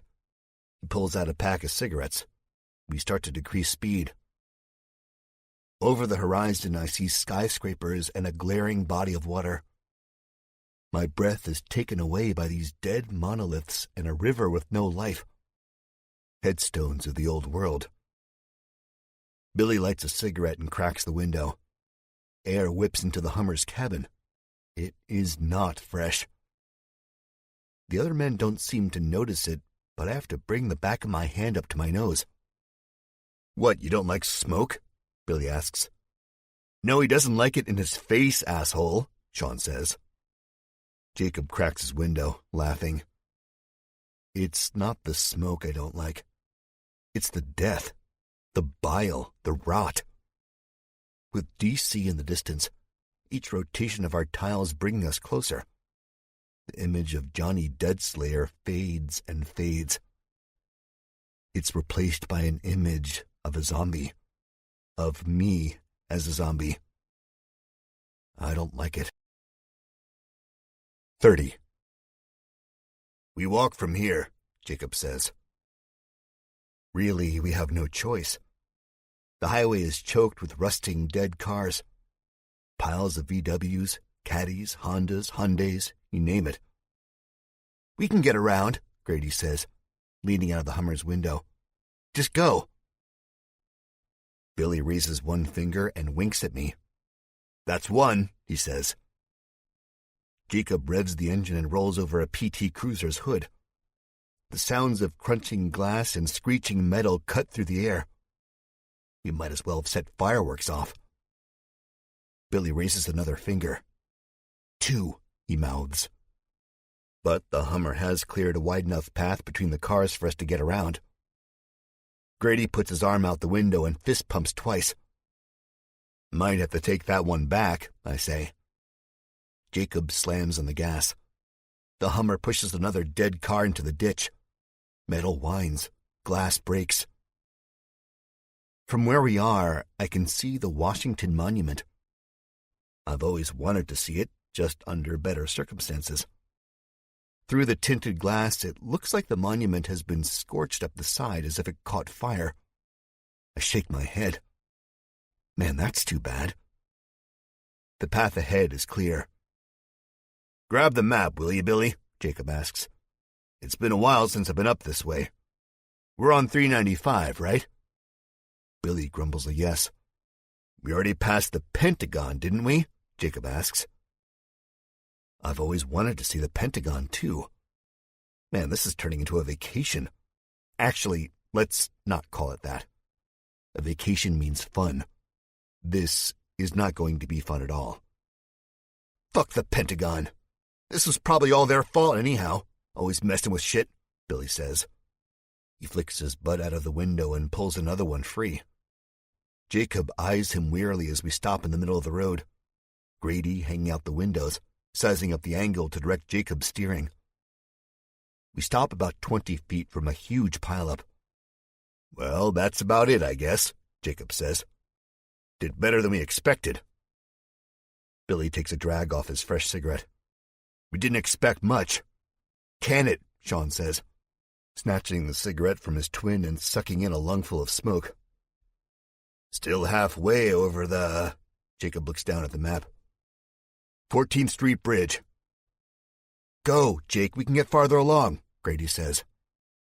Jacob sighs, then punches the gas, causing us to press against our seats. Metal whines again. The engine continues to rev. Black smoke floats up around the spinning tires past the back windows. The end of the Hummer starts fishtailing. My mouth drops open as I see the pileup slowly break away. The dead cars move to the side and Jacob backs the Hummer up, rolls over the hood of a Pontiac Firebird and goes on. Fuck, Billy says. Good driving, Jake. Top notch, Sean echoes. Jacob looks in the rear view and winks. My idea, Grady says. No biggie. Maybe not the best idea, I think, but it worked.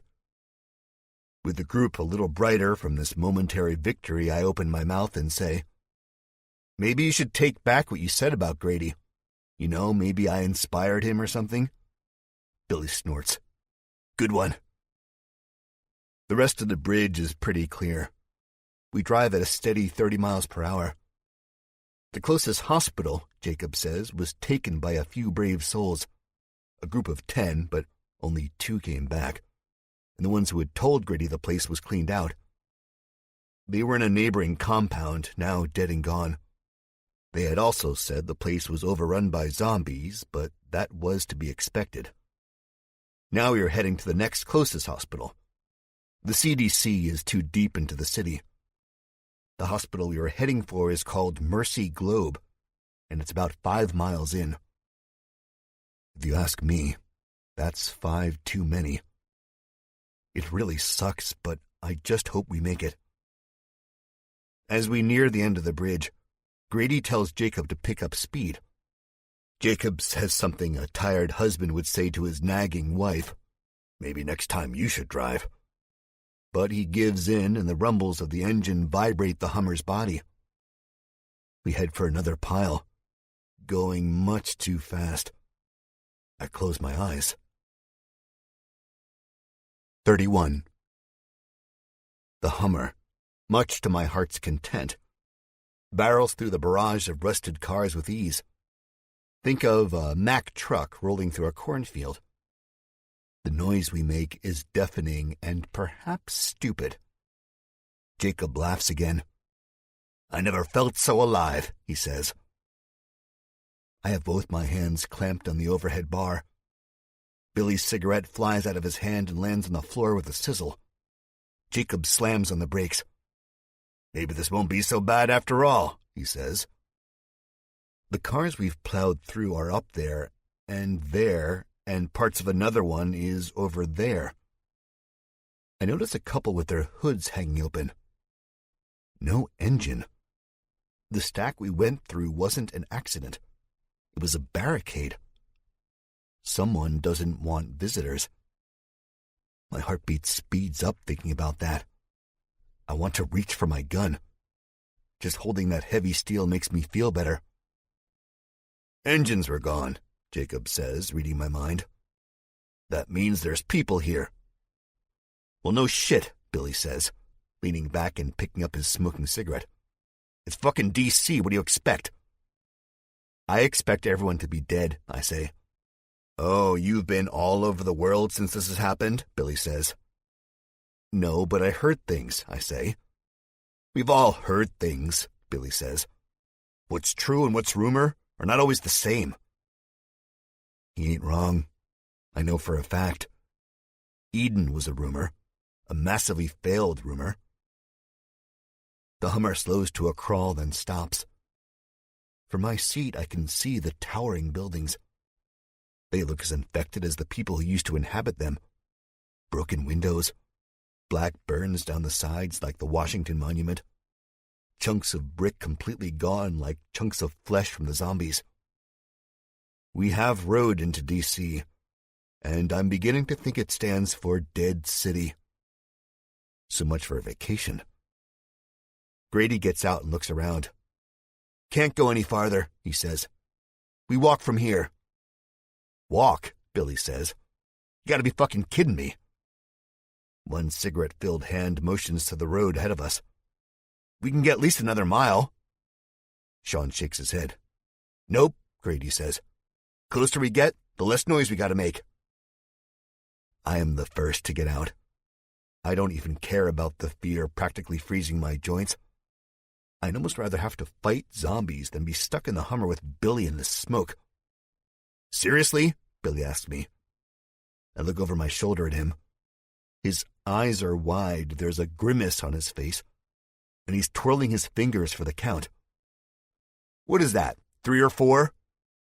Not now, Bill, Jacob says.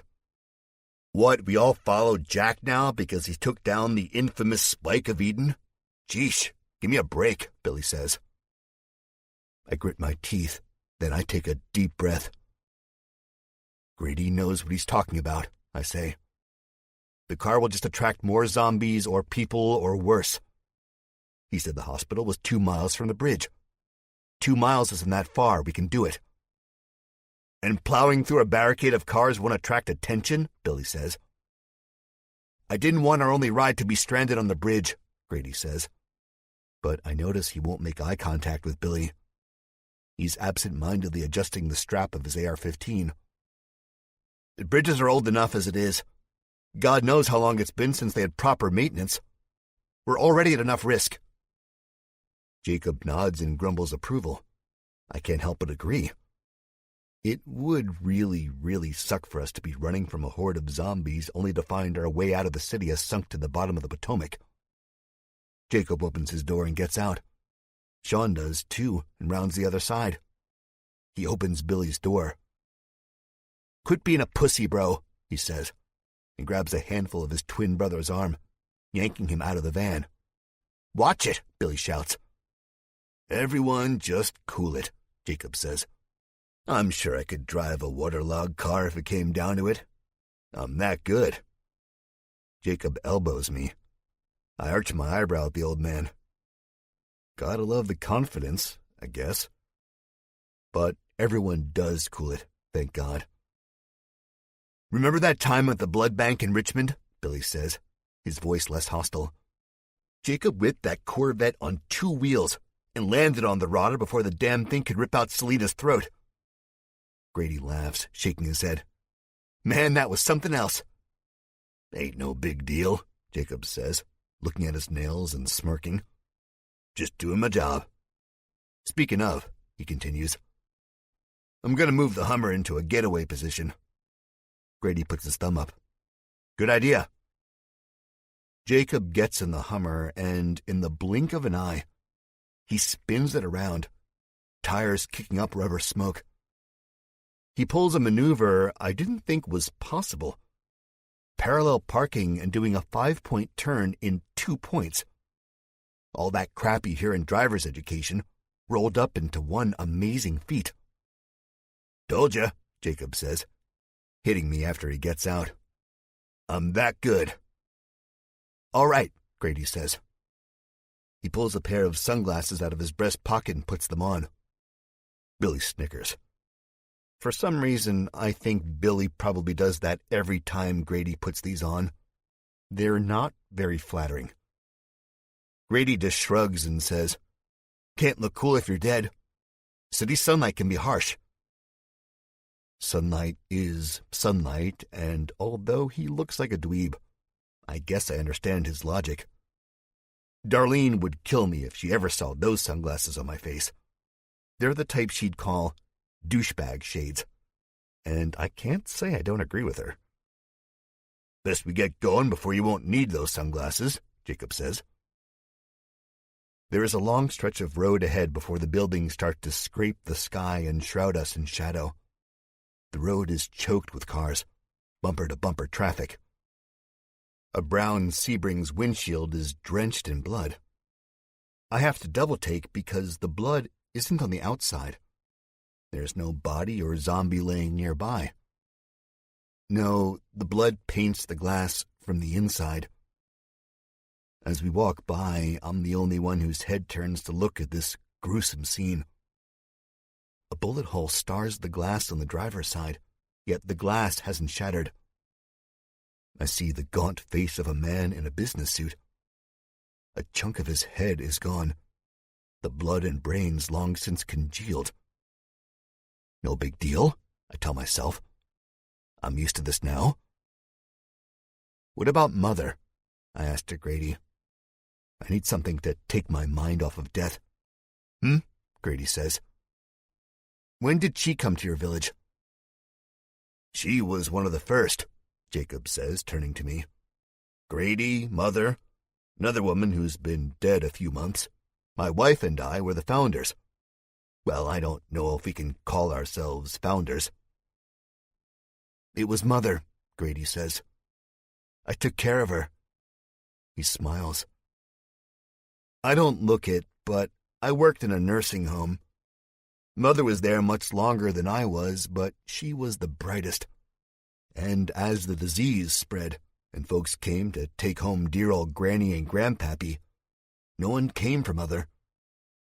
I've been divorced since '03, and I don't have kids.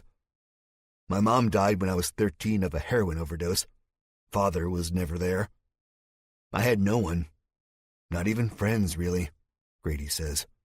His smile has disappeared. I feel for the man. I know what it's like to be alone.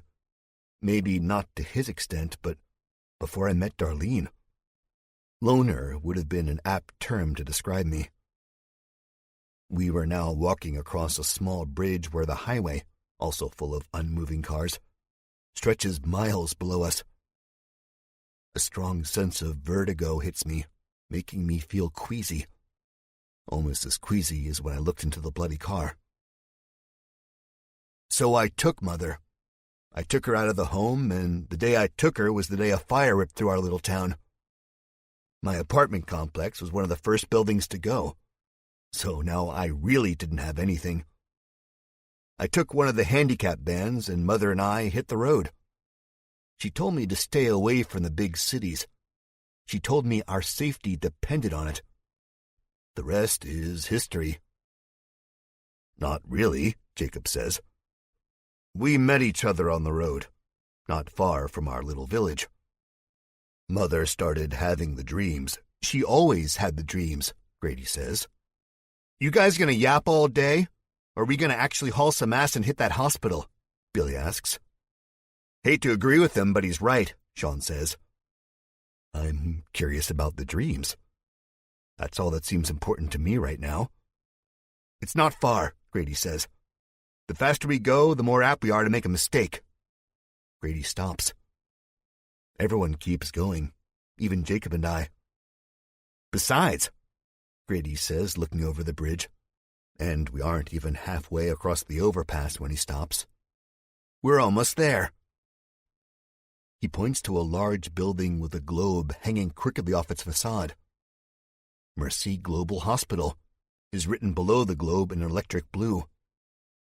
I imagine at one point in time the sign glowed before the electricity went out. It's a few blocks away. How the hell do you expect us to get down? Billy says. Yeah, Grady, we don't have wings, Sean says. We jump, Grady answers. 32. Just kidding, he says, smiling at our uneasy faces. We climb down. I look over the side at the crooked cars and their flat tires, at the trash blowing gently down the interstate. It's got to be at least 30 feet to the ground. Grady unslings his pack, unzips it, and starts rifling through the contents. Billy tilts his head back and says, You got to be kidding me. I'm not Spider-Man, man. It's easy, Grady says. He pulls 2 rolled ropes out of the bag. They're black, and on one end is a clip. I'm assuming to be clipped to a harness or something he probably doesn't have. On the other end is a metal claw. This is so much like a gadget you'd see in a heist movie. I almost want to burst out laughing. Your love of extreme sports is going to end up killing us, Sean says. First the parachuting in Richmond, the rock climbing in that cave, and now this? I wonder just how far these guys go back. Hey, you're still alive, Grady says. And it was fun as hell, wasn't it? Sean rocks his head back and forth, weighing his options. Then a smile breaks out on his face and says, "Hell yeah, but that's not the point." "So just trust me," Grady says. He walks to the handrail, loops the claw end through it 2 times, and pulls the rope hard enough for the metal to screech against the concrete barrier. "Perfectly safe." "Why don't we take the long way?" Sean asks. His face is pallid, maybe even squeamish. "I mean, we can walk and live. Or we can rappel down and be out of here in 2 hours instead of 6. Plus, our friends would love for us to go the long way." "Huh?" I say. Grady stands on the concrete edge. "Stand up here," he says. "No thanks, I don't like heights," Sean says. So I do. The wind whips through my hair.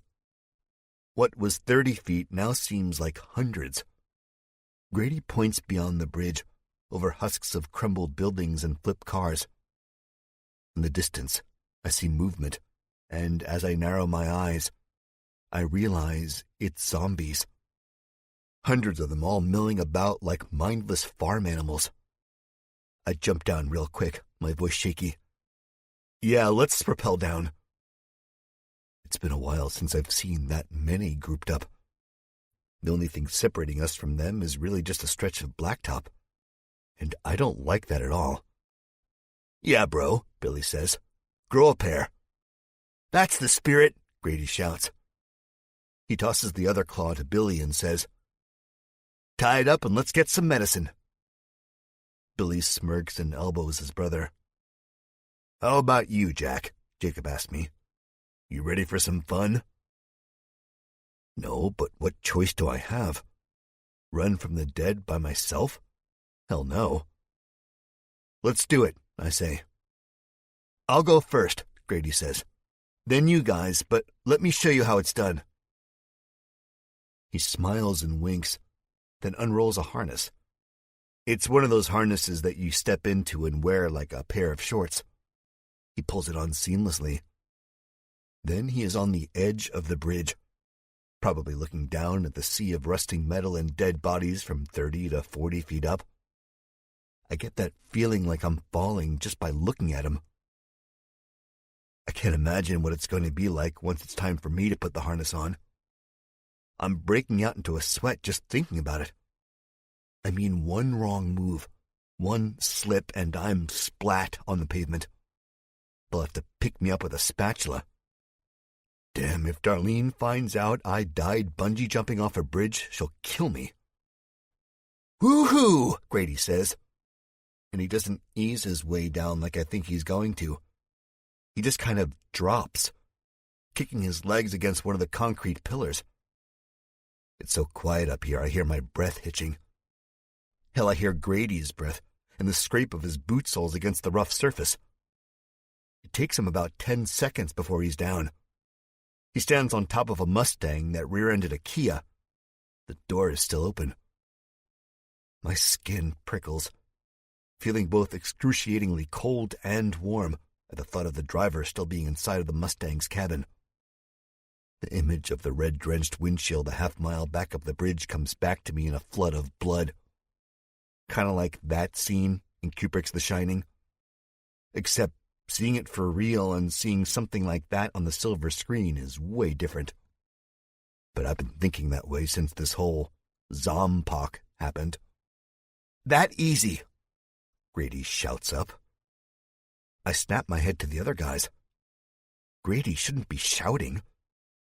I don't know what the population of DC was before the end, but the thoughts of millions of zombies coming our way while we're trapped on a bridge is not a pleasant one. Billy raises his hand and holds up 3 fingers, nodding at me. "Just ignore him," Jacob says as he pulls up the rope. I'm already stepping into the harness the twins set up not too far from the one Grady's rappelling down. The metal loop brushes up against my skin. It's ice cold. I feel my heartbeat, steady but hitting my chest hard. "Piece of cake!" Grady shouts again. Sean is already harnessed up. He climbs to the edge, gives me a nod, all business, it says, and falls down. "That's it, come on," Grady says. I think he must be lonely down there with nothing but dead cars and dead people. Before I even look at Billy, I raise my own hand and hold up 4 fingers. This makes the twins chuckle. Sean pats me on the back as I check the harness and make sure it's secure. I step onto the edge, but I'm nothing like Grady. I sit my ass on the concrete and ease myself down, eyes closed. "Yeah, that's it. Keep going, Jack," Grady says. The ground goes out beneath my feet and I'm dangling 30 feet above the road on a thin line. I'm practically zombie bait. My foot catches the pillar, and then it gets easier. I slowly rappel down. I open my eyes. Jacob and Sean's faces get smaller and smaller. I look down, and though the road and the crashed Mustang seems like miles away, it does get closer. Once I'm past the thick overhang of the bridge, and my head is low enough to actually peek under it, I see exactly what I don't want to see. They are not far at all, and they seem to have come from nowhere. Poof. Reflexively, my hands, which are death grip to the rope, go for the cig in my holster. Big mistake. I'm knocked off balance, and the whole world spins. My stomach lurches with the movement. I scream out, and as I scream, mainly out of the sudden weightless feeling, the cig is a blur of steel.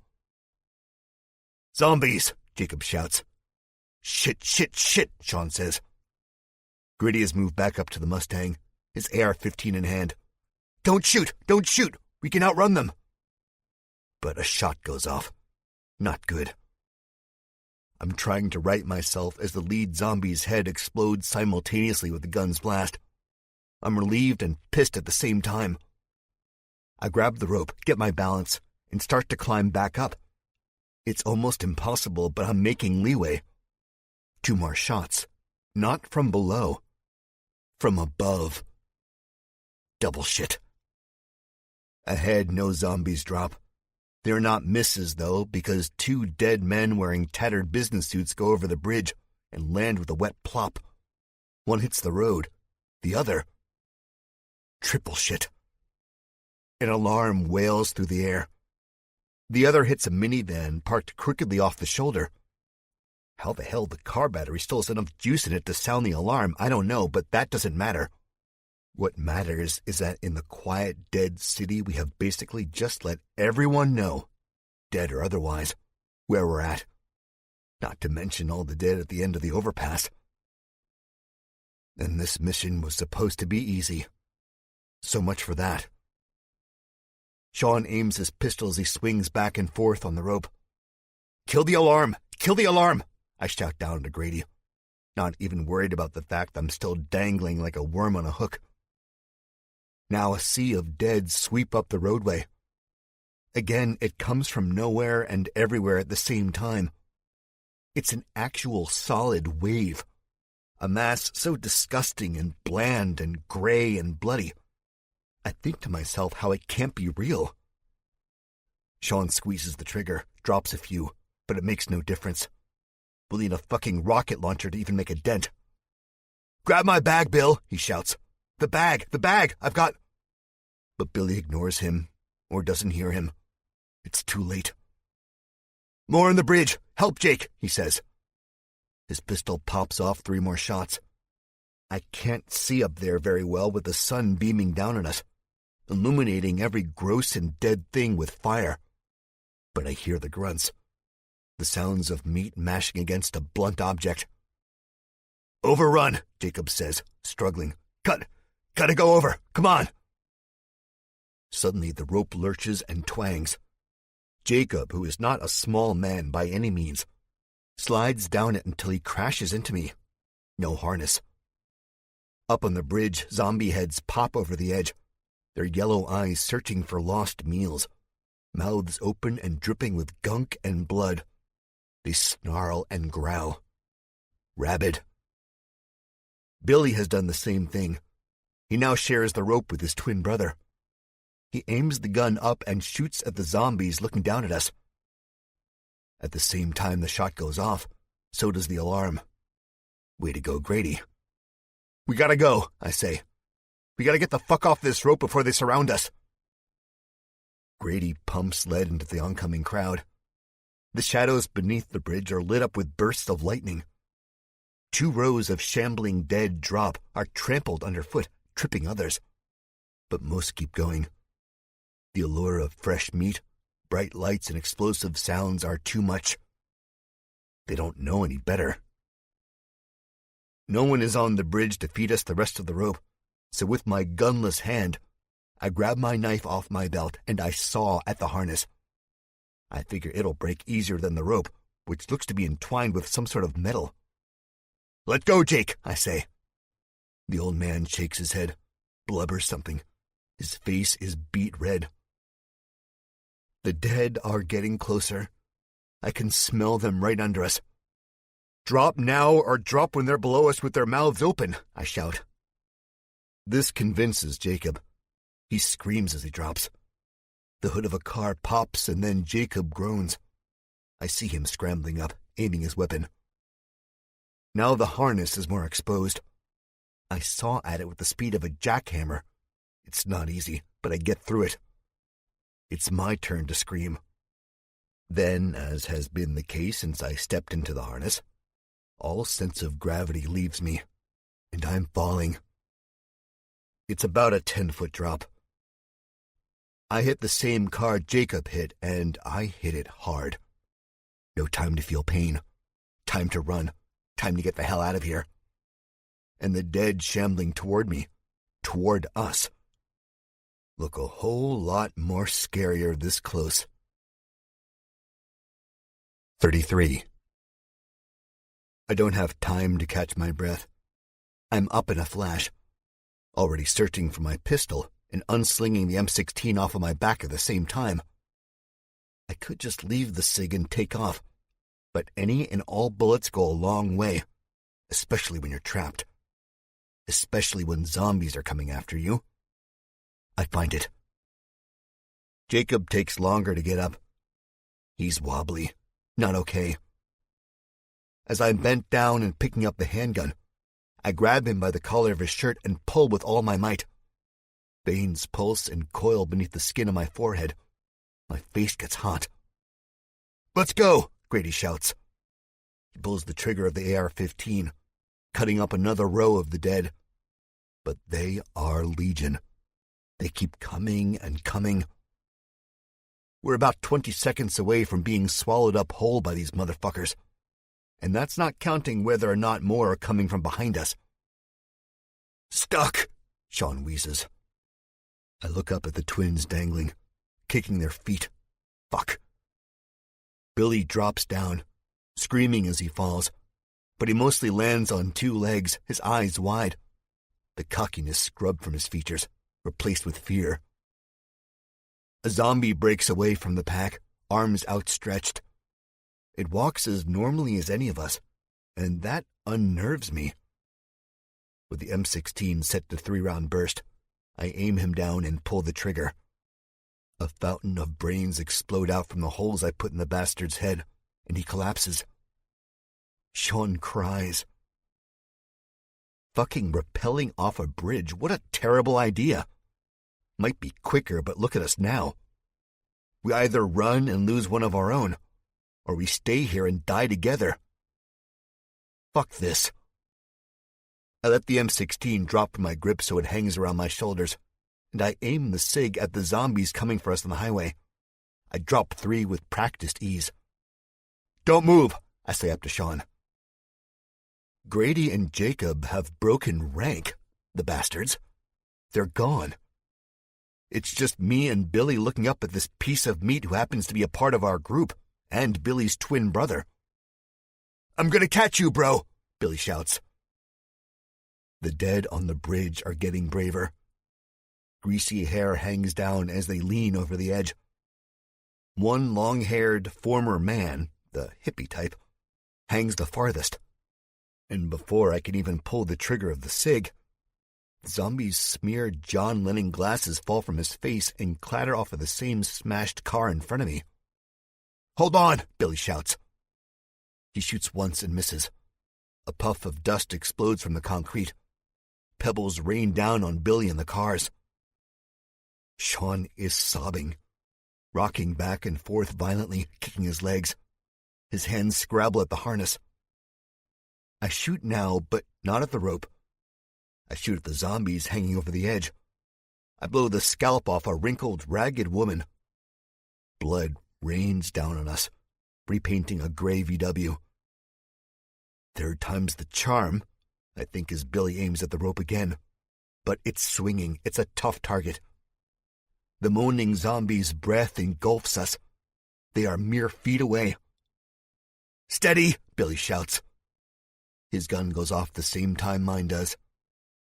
Except now I'm shooting under the bridge, pushing them back. Zombies drop in the shadows, making the blood look black. I'm reminded of the old horror movies. Night of the Living Dead is the first one that comes to mind. The stench is, oh God, horrid, putrid. Worse than hot roadkill. "Hurry," I start to say, knowing I'll have to change magazines soon. But it's too late. Another zombie falls from the bridge. 3 more after it. One hits Sean, then 2, 3, 4. The rope snaps, unable to handle all of that dead weight. He screams. The fall didn't kill any of them, and it didn't kill Sean either. The massive rotten flesh that is the accumulation of 4 zombies writhes and moves like a slimy bug. Sean screams. Flesh tears. I plunge into the pile, braining 2 dead women with the butt of the M16, not killing them but clearing space. "Sean!" Billy shouts. It's terrible. My God, it's horrendous. Sean's arm is twisted into a corkscrew. White bone gleams beneath a sea of scarlet. He coughs and hacks until a spurt of blood escapes his mouth, dousing a zombie's dingy pearl-colored dress like red paint. They almost don't even notice us anymore as they break through the shadowy threshold of the bridge. Billy digs in with his hands. He kicks and flails, sending zombies back, their faces and limbs squishing beneath his boots. "Sean! Sean! Sean!" he yells at the top of his lungs. I think he yells because he thinks he can drown out the sounds of the teeth gnashing and gnawing on his brother's flesh, of their tongues lapping at his blood like thirsty mutts. I can't bear to look, but I can't turn away. I am almost frozen in place. I've seen it before, seen the dead tear apart the living, and it never gets easier. There is no desensitization in this world. There is only pain and horror and hopelessness. "No, no, no," Sean says, his arms working like the blades of a dying fan. I pop a couple more rounds into the closest zombies, dropping them and clearing more space for me to plunge myself. There is no saving Sean. As much as it pains me to admit, he's gone. Gone. Not like my brother was gone in Eden, but gone for good. As I plunge, I see the blood drenching his midsection, grubby and grimy hands pulling out entrails, bringing them up to rotten teeth and pallid faces. No, I can't save Sean, but I can save Billy. And that's exactly what I do. I put him in a headlock and pull with all my might. He resists at first, but as we get farther and farther away from the gruesome picture, and the reality of the situation settles in, he goes slack.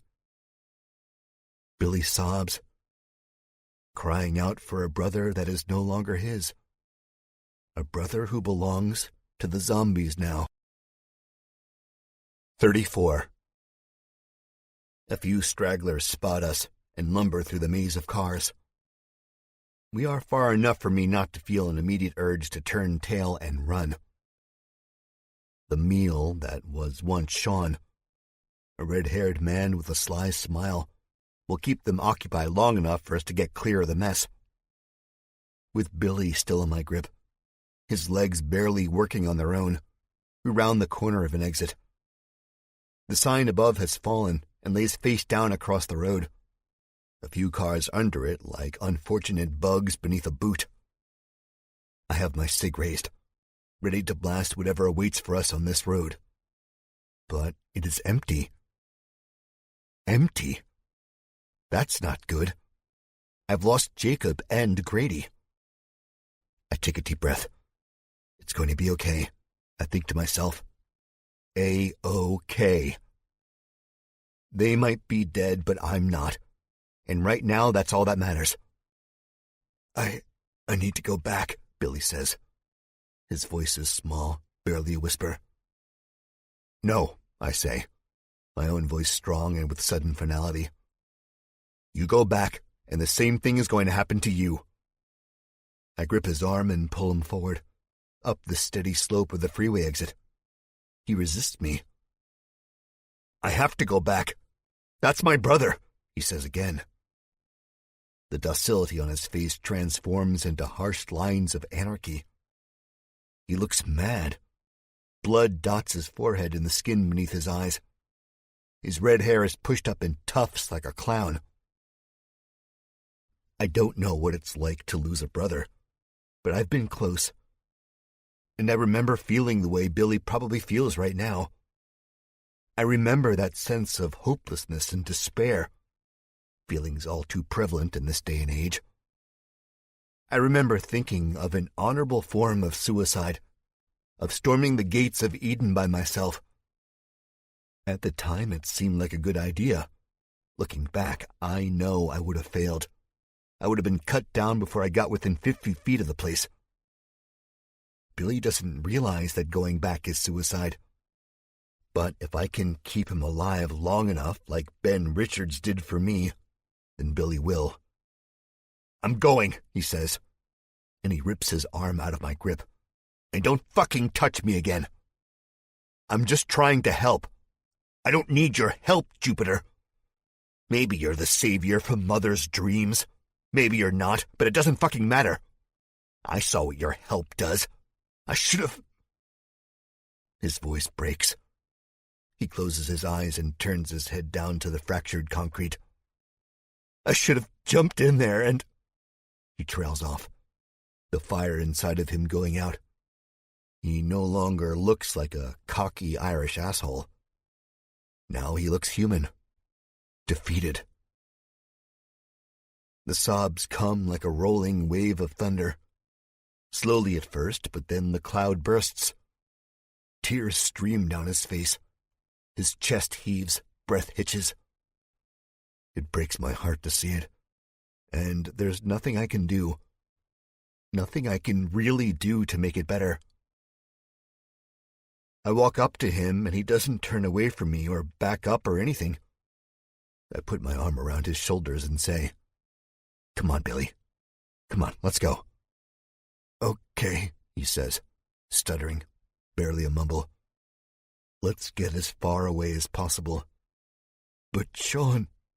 It's too late, I say. He turns his face up to me, tears pooling in the corners of his eyes, ready to chase the tears that have already fallen, and he says, I know. 35. It takes about 2 minutes for the tears to stop, and for Billy to wipe his face, clearing wetness and his brother's blood. Tell anyone about this, Jupiter, and I'll kill you, he says. He has nothing to worry about. Any sane person would understand. I mean, Billy just lost his twin, his family. We walk down a street that was once probably busy and bustling. I can almost sense the ghosts of businesswomen, their heels clattering the sidewalks, saying no to the man who offers them a breakfast hot dog from his vendor cart.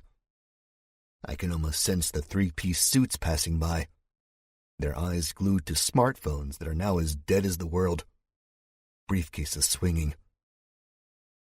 The air up here smells clean, but I think anywhere would smell clean compared to where we just came from.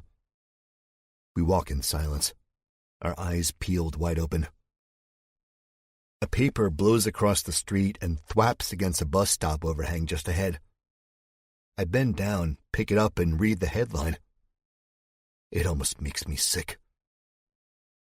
Who's to blame as flu rages across the East Coast? The Washington Post, dated September 19th, 2016. Just the East Coast? This wasn't before the disease reached other countries and parts of the states. Only a fool believed that. This was just before the papers and media shut down completely. Where are we heading? Billy asks. How the hell do we even know if Jake and Grady went this way? I'm going to the hospital, I say. The hospital? Seriously? Forget the hospital. My brother died, Jack. My brother. I nod. I don't know what else to say. Billy stops. I am ahead of him, leading the way through the empty street, but I know he's stopped because his boot heels no longer click against the sidewalk. It's that quiet in the city. Our nation's capital. Not left to die, but left to the dead. I turn around and look him square in the face. I'm no longer messing around, I say. I don't care about saving the world. I don't care about Doc Klein. My world is my family, and Abby is a part of that family. She lies in a hospital bed in a village I hardly know anything about. If she dies because her wound is infected and there's no longer any medicine to fight that infection, then I fail. I hate failing. We need to round the bridge again and get to the cars, Billy says. He knows as well as I know that it won't matter if we get to the cars. We don't have the keys. He just wants an excuse to go see his brother. And I'm not about to tell him there's probably nothing left of his brother to see besides a red stain on the blacktop. I shake my head. I'm going to the hospital, and if I were Jake or Grady, I would do the same thing. We have our weapons and our brains. We can do what we were sent here to do. Billy looks at me with contempt. He crosses his arms and shakes his head. People die every day, I say. That's the way it is now. I'm not budging. If I budge, I fail, and he wins. He knows he's dead without me. He can't shoot worth a dick, and I can. There's too many zombies for two people, let alone one. If you want to go, then go. You can go back that way, but you won't find anything you like. You'll probably find more zombies, and they're always hungry. You know that as much as I do. One is never satisfied. Think of how millions will be. Ravenous, stir-crazy, I say. I hate to do this. I hate to scare the poor bastard. But I'm saving his life. His skin goes an ashy shade of gray, eyes slowly widening. That way is lost. We might be able to get back to the cars once the horde clears, but it was a big horde, and I reckon we got a while. There's strength in numbers. It's best we find the others before worse happens, I say. The wind blows, ruffling my hair, cooling my skin. But with the breeze comes the stench of rot. Okay, Jupiter, I'll play it your way, Billy says. He grips his gun. But if you try to boss me around again, there's going to be hell to pay. I give him a nod and turn back, ready to walk, thinking, yeah, right, Bill. Shoot me if you want. But I'd bet $1 million you'd miss. 36. We can no longer see the hospital. It is blocked by a large parking deck. We've left one desolate street behind only to arrive at another. Each time we turn a corner or cross an intersection, the cold, icy fingers of fear grip my heart. My breath catches, and I think I'll be face to face with another horde. Frozen. Not enough bullets to get out alive. That's not the case. We have seen a few stragglers as we've walked, but before they notice us, we turn the other way or hide behind a stalled car. Mainly these stragglers walk where they couldn't 7 months ago, where the traffic would have flattened them to pancakes in the middle of the road, or that would have at least pissed a lot of people off. Billy doesn't see the straggler I see now. He is lost in a pain-induced haze, though he'll never admit it. I can see it written on his face. It sucks, I know, but he can't mourn now. One slip-up, 1 second spent looking at your feet, and the next thing you know, you're looking at the turquoise sky while a group of pus bags rip open your chest and chew in your lungs. He almost breaks free from the cover of the street corner I'm stopped at, but my hand is lightning quick. It grips him on the arm and yanks him back to the shadows. His mouth opens to protest, but I raise a fist like I'm about to strike him. When it comes down to it, Bill is a bully, and I've spent a fair amount of time fighting bullies, especially lately. I think he senses this, sees it in my eyes. I point to our right with my thumb, and with my other hand, no longer holding Billy's arm, I wiggle my index and middle fingers as if I'm signaling walking. He understands immediately and peeks around the corner. He opens his mouth and pushes his tongue out as if the air tastes bad, and it kind of does. "Put this one out of its misery," he whispers. "No," I whisper back. "No sounds. Just walk quietly and fast." Billy grimaces. He hates listening to me, but I think he knows he has to. There's a yellow cab parked in the crosswalk, resting on a steady decline with more cars beyond that. In order to get to the next street and to be able to see the gleaming blue sign of Mercy Globe Hospital, we have to get around it. Problem is, there's shards of glass glittering all over the blacktop. Each window of almost every car seems to be punched out. Up ahead, there's a van on its side, halfway pushed into a storefront, a traffic light lying on top. This particular area of Washington, D.C. looks as if it experienced Armageddon in all its glory. But part of me thinks everywhere else is just as bad. "Mind the glass," I whisper, "and be quiet." Billy rolls his eyes again. "What do you take me for?" he seethes. Unstable, I want to say, but don't. So he walks forward, crouched low. He gets to the taxi without causing a sound. I peek around the corner, hearing my pulse in my ears. The zombie stands at the far end of the street in front of a building that looks like it was once an Italian bakery. The bricks charred and covered in soot. I follow after Billy. "Get down," he whispers. His voice is rushed. I spin around to see a group of more dead shambling toward us at the intersection. I don't think they've seen us yet, but they're closer than I'd like them to be. Billy, now hiding behind the bent door of the cab, has nowhere to go. I think about running, just turning tail and taking out the straggler at the end of the street. But I don't, because it wouldn't get us any closer to the hospital. It would take us out of the way. I dart to the open door. "Come on," Billy whispers. He crawls into the front seat of the cab, very carefully, and keeps going over the middle console toward the passenger side door. Except he isn't nimble. One look at this guy and you'd know that. His hip bumps into the car horn. Time freezes as I prepare for the blast, the sound that will ultimately notify the group and the straggler where we are. Nothing comes. I exhale a deep breath. Thank God for dead batteries. Though, where was this luck when we were rappelling down the overpass and the alarm went off? As the great Kurt Vonnegut once said, so it goes. Billy puts his hand on the passenger side doorknob. I stop him and shake my head. From my vantage point in the driver's seat, I can see the zombies walking. I point down. We have to hide in case they see us. And right now, this old taxi would be the worst place to die.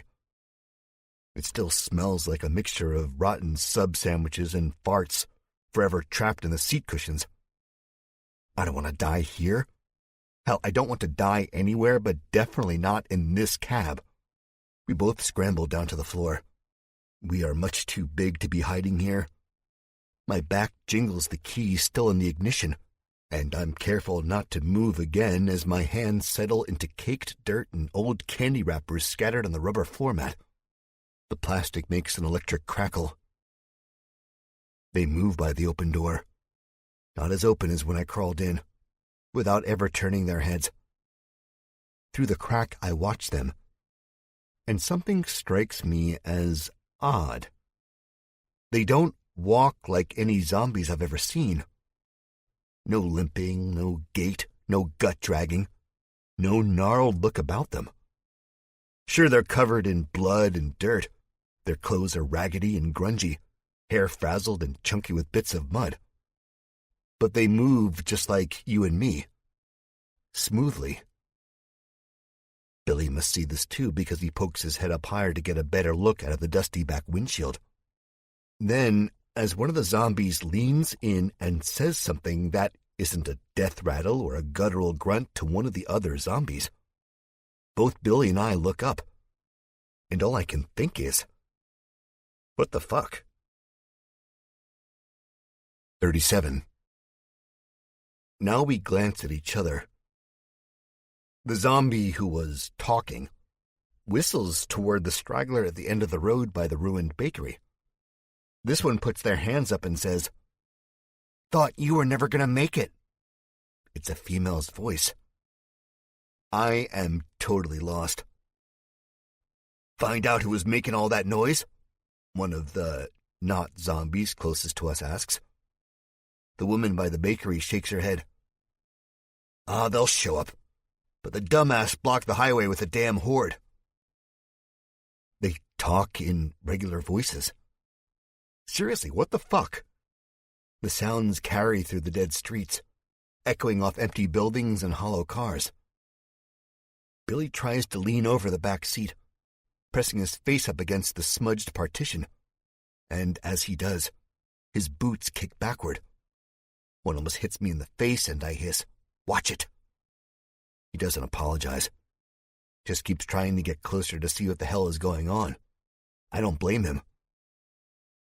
The other boot kicks out, this time not hitting me, but hitting the gear shift.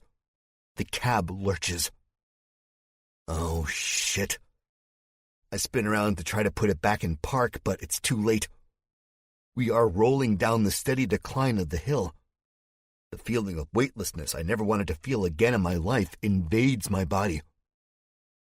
A red Accord gets larger as we barrel into it. This is not a terrible crash by any means. Just busted glass and crunching metal. No flames, no airbags, nothing like that. Just failure. We don't need to put the car in park now. Billy looks at me, his face pale under his red beard. "Idiot," I whisper, and grab the cig from its holster. No sound drifts in from the outside, and neither of us will stick our heads up to see how the people react. It takes what feels like an eternity until they finally say something. "The fuck was that?" a gruff male voice. Soles crunching glass, footsteps echoing off the bricks. "It's a Ford," another voice says. "You know how they are. Always breaking and shit." Nah, someone's in there." Double shit. "Food?" the female asks. "Is it food?" I hope she thinks we're stray animals or something, and not human. I can't say she does with much certainty. "Could be," the gruff voice says. Billy and I are hardly breathing. Outside a gun cocks. Metallic click-click. That's okay, we have weapons too. The girl starts chanting. It's almost tribal, and it brings goosebumps up my arms. Fresh meat, fresh meat, fresh meat. Quit it, you're going to scare them, a man says. Billy looks at me, then looks at the door. We got to get out of here. I know that, but I don't want to waste ammo on these people. I have a feeling we're going to use up plenty of ammo when we get to the hospital. Here goes my mind thinking toxic thoughts again. A voice whispers in my head and says, "If you get to the hospital, Jack." Billy hits me with what seems to be charade sign language. You know, fingers pointed to the eyes, a tug on the earlobe, 2 fingers tapping the wrist, and I'm thinking, sounds like 2 syllables. What the hell? What's with this universal language I don't get? Him and Norm would get along well. They could even speak in their indecipherable charade talk. "Get out," he mouths. "No shit," I mouth back, then nod my head to the passenger's door. If there's going to be shooting, I want the cab between us and them. Billy rolls over the seat, not gracefully, and pops open the door. The hinges squeak out bloody murder, and my heart does that weird little thing when it feels like it's exploding and dropping at the same time. Doesn't matter. The cab is crashed, the guns are cocked, and the damage is done. I climb over the seat just as a shot rips through the air. More glass shatters. I feel the wind whip at my leg. The bullet slams into the car seat. Puffs of stuffing and hot leather wheeze out. "Don't run! We want to talk to you," the gruff voice says. "Fresh meat! Fresh meat!" I get out of the door, leaving the stale ale of the cab behind and taking a lungful of death. Billy aims at the man coming toward us, the man with the smoking pistol in his hand. He screams as he pulls the trigger. The shot takes the man in the chest, knocking him down to the ground. "Fresh!" Another shot cuts her off. She pulls her own gun free. Her hair is blonde beneath the muck. I don't know why I noticed this, but I do. It makes me think of Darlene. Then my mind connects the dots, and I just stand there like an idiot, just waiting to be shot. I think of dying, and how that would kill Darlene. "Get down!" Billy shouts. As a bullet winds off the roof of the cab, I do, and it misses me. But I'm showered in metal shavings, hot metal shavings. A barrage of shots hammer into the cab's body. I'm breathing hard. My body feels iced over. I speak, and it doesn't sound like me. "We gotta run," I say. "No shit," Billy says. "Let me drop a few more of them." "No, we gotta go now." It's only a matter of time before the zombies, the real zombies, follow the sounds of the firefight. Then what? Our escape routes will be few and far between.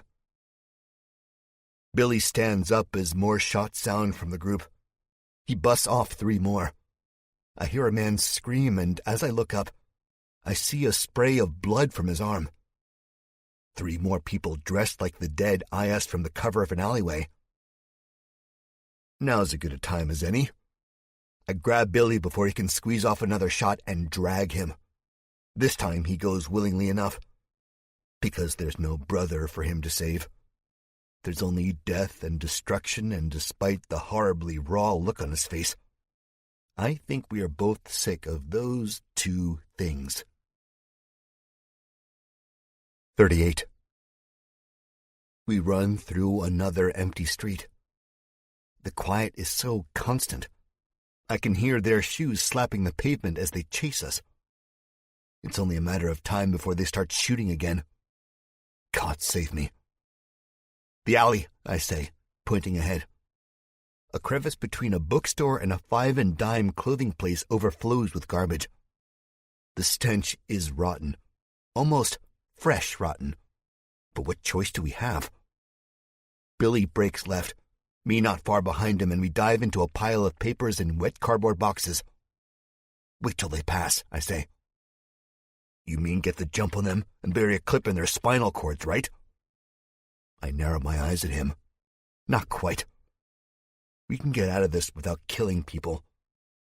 He must see me weighing my options because he says, after a moment, they shot at us, man. Kill or be killed. He sounds like Norm. Save your ammo for the hospital, I say. Billy shakes his head. The pounding of their shoes grows closer. Fresh, red meat. Fresh, red meat. Fresh, the woman chants. Her voice is chilling, almost spooky. Part of me wishes she was a zombie. It would make putting a bullet in her head a lot easier. Come out, wherever you are, a man says. Billy's knuckles are showing bone white through his flesh as he grips his pistol. I see his finger twitching. He is on the edge, on that last frayed rope of sanity. If the rope snaps, he's not only going to kill them, but get us killed in the process. I put my hand on his arm. Fire radiates off of him. He's like a personal human space heater.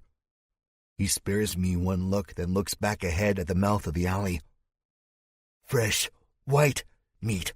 Fresh, white meat, the girl continues. Why the changing colors? I shake my head. I can't stand it. I can't stand my back against the wall, being cornered and trapped. As I turn around, I see a fire escape. Billy follows my gaze and shakes his head. Fight, he mouths. I know where fighting gets you. I would rather not fight if I don't have to, and right now we have a way out. Come on, I whisper. Fresh, white meat. Fresh, red meat. He's shaking bad now. I got to get him out of here before he explodes. His face grows redder. Beads of sweat dribble down his forehead. I grit my teeth. The tension too much. Finally, I grab him and pull.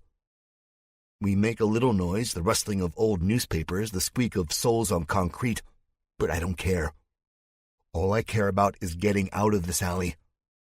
The walls feel like they're starting to close in on me. And there's a group of fucked up people walking around in zombie guts like it's the go-to fashion of the apocalypse. We've got bigger problems than making too much noise. Yeah, I've seen some messed up things, but this is getting closer and closer to taking the cake. The rungs of the fire escape ladder are not within reach. I have to jump up to grab it and pull it down. 7 months ago, that would have been a problem. You're talking to the guy who stands over 6 feet and couldn't jump over a box of matches 7 months ago. Now life on the road has whipped me into shape. Well, as good of shape as the lame genetics I got from a perpetually frumpy waitress and an absentee father can be in.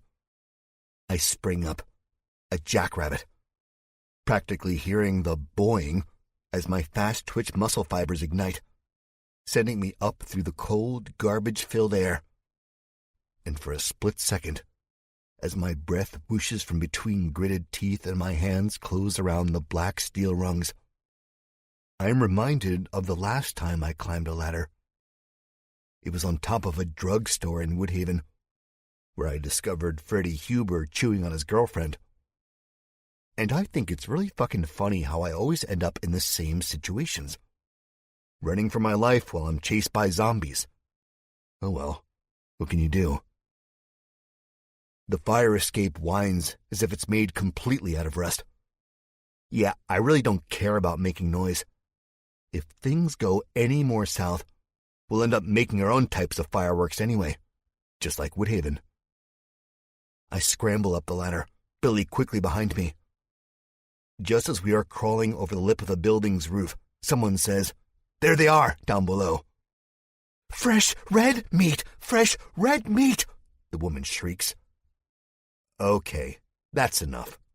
Really. I draw my N16, which has been banging me in the middle of the spine this whole time. If I survive this, then I'm not going to be able to sleep on my back for at least a couple of weeks. But that's better than being dead.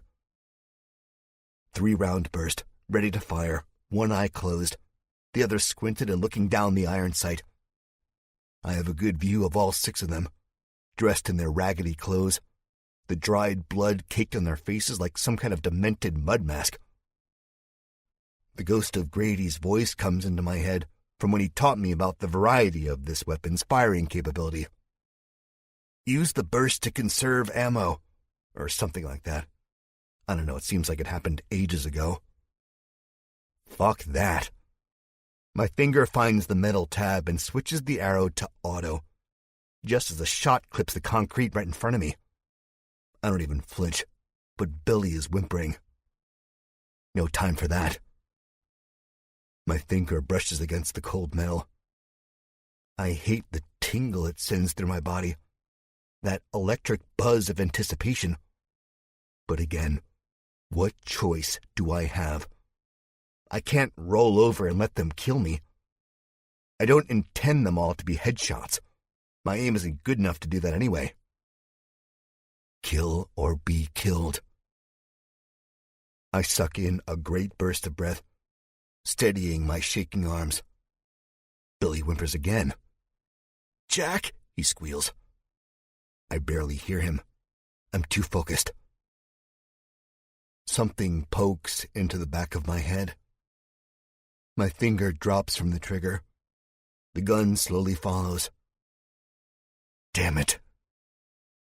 It's times like these I wish I didn't know what the barrel of a gun felt like against my skull. We've lost. I blink slowly, the cold wind stinging my eyes. Down below, the shabby group of zombie impersonators walk into the alley, their weapons raised. "Fresh meat?" the girl squeals. My stomach roils. 39. "Move a muscle and your head is going to have a really big hole in it," a woman says. "Really? That's what you came up with? A really big hole?" a man says. "Can't you be a little more creative than that?" "Shut up," the woman says. "Listen," I say. "We don't want any trouble." "You found it," the man grumbles. Good one. If the guy didn't have a gun, I'd laugh my ass off at the cheesiness of that action movie line. Silence. Then he continues, his voice a little more cheery. "See? That's how you gotta do it." "Oh, please," the woman says. "You stole that from a movie or something." "Exactly," I think. "Whatever," the guy answers. The gun shoves into the back of my head, pushing me forward. I'm already off balance enough as it is, crouched like a frog about to jump. So I go over it easily enough, the M16 with me. A bloody hand reaches down, breaking my peripheral vision. The M16 is ripped off of me, the strap snapping. A boot stamps me on the back, causing the bruise I spoke of earlier to go from forming to formed. "This is our city, asshole," the man says. "It's the dead's," I say through gritted teeth. A pebble has pressed itself into the corner of my mouth. I taste dirt and bird shit. Don't ask me how I know what it tastes like. I couldn't tell you. "No, the dead are just overgrown rats and cockroaches," the woman says. A little pressure is taken off my spine, but not enough for me to make a move on this guy. "There you go," the man says. "I knew you had it in you." I don't even know anything about these people. I don't know how large they are, how much they're packing, anything. But I do know this man is heavy. The apocalypse has treated him well. "You have the rope?" the woman says. "Now, Steph, you think I'd really forget that?" the man says. "What kind of brother do you think I am?" "A shit one?" Steph, the woman, says under her breath, but loud enough for all of us to hear it. Great, this is exactly what I need. Family drama while our lives are on the line. "I'll pretend I didn't hear that," the man says. You don't hear a lot, Danny, Steph says. Danny scoffs, and then I feel ropes against my wrists. He pulls them tight, causing the blood in my arms to pulse. Are you sure it's him? Steph says. Why don't you just ask me? I say as the man drags me up to my knees. Now I see Billy is the same way, hands tied behind his back. Take away his gun, and all the fire goes out of him, making the reddest part of him his beard. His eyes swell with water, and looking at him makes me feel a mixture of things. Pity, sadness, anger. Anger because he's not the man I expected him to be, the backup I needed. No, that's not a fair thought. He's just lost a brother, and I've been down that road for a time when I thought I lost Norm. He got it worse, too. He actually saw his brother torn to pieces. No, but we'll take him back before we... Danny trails off and looks into my face with his black and glassy eyes. Before we feast. All bravery goes out the window. The way he speaks, I can tell he means it. I can tell this human being could chew on my liver and sip on a blood and guts smoothie, all while discussing such trivial matters as the weather.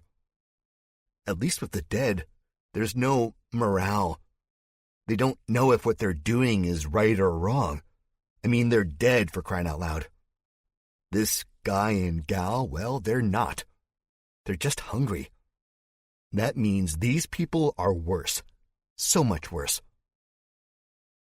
What about Redbeard? Steph asks. Danny turns away from me, a snarl in his face. What about him? He asks. Down below, the woman still chants, Fresh, red, meat, fresh, red, meat. I think I'm getting sick to my stomach. My guns are out of reach. My hands are tied behind my back. And the only place I can run to is a 3-story drop onto concrete. Things ain't looking up. Ain't looking up at all. What's your name? Danny asks Billy. Billy's head is tilted. He's looking at the rooftop. Sweat drips from his hairline. The wind blows, tossing his hair. He doesn't answer. Danny walks closer to him, but angles his body so I'm still in his peripheral vision. Besides, the woman stares at me like I'm a piece of meat, licking her lips, eyes wide. Not like she's attracted to me or anything, but like I'm an actual piece of meat. I said, What's your name, friend? Danny says. Billy, Billy says, his voice a whisper. And your buddy here is Jack Jupiter, right? I'm Jack Jupiter, I say. I make note to project my voice to make it heard over the whipping of the cold wind and the woman's sickening chants below. I'm not talking to you, Danny says. Yeah, that's Jack Jupiter, Billy says. The Jack Jupiter? Slayer of cannibals and Edenites? My heart drops. What the hell? Yeah, that's him, Billy says. There, Steph says. That's settled. Let's eat them.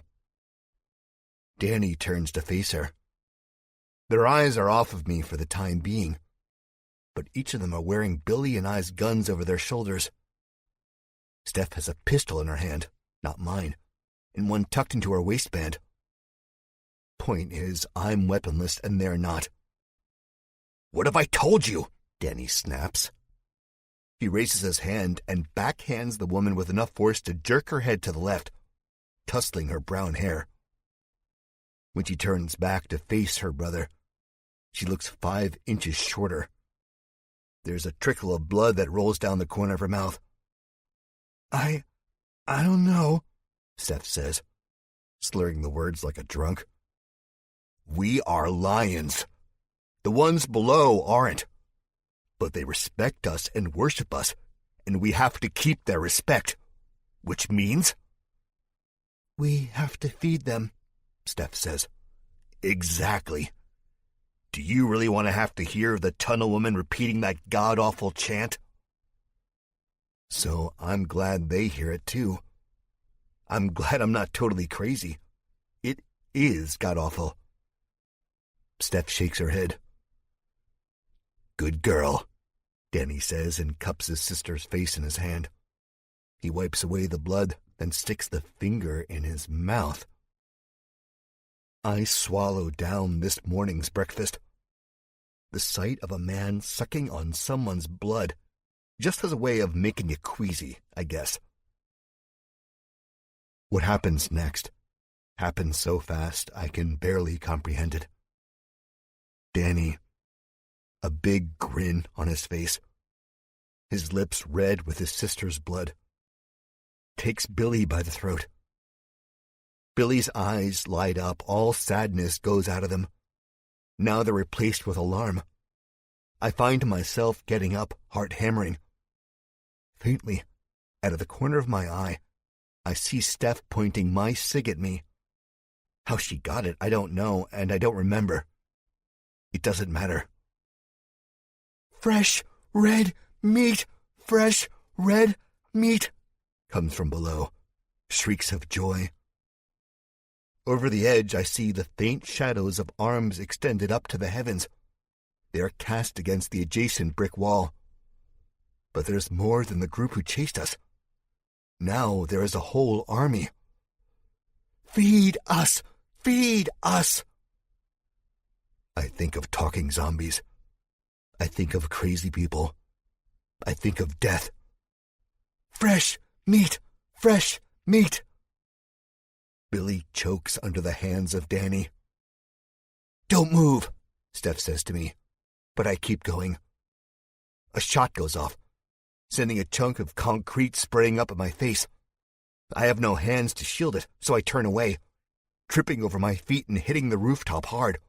I scramble up, but it's too late. Billy is on the edge, screaming now. I barely hear the screams over the chants, over the shrieks and calls from below. I'm in a nightmare. I'm in hell. No, I shout. Danny says, yes. And Billy falls over the edge. For a split second that feels like eternity. He is suspended over the crowd, his lips pulled back and revealing a death grin, his eyes all but pools of blackness. Then he drops. Now I'm up, not following his descent, but going for Danny, who is close to the edge, watching what he did. The splat saves Danny's life. It is the single most disgusting and disturbing sound I've ever heard. My knees turn to water, and I drop to the rooftop again before I can reach the man who threw Billy over. The chanting has stopped. Now they're cheering. I lied. That's the most disgusting sound I've ever heard. 40. Steph is on me. She chops down with the butt of the pistol, hitting me between my shoulder and neck. My whole body quivers. I feel like I'm stuck with pins and needles. I can't move. But I'm screaming. I don't know how, but I am. Why? No, why? We had to, Danny says. He sounds so far away. I'm at the bottom of the ocean, and he is the bloodthirsty shark hovering near the surface, smiling at me with big, sharp teeth. We had to. Spare him the philosophical bullshit, Steph says. She sounds closer. I can't see much of anything.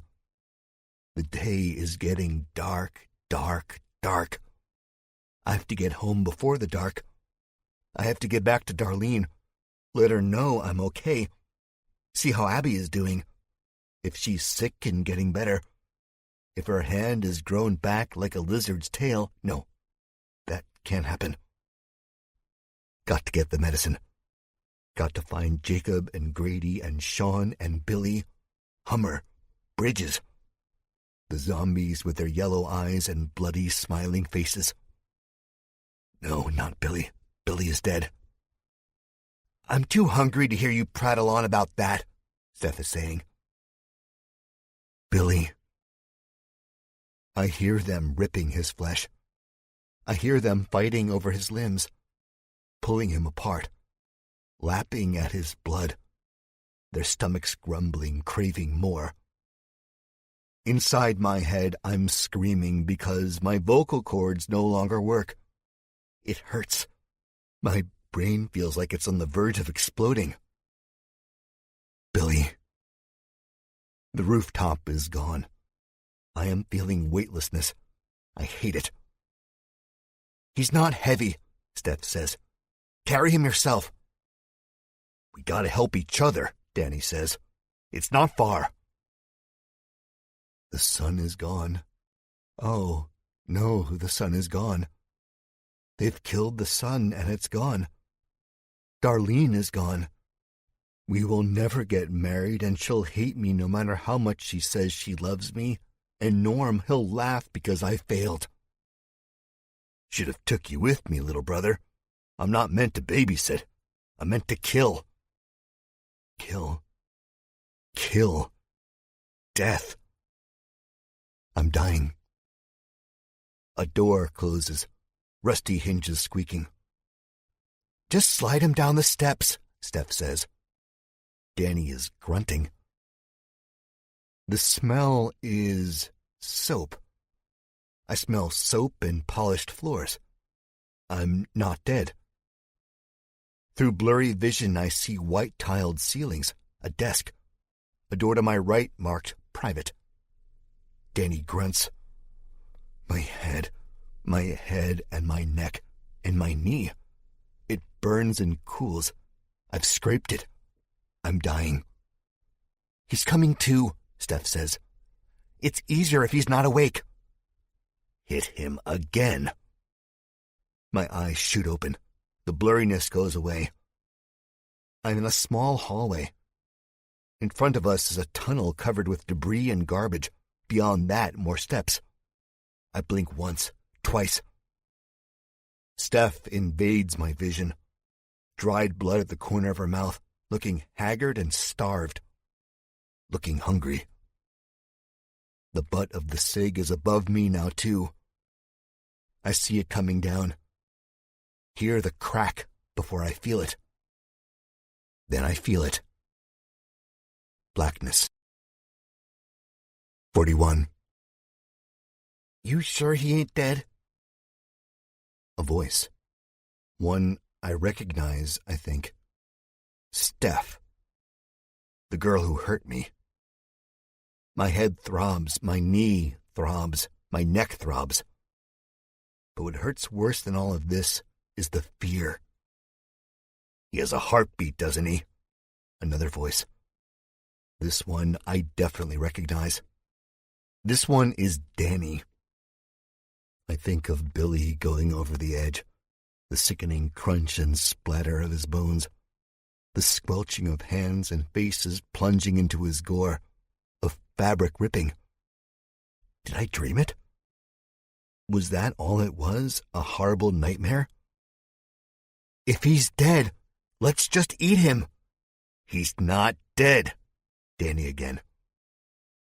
I'm trying to open my eyes, but it's not happening. I'm trying to move my arms, but that ain't happening either. I'm hungry. You gave them food and they're nothing but prawns. Look at them, Steph says. Like animals. Like the fucking sick. You would eat like that too if you lived off of garbage, Danny says. Where are they? They were supposed to meet us at 4, Steph whines. But the whines are stopped fast. Who? What is this, a dinner date? Look at his eyes. Look, he's not dead. They're twitching, Steph shouts. Somehow she sounds disappointed. She's going to be really disappointed when I get up and fight my way out of here. I already told you that, Danny snaps. Then in a quieter voice, "Hey there, big guy. Glad you're all right." "Oh my God, Dan, look at them." I hear her tap on glass. "Mutilating the zombies and eating? They really are savages." "Again, you would do the same if you were in their position." She laughs. "They're killing each other now." She sounds fully amused, like she's at the zoo watching monkeys fight over a banana. Welcome to the jungle, I think. Danny ignores her. "You want to open your eyes, Jack? You want me to help?" And as soon as he says help, cold and rough fingers scrape across my eyelids. The light hits me like a nuclear bomb. I see dirty glass, sunlight streaming through it. I blink on my own. Motes of dust float around the room. Where am I?" I ask. My voice is sandpaper. I look around the structure I'm encased in with just my eyes. Can't turn my head. Glass. There are dead plants lined in rows all around me. Rotten strawberries and shriveled peppers hang over white bins that stand and stretch the length of the room with countless legs. They look shrunken, deflated, like the rest of the world. They smell old and sweet. Dead. I can see buildings surrounding us. I'm back on the roof. Roof. Billy, my mind says, whirling. And I'm strapped to a table. 4 leather straps, thick across my shoulders, stomach, shins, and my head. I can't move, but I'm not paralyzed. "We call it the buffet table," Danny says. "Stupid name," Steph says. She is at the far end of the room, leaning over blackened leaves, her hands pressed up against the glass, shielding her eyes from sour sunlight. "No one asked you," Danny said, turning away. I make a move, thinking I can break out of the straps. I'm about as strong as a piece of chewed gum, not the Incredible Hulk I think I am sometimes. I get nowhere. The metal buckles rattle and the table wobbles on both legs. That's about it. Damn it. But what did I really expect? Danny chuckles. "You aren't going anywhere except," he points to his stomach, "here. You don't want me. I've got a bunch of things wrong. I'll just upset your digestive system," I say. Danny grins. Shark teeth. "Not likely. I mean, you guys seriously can't find something better than human to eat? There's got to be chickens and cows out there somewhere, that survived." "I'm a vegan," Steph says, turning toward us. She shrugs. "Like, besides people. Plus, animals are cute. People aren't. They just taste really, really good." Danny shrugs half-heartedly. She's right. We do taste absolutely delicious. I take it these types of people were doing this long before the virus hit. Just secretly. At some dinky shed deep enough in the woods where no one can hear their victims scream. It's horrifying. Truly horrifying. "I just don't get it," I say. "You know who I am, and yet you still think it's a good idea to do this to me," I say. "Don't get too full of yourself," Danny says. "Leave that to me." Steph burst out laughing. I, for one, am not a fan of stupid puns, especially when the pun subject is me being someone's dinner. Steph wipes her eyes. "God, laughing just makes me hungrier. How long has it been?" "Too long," Danny answers. He looks into my eyes. Each time he does it, I try to lie to myself that I'm strong, but truth is, this bastard unnerves me far more than someone like Spike or Butch Hazard did. "We don't know you for any other reason than being a killer of our own people." "Who are you talking about?" I ask. I've killed tons. Not true, but I try to make myself sound a little scarier because I think somewhere deep inside them, they are frightened. Then again, I might just be an idiot. We're everywhere, Danny says. He puts a hand on my arm. It's cold and sweaty. I don't know how. My body ripples with goosebumps. Yeah, and so is your name, Steph says. That's all the rest of the group from I-95 talks about. Jack Jupiter this, Jack Jupiter that. Truly, it'll be a pleasure to eat you.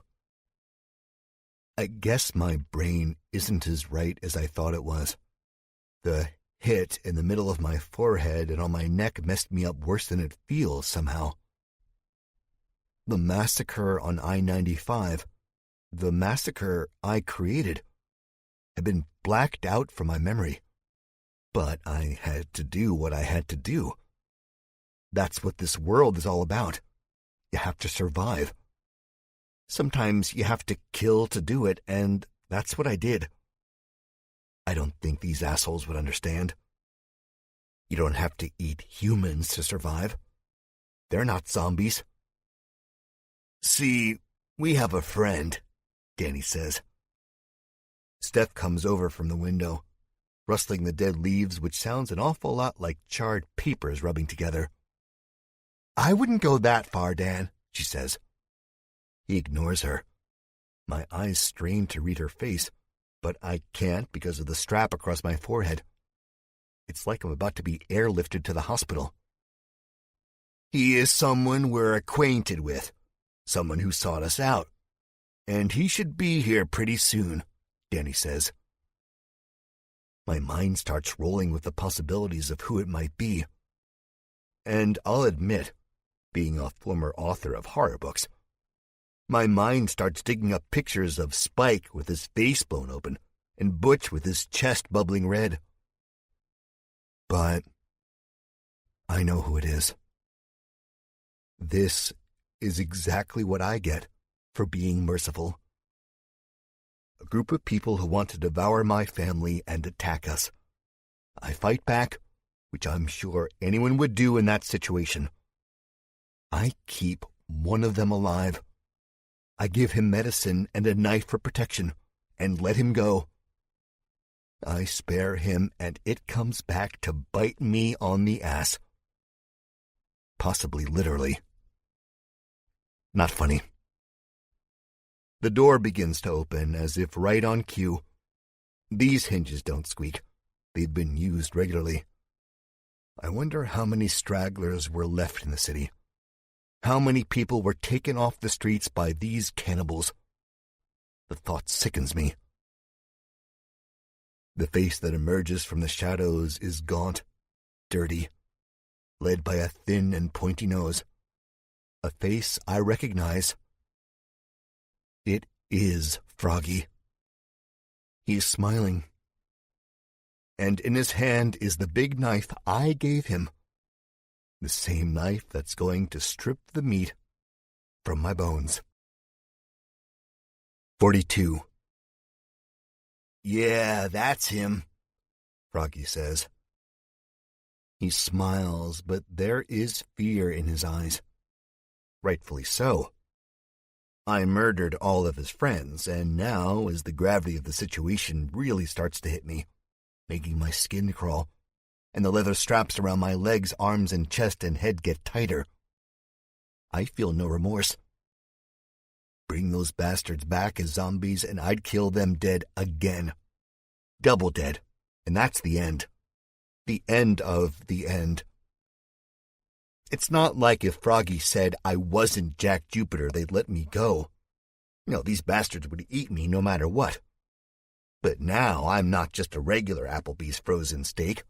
Now I'm a fucking filet mignon. Top of the line. Trophy eats. He's the one who killed the rest of my group. And my frog mom, Froggy says. The stammer in his voice was minuscule, but I caught it. Despite the pain in my head and the fear in my heart, I smile. And I make sure I look as crazy as I feel. Can't beat 'em. Join 'em, right? Well, my friend, Danny says, your sentence has been passed. Punishment, eaten alive. Don't worry, Steph says, smacking her lips, practically drooling out of the corner of her mouth. Once we dig in, you'll pass out. They usually do. Yeah, it's not like the old days. Back then, before all of this, we had anesthetics, Danny says. How sweet of you, I say. My voice is barely audible. The fear is choking me out. Not really, Danny says. Much easier to eat a person if they aren't screaming and kicking, hence the straps and the gag we're about to shove in your throat. No, Froggy says.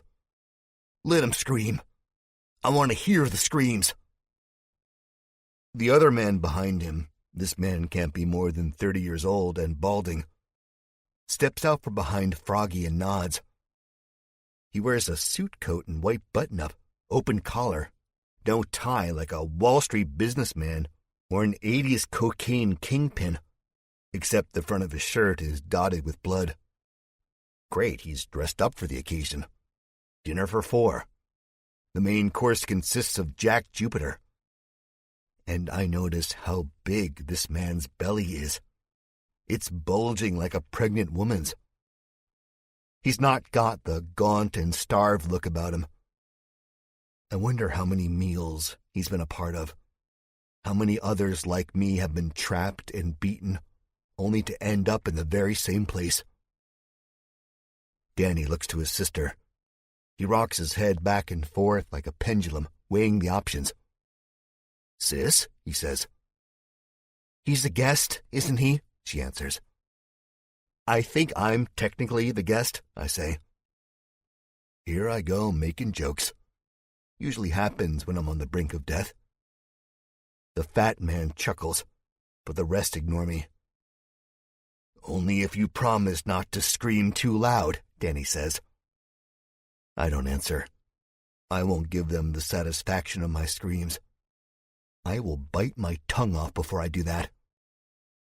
No answer, Danny says, smiling. Good enough for me. Buddy, will you get us the utensils? Steph asks. The fat man says, Sure thing. He moves out of the room and seconds later comes back with a bag and a wooden box. One is a duffel bag made of leather. It is scuffed, very used. There are drops of dark liquid on it. I see this as he passes my field of vision. Then he drops it on the floor. It clinks. Metal. He hands the box to Danny. He sets it on top of my stomach. It's heavy, and he opens it. Inside, silverware gleams. Not the type of silverware you'd see in your mother's kitchen drawers. No, these are the types of utensils used for a big cookout. Pitchforks. Blades like the one in Froggy's hand. Tongs. Seeing them is like seeing my death. I'd imagine what I'm going through right now is waking up during surgery to see the doctor holding a buzzsaw up to the light. You don't know if you're dreaming or in hell. Is the fire set up? Danny asks no one in particular. Yeah, it's burning low right now. I brought marshmallows. We can have s'mores for dessert. Buddy says. Really fucking great. Danny grins, but it's not the shark grin from before. This is a genuinely happy grin. Aw, buddy, you know me so well. Danny has a steak knife and grill fork out. And if the grill fork was a little bigger, it would be a perfect zombie weapon. Long handle, 2 sharp prongs. He rubs them together, creating a noise like 2 swords clashing against each other. My heart is beating ridiculously fast now. If he pricks me, I'm going to spurt a fountain of blood. I feel my face growing hot, but my skin feeling like ice. I close my eyes, summoning up an image of Darlene. Her standing at the altar, wearing a white wedding dress, low cut, both pure and impure at the same time. her blonde hair flowing in a light sea breeze. When I was younger, I never thought I'd get married. I think this was a result of the fact that most girls wouldn't give me the time of day. Then I met Darlene, and 5 years, going on 6, later, I still can't believe she agreed to marry me. And I think I'd like to get married on a beach. On a warm day, calm day. That's where this image is coming from. I try to block out the scraping noise, but I can't. It's too loud, too prominent. A heavy black thunderhead hangs above me, signifying death. I smell disinfectant, maybe dish soap. 2 scents I haven't smelled since the apocalypse happened. It's coming from the utensils. Gee, that's super kind of them. I might get eaten, but at least I won't catch hepatitis. Froggy, would you like the inaugural piece?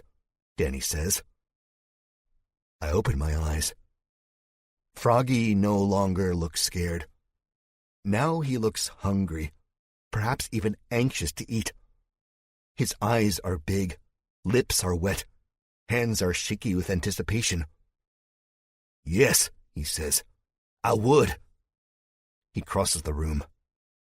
I can see he is still limping, still wearing the dirty, soiled clothes he was wearing when I sent him home on the bridge away from Wrangler territory. The blood on his shoulders is caked, dark as mud. He smells like vinegar and dirt and body odor. I call the balls, Buddy says. All fight goes out of me when I hear that. The balls? Seriously? There's gotta be cannibal etiquette. Gotta be something that says you can't eat someone's manhood. I'll split them with you, Steph says. I love how they just pop. I'm in an episode of The Twilight Zone. Let's make sure he's at the perfect temperature, Danny says. He speaks lightheartedly, like this is all some big joke. He rummages through the box of barbecuing utensils until he finds a long, thin metal stake. In a blur, he races it up. Things go slow motion here, as they often do in times of great stress for me. And I'm faintly able to recognize that it's a meat thermometer. And this has got to all be some huge, sick prank. It's not. He doesn't pull back. His arm comes down with as much force as a man chopping wood. It punctures my thigh, ripping through my pants and flesh and muscle with ease. Remember that thing I said about not screaming? Yeah, that didn't last. I'm howling bloody murder. Warmness trickles down my leg. I don't know whether I pissed myself or if I'm just bleeding that much. Needle's barely moving, Danny says. He laughs and flicks the dial a couple times, sending jolts of pain all over my body. Guess we'll have to try the other leg. Now everyone is laughing. Buddy holds his heavy gut, chortling deep bursts of laughter. Froggy is even tittering, and I thought after the shit that went down on I-95, the bastard would never laugh again. Danny rips the thermometer out of my thigh, and somehow the pain is even worse. Dark blood drips off the point. My blood. I shudder, trying to muster up the image of Darlene again. Her on the beach, her smiling, her laughing while I hold her from behind and kiss her on the cheek. Nothing. Nothing comes. I'm dying. Steph takes the thermometer. No need, Dan, she says. He's suffered enough. She sticks the point into her mouth. Slowly, sensually. She licks it before wrapping her lips around it. Froggy is grinning and groping himself below the belt, absent-mindedly, I think. Bud looks on, gazing at her almost like a zombie. Dead eyes, entranced. Dan couldn't give two shits. I assure you, it's not even remotely sexy. If anything, it's downright disgusting. She says through her tightened lips. Okay, Danny says, rolling his eyes. That's enough. I grit my teeth. The pain is coming in waves. Not gentle waves either, nothing like the ones I imagine in my beach wedding fantasy. No, these waves of pain are tsunami waves, the type with enough force to wipe a city off the face of the earth. I don't know how I've not passed out, actually. But I do know if I pass out, I won't wake up, or I'll wake up without a leg or an arm. Hell, maybe even my face. Frogman, Danny says, holding the steak knife and grill fork out. You're up. Hope you brought the barbecue sauce. A chuckle from Bud. Froggy moves across the greenhouse without a limp. All of his pain must be forgotten. He takes the knife, looks at me, and says, I'm going to really enjoy this. Abby was right, I say. There's a fire burning in my head. Seeing this freak about to do me in just pisses me off. I should have put a bullet in your brain when I had the chance, but I didn't. You know why? We don't care, Bud says. Get on with it, Frogman. You've been waiting for this moment for days. It's not often food falls in your lap like this. Primo food. He smiles, giving the OK symbol with his fingers. But this isn't a coincidence. Froggy knew where we were going, knew I was after Dr. Klein. I really should have killed him. I just thought he'd never have the balls to face me again. Boy, was I wrong. And now it's going to cost me my balls. Froggy looks like he wants to know why I gave him a chance. How do I know this? Well, he's not carving a meaty piece off of my thigh. Do you want to know? I repeat. Steph watches me, the thermometer still in her mouth like a lollipop. It don't matter, Froggy says. I'm going to kill you and eat you anyway.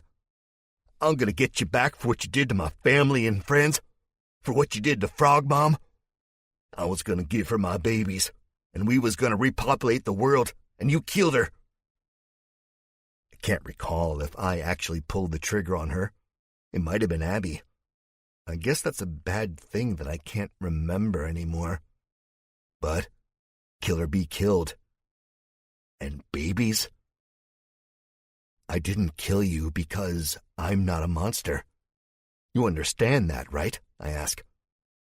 He doesn't answer, but he lowers the knife. Oh, come on, Frogman, Denny says. He's trying to get in your head. No, I'm trying to buy more time. For what? I don't know.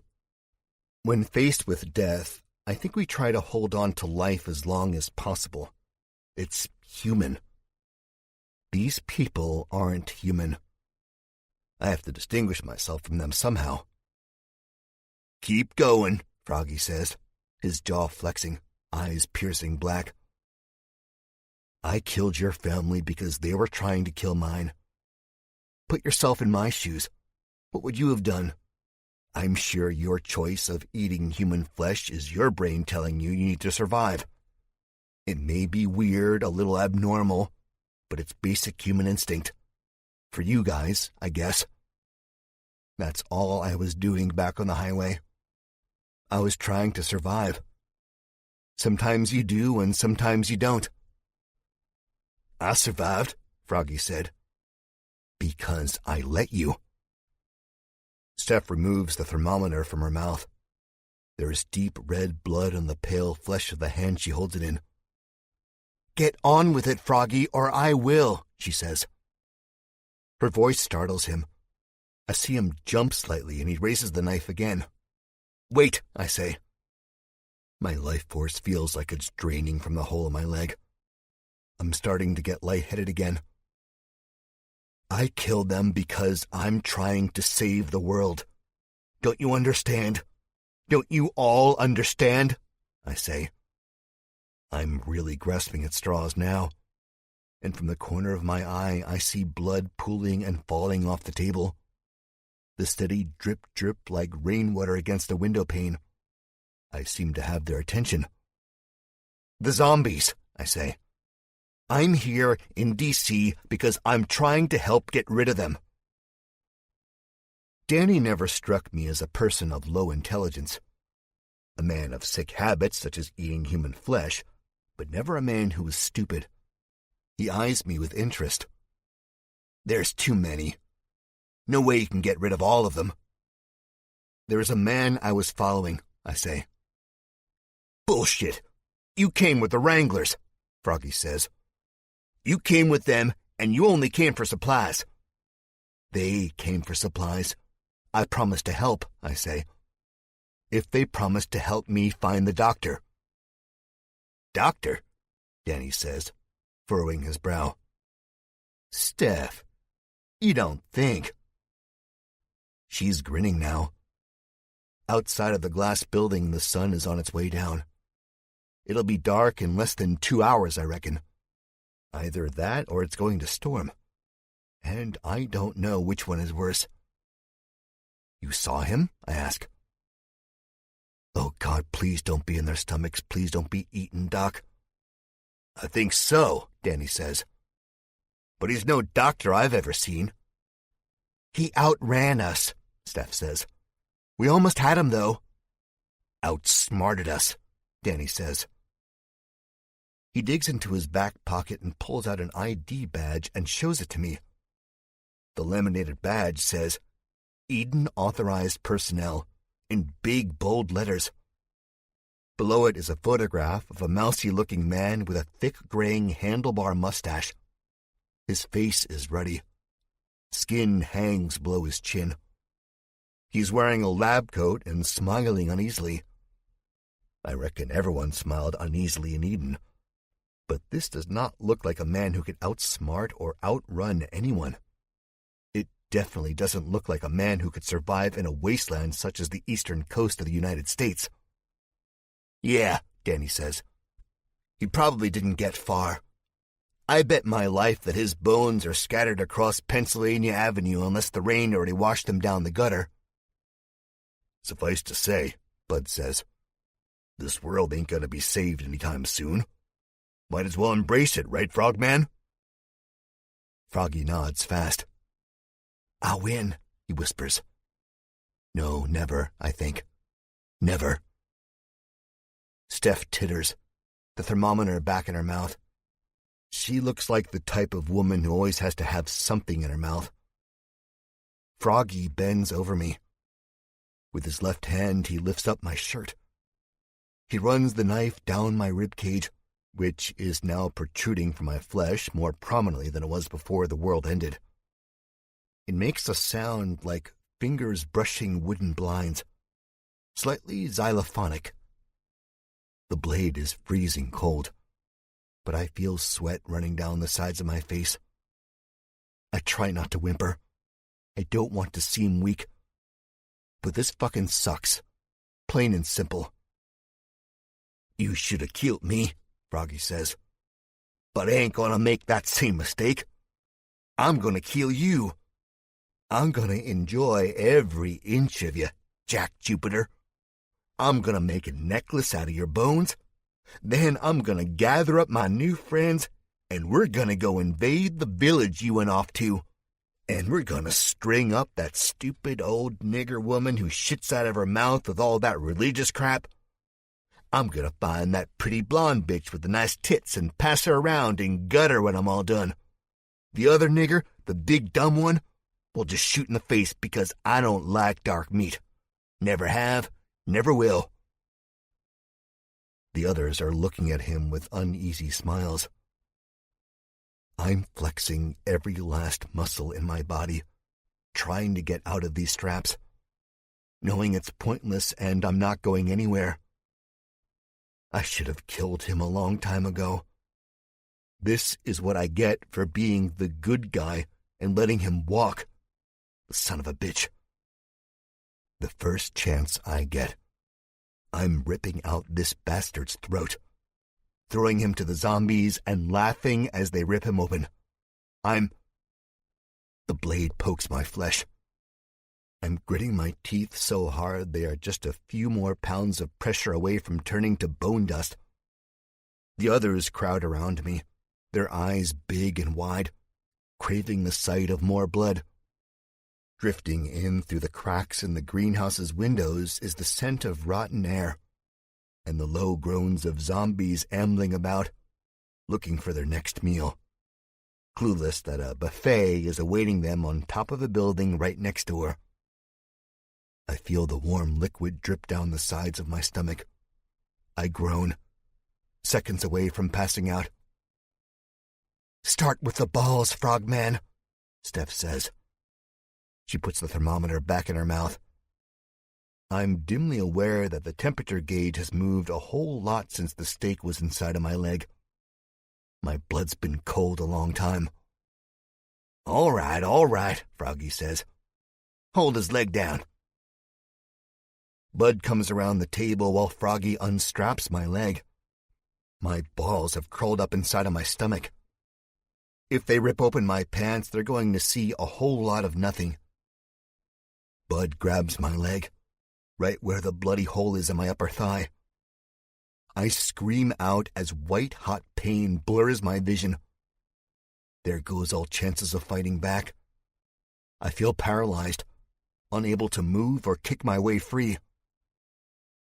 Froggy fumbles at my fly like a drunk, the blade all too close to my manhood. But I won't beg him to stop. I'll look him straight in the eyes as he cuts me up and eats me. They'll not get the satisfaction. I hear my zipper going down, feel rough, cold hands pressing up against my skin. Laughter, pain in my leg, bright eyes staring at me in anticipation. Now I'm basically naked, and my balls haven't gone into hiding like they were supposed to. Steph chuckles again, looking at me with an amused expression on her face. She takes the meat thermometer, and for a split second, my mind explodes with phantom pain because I think she's going to shish kebab my junk. Instead, she just holds the thermometer up next to my downstairs area and laughs. "Not bad," she says. "A bigger meal than I expected." "Shut up," Danny says. "It's not whore time, it's dinner time." The blade presses up against my testicles. I'm shaking now, trying to collapse inwardly on myself, trying to save everything down there. "Please, anywhere besides that," I almost say, but bite my tongue. The world is going gray. Outside of the windows are purple thunderheads masked by overcast. It's going to rain. I'm going to die. No. At the first poke, the first burning sensation of pain, I kick my leg. Froggy jumps back with emotion, and as he does, I feel fire. He wasn't careful. Not that I think he wanted to be or anything, but the blade slices the inside of my thigh. Blood trickles from the wound, burning. Bud is a big man, but he's no match for the now half-hearted kick. When one's balls are literally on the line, one can muster up a lot of strength. Hold him! Hold him! Froggy shouts. He bares his teeth. I see a drop of blood on the edge of the steak knife. Danny is laughing. "This your first feast?" he asks. "Jesus!" Froggy doesn't answer. He looks pissed. As soon as he gets close enough, I kick out again, missing his chin by centimeters. He doesn't flinch. Bud tries to get a hold of me. Things aren't going well for him. He ends up pressing his big gut on my leg to quell my kicks. "He's got a lot of fight," Steph says. "I like that." She puts the thermometer back in her mouth. "Fuck you," I say. She titters. "You wish." "Got him?" Froggy asks Bud.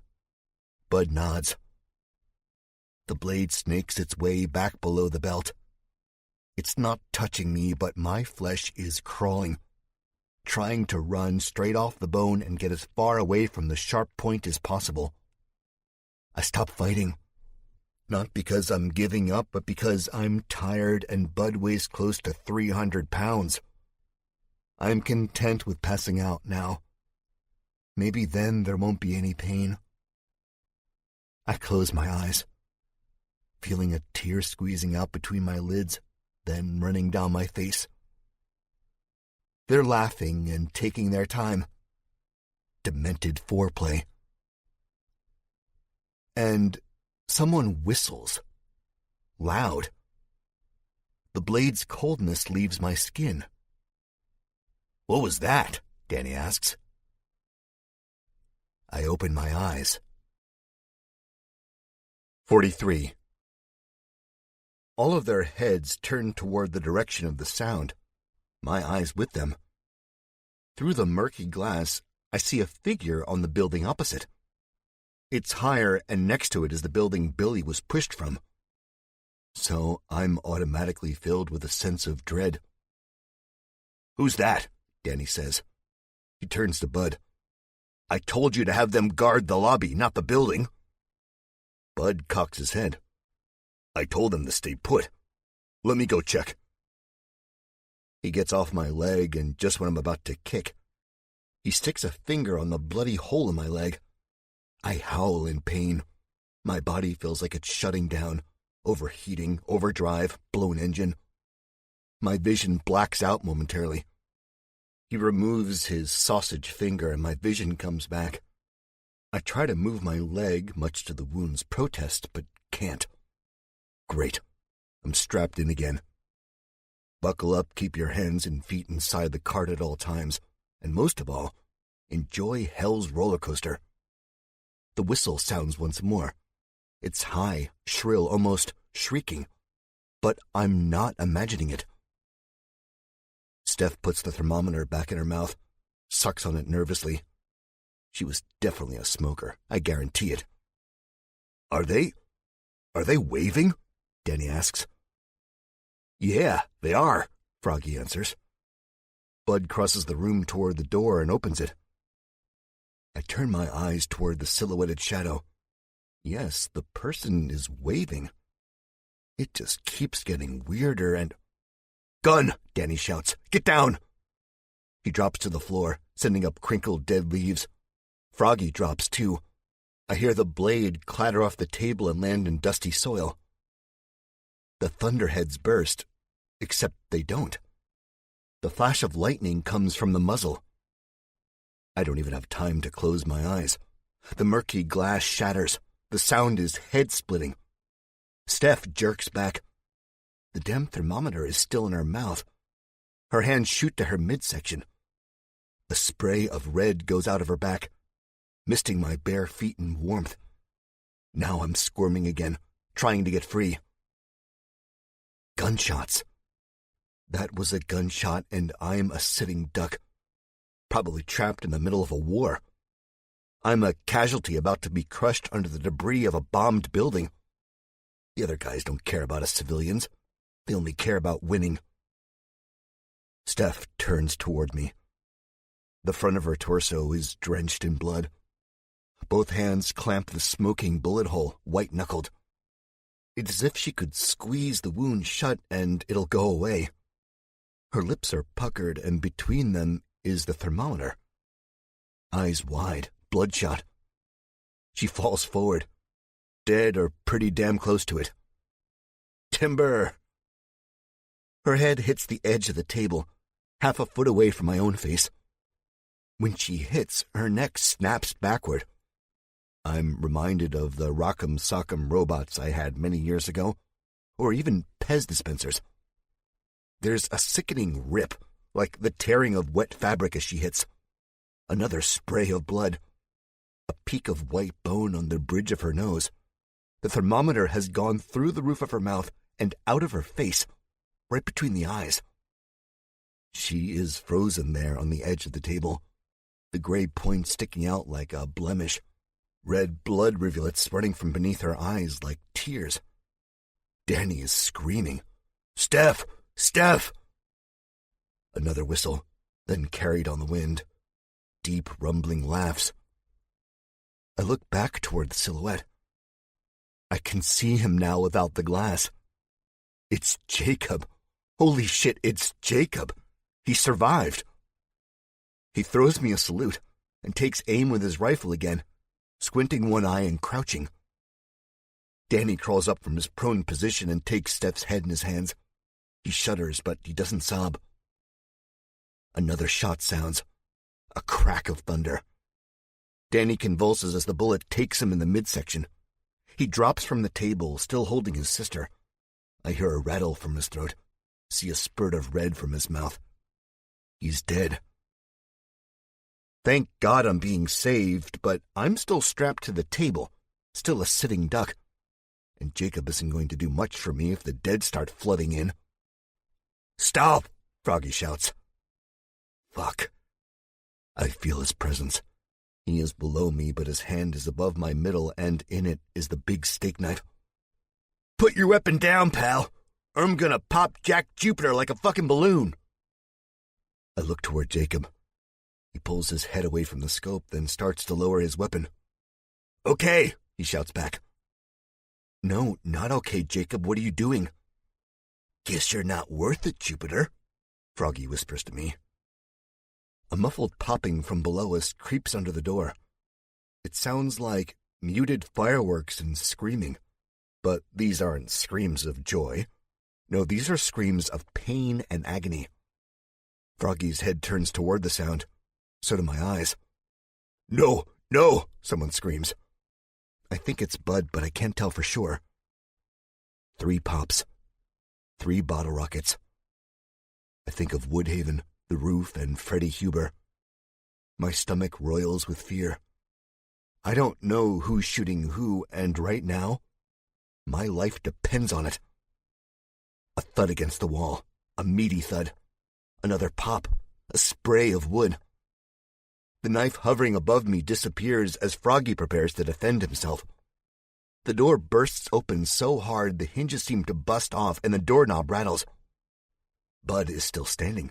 He has a weapon in his hand. A one-handed machine gun, something like an Uzi. Another pop. Bud screams. He stiffens, goes rigid, and falls backward into the room. As he falls, he squeezes the trigger of his Uzi and shots ripple upward, breaking wood and ceiling until he thumps hard onto the dirty floor. Shards of glass fall down on top of us like rain. I close my eyes. The bits bounce off of me. "Don't come in. I'll kill him. I swear to God and all things holy, I'll kill the son of a bitch," Froggy is saying. Dimly, I'm aware of the knife pressing into my gut. "I mean it, I'll—" 2 quick shots. The knife is gone. Froggy cries out, goes flying backwards, scraping glass and crinkled leaves with his body. Dead. "Jesus, Jack," Grady says. "Cover yourself, for Christ's sakes." I'm beaming, smiling so wide I must be all teeth. "Grady, holy shit, I've never been so happy to see you." He walks into the room, his head turned, not at the blood and gore, not at Danny, who's been shot and bled out all over the floor, or Steph, whose head has a thermometer poking out from right between her eyes. None of that. He's turned away from my bloody dick and balls. It's a weird world we're living in. He undoes the straps. It feels so good to not have anything holding me back. I sit up and pull my pants back on. I use both her and her brother as stepping stones as I get down, walk over to my boots. I put them on, tie them tight. I think we'll be doing a lot of running, but that's okay. I take Dan's belt and cinch it around the hole in my thigh. It hurts like hell, but I have to get it to stop bleeding. "Hurry up," Grady says. "There was more outside." "Zombies?" I say. He nods his head. "Isn't it always?" "Thank you," I say. I try not to show just how grateful I am. If I did that, I think I'd be on my knees, kissing his feet. I was so close to death. And not even normal death, but cannibal death. They were going to eat my balls, man. My balls. Grady looks at me, a smile on his face. Don't mention it. I'm thinking of Darlene and Abby and Norm and Herb, thinking about how I'll never leave them ever again. Thinking maybe I can't save the world now any more than I could have saved it before the zombies came. The only way to save some things is through destruction. Starting over. Maybe that's what happened to the world before. Our society was broken and someone, God or the scientist at Leering outside of my hometown, thought it was time to hit the reset button. I realized too late that I am crying. Tears are rolling from the corners of my eyes. Jack, Grady says. He is reloading his AR-15. It's okay, man. You're safe. I know, I say. It's just, I'm happy to be alive. They killed Billy. This bastard right here. I nudged Danny with the toe of my boot. And that one over there, the one you shot last, is one of the cannibals that jumped my group and me on I-95. You're not very popular, he says, grinning. The AR-15 is loaded and he turns to the door. But there's at least one person who likes you in this city. He waves to Jacob. Jacob waves back. I walk over to Bud and take his Uzi. It's much heavier than I expected. A little bigger, too. Again, I'm going by video game experience, but I don't think this will be a good weapon to fight zombies with. The range isn't far enough, and it's too erratic. Oh well, it beats a steak knife. Jacob whistles twice, both low and droning. Zombies, Grady says. Stay frosty. I turn and head toward the ruined door frame, ready to take out all of my pent-up aggressions on some dead motherfuckers. 44. I'm halfway out of the greenhouse and in a shadowy stairwell when a voice says from behind me, This isn't over. I turn back to see Froggy half propped up on his elbows. 2 red roses have blossomed on his chest and stomach, and they're getting bigger and bigger. I'm gonna haunt you, you piece of shit. You think this is over? It's just starting. Grady, hold on, I say. I have to finish this. He doesn't say anything back, but in the faint light streaming in, I see understanding in his eyes. Yeah? Haunt me, I ask. I walk right up to him, trying not to show the limp in my strides. Yeah, he answers. Even as we speak, they're coming for you. Coming for all of you in that little village and your girls. He smiles with teeth stained red. His eyes are dark and hollow. If I don't come back, that village is fucked. Then, I say, raising the Uzi to his face, I'll just kill them again, because I'm not making the same mistake twice. He's smiling wider. He doesn't think I can kill him because I didn't do it the first time. But I'm done being nice. I'm done leaving loose ends. I have a family to protect. I have a village to defend. I have a life to live. Besides, I can always tell when someone's bluffing. Through that devious smile, Froggy starts to say, We'll see about... I don't let him finish the thought, because I do what I should have done the first time. I squeeze the trigger. It's sensitive, but I'm able to let go before I waste the whole clip. A barrage of shots take him in the face, turning his smile into a bloody pulp. Not only do I see the light go out from his eyes, but I see the eyes go out from his face. It's gruesome and dark. It's not me, Or is it? He made me do it. If he would have never came back for me, would have never grouped up with the DC cannibals, then he might have been able to live out the rest of his miserable life. I stand up, thinking of Darlene, thinking of what Froggy had said to me. I'm gonna find that pretty blonde bitch with the nice tits and pass her around and gut her when I'm all done. No man or woman would ever get away with saying that about Darlene. I did what I had to do. I give Froggy one last look and wipe his blood from my face. Geez, Grady says. Don't, I say. It wasn't as bad as I wanted to do to him. Plus, he wanted to die. I could see it in his eyes. Grady nods. Let's just not tell anyone about this when we get back home. I agree. We head to the stairwell. The rampant sounds of the dead are already revving up. The gunshots and breaking glass and whistles probably had a lot to do with that, not to mention the city was already swamped with dead to begin with. As we make our way down the stairs, I see bodies and brains and shadowy bloodstains. Let's not talk about this either, I say to Grady, motioning to the destruction. Wasn't me, he says, laughing. Then, after a moment, he says, Yeah, let's not tell anyone about this either, in a serious voice. We get into the lobby. There are 3 bodies on the floor. Near one of them is an M16, probably my M16. In the corpse's belt is my SIG. I check the ammo. Almost full. Good. From the lobby I can see the street. Thankfully, I can't see the alleyway Billy and I ran to because it's the alleyway that wound up being his cemetery. That is, if there's anything left of him. But with the street, I can see the dead. There are more of them than I expected. Much more than we can handle. Shit, Grady says. The lead zombies are a man in construction gear, jumpsuit, yellow hard hat, tool belt, and a woman with dreads and a tattoo on her sallow face. Her nose piercing gleams in the dying sunlight.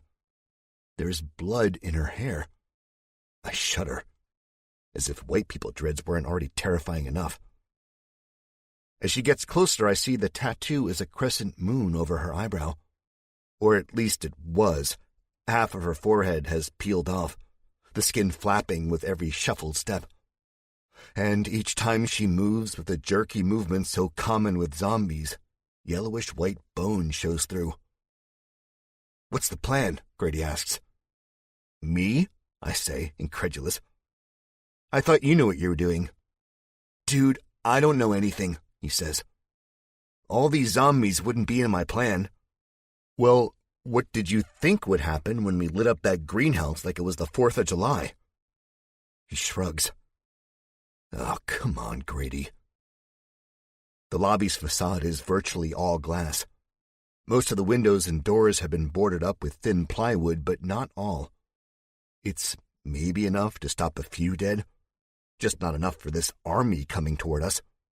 2 pieces have already fallen over. I guess you can't trust cannibals to do anything right. I switch the M16 to full auto, feeling a weird mixture of fear and excitement. Okay, I say. Here's the plan. We kick some zombie ass. Grady looks into my eyes, snarls, and says, That's a good plan. He releases the AR-15's clip or magazine, I'm not sure what you call it, and lets it clatter to the floor, barely audible over the groans and moans of the dead. It's the best we can do, I say. Grady dips into his vest and pulls 2 more magazines out. He tosses them to me. Found these on my way up here. You'll need them. The tension in my chest eases. I wasn't sure how many shots I had left. Now I'm set. That's good for about 40 shots, give or take. I'd say use them wisely. But fuck it, Jack, let's get out of here. Where? I ask. The hospital?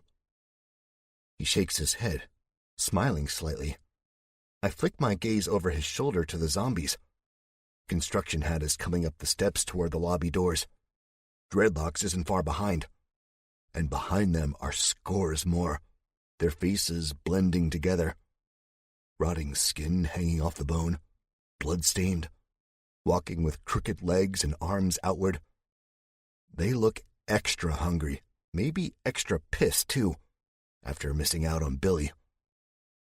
"We got what we could from the hospital," Grady says. "Not much, but enough to last us until next winter." "And we saw someone, Jack." "Who?" I ask, but the question isn't answered. Construction Hat clinks his head against the glass. His yellow eyes glow like headlights in the dusk. He claws the door, leaving streaks of blood and black muck. "Ready?" he asks, ignoring my question. I get it, now's not the time and all, but I say, "Ready, anyway." We make a run for it. Kill as many as we can. Grady nods, raises his pistol out of the holster and pulls the trigger. The glass shatters, the top half glittering with red and white brains. Construction Hat takes a bullet in the face, and with the bullet goes a chunk of his cheek. I'm reminded of Spike after I shot him. The zombie drops to its knees and falls forward. We make for the door, the stench of death and acrid gun smoke in the air. And in the back of my mind, I'm thinking about Darlene, praying to God she's safe in that little village. 45. Most of the dead don't seem to look at us. Their heads are bent low, looking at the cracked asphalt, but their eyes are a glowing piss yellow. Construction Hat's tool belt is mine for the taking. I see a red wrench and a hammer. I pull them free from the belt. I have to conserve ammo now because I know we aren't even in the thick of it yet. Standing on the top of 3 concrete steps, Dreads looks up at me, growling greasy hair slapping in her rotten face. I take the hammer and swing with all my weight. The growl is cut short by the blow. Skull cracks like an egg. Pink and black yolk runs out, and she drops. Grady has his pistol in hand, AR-15 on the strap around his shoulders. He lets off 2 shots, taking down 3 zombies. 2 birds, 1 stone, or something like that. I'm impressed, but too scared to be too impressed. "There," I say, pointing across the 4-lane street. On the opposite side are parked cars. Almost all of them have aged and weather-worn pieces of paper underneath their windshield wipers. Parking tickets, I think. Are you serious? Grady blows the brains out of another zombie. A priest comes at me, outfit almost completely unsoiled. I think this is a test of God. Of all the possible zombies that could be closest to me, it has to be a priest. He's so close, actually, I can smell the overwhelming stench of booze, somehow stronger than the rot, hanging around him. When the apocalypse hits, not even priests can stay away from the bottle. I can also see a smudge of blood in the middle of his forehead and streaking down his nose. I'm guessing this fellow managed one last sign of the cross before turning. He chokes out a noise so animalistic and guttural I'm almost caught off guard. Almost. The wrench in my left hand bitch slaps him upside the head. I hear his neck snap like dry wood. The spinal cord sticks out to the heavens, and I swear it's a perfect crucifix. Not only does this make me feel uneasy and a little queasy, but cements my place in hell. Wonderful. I kick him out of my way. He goes toppling over the last 2 steps, squirting blackish blood, eyes burning out. But there's no break, and my heart is thudding fast, while my brain sends me images of hands knocking on the inside of a coffin. It's chillier outside now, and night is coming, but I'm sweating.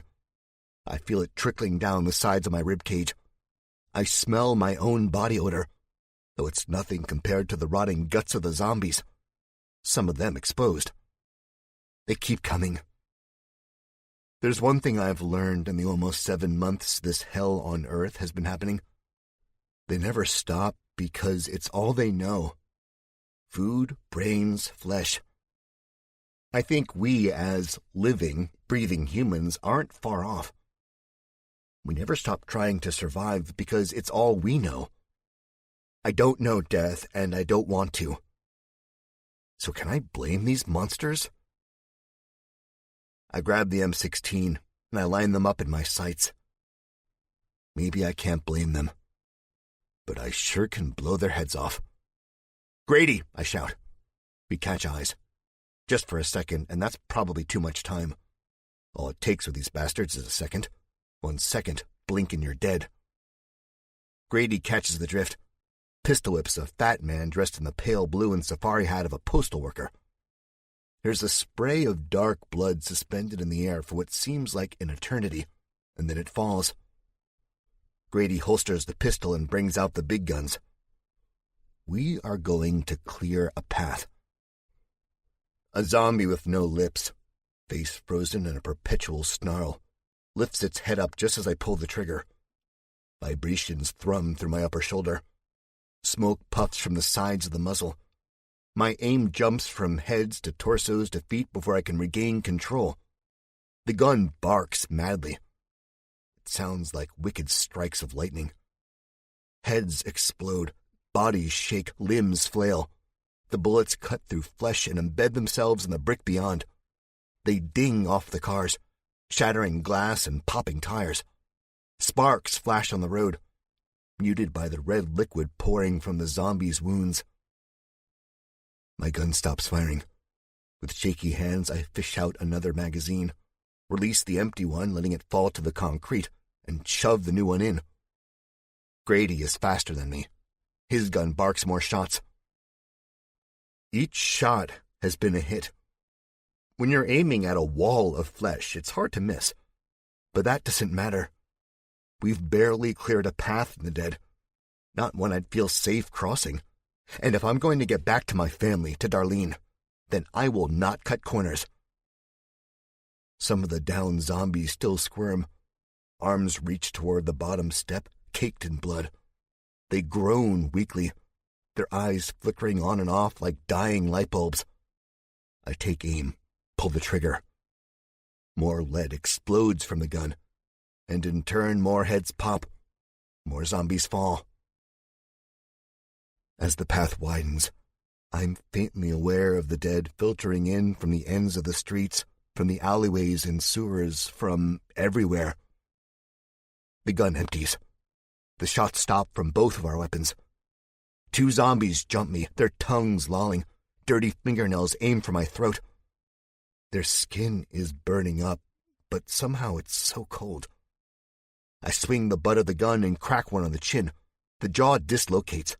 Teeth shatter and fall as it staggers backward. 3 more take its place. I feel like I'm in quicksand. Sinking, sinking, sinking.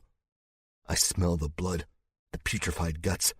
My stomach roils, my heart makes a thunderclap in my chest. Help me. God, help. I'm drowning. "Jack!" Grady yells. I can barely hear him over the snarling, the zombies' groans and shrieks.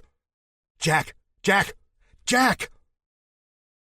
The sun is completely gone now. Not fully set, but blocked out by the bodies around me.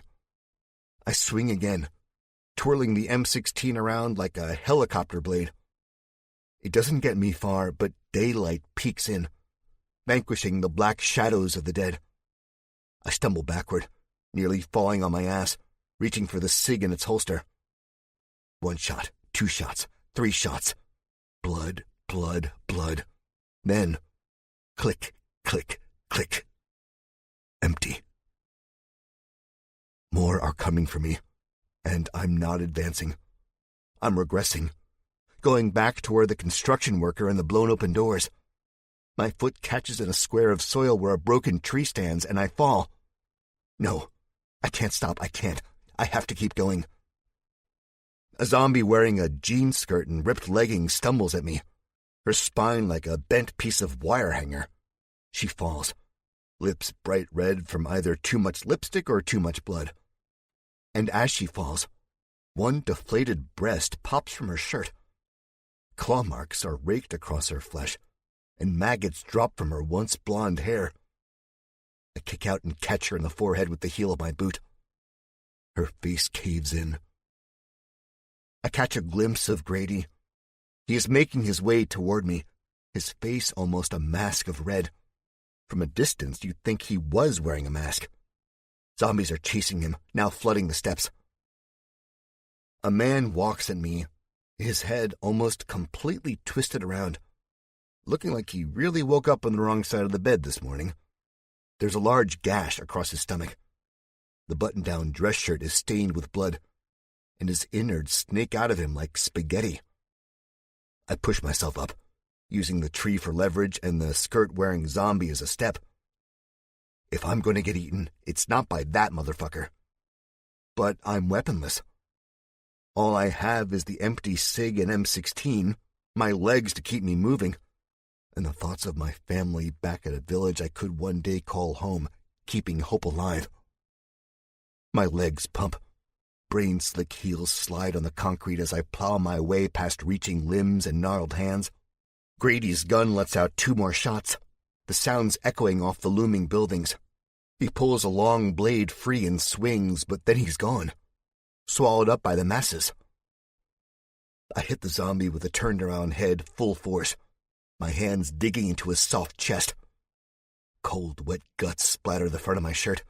They chill me to my very core, and it's not just a physical feeling. The zombie utters a cry.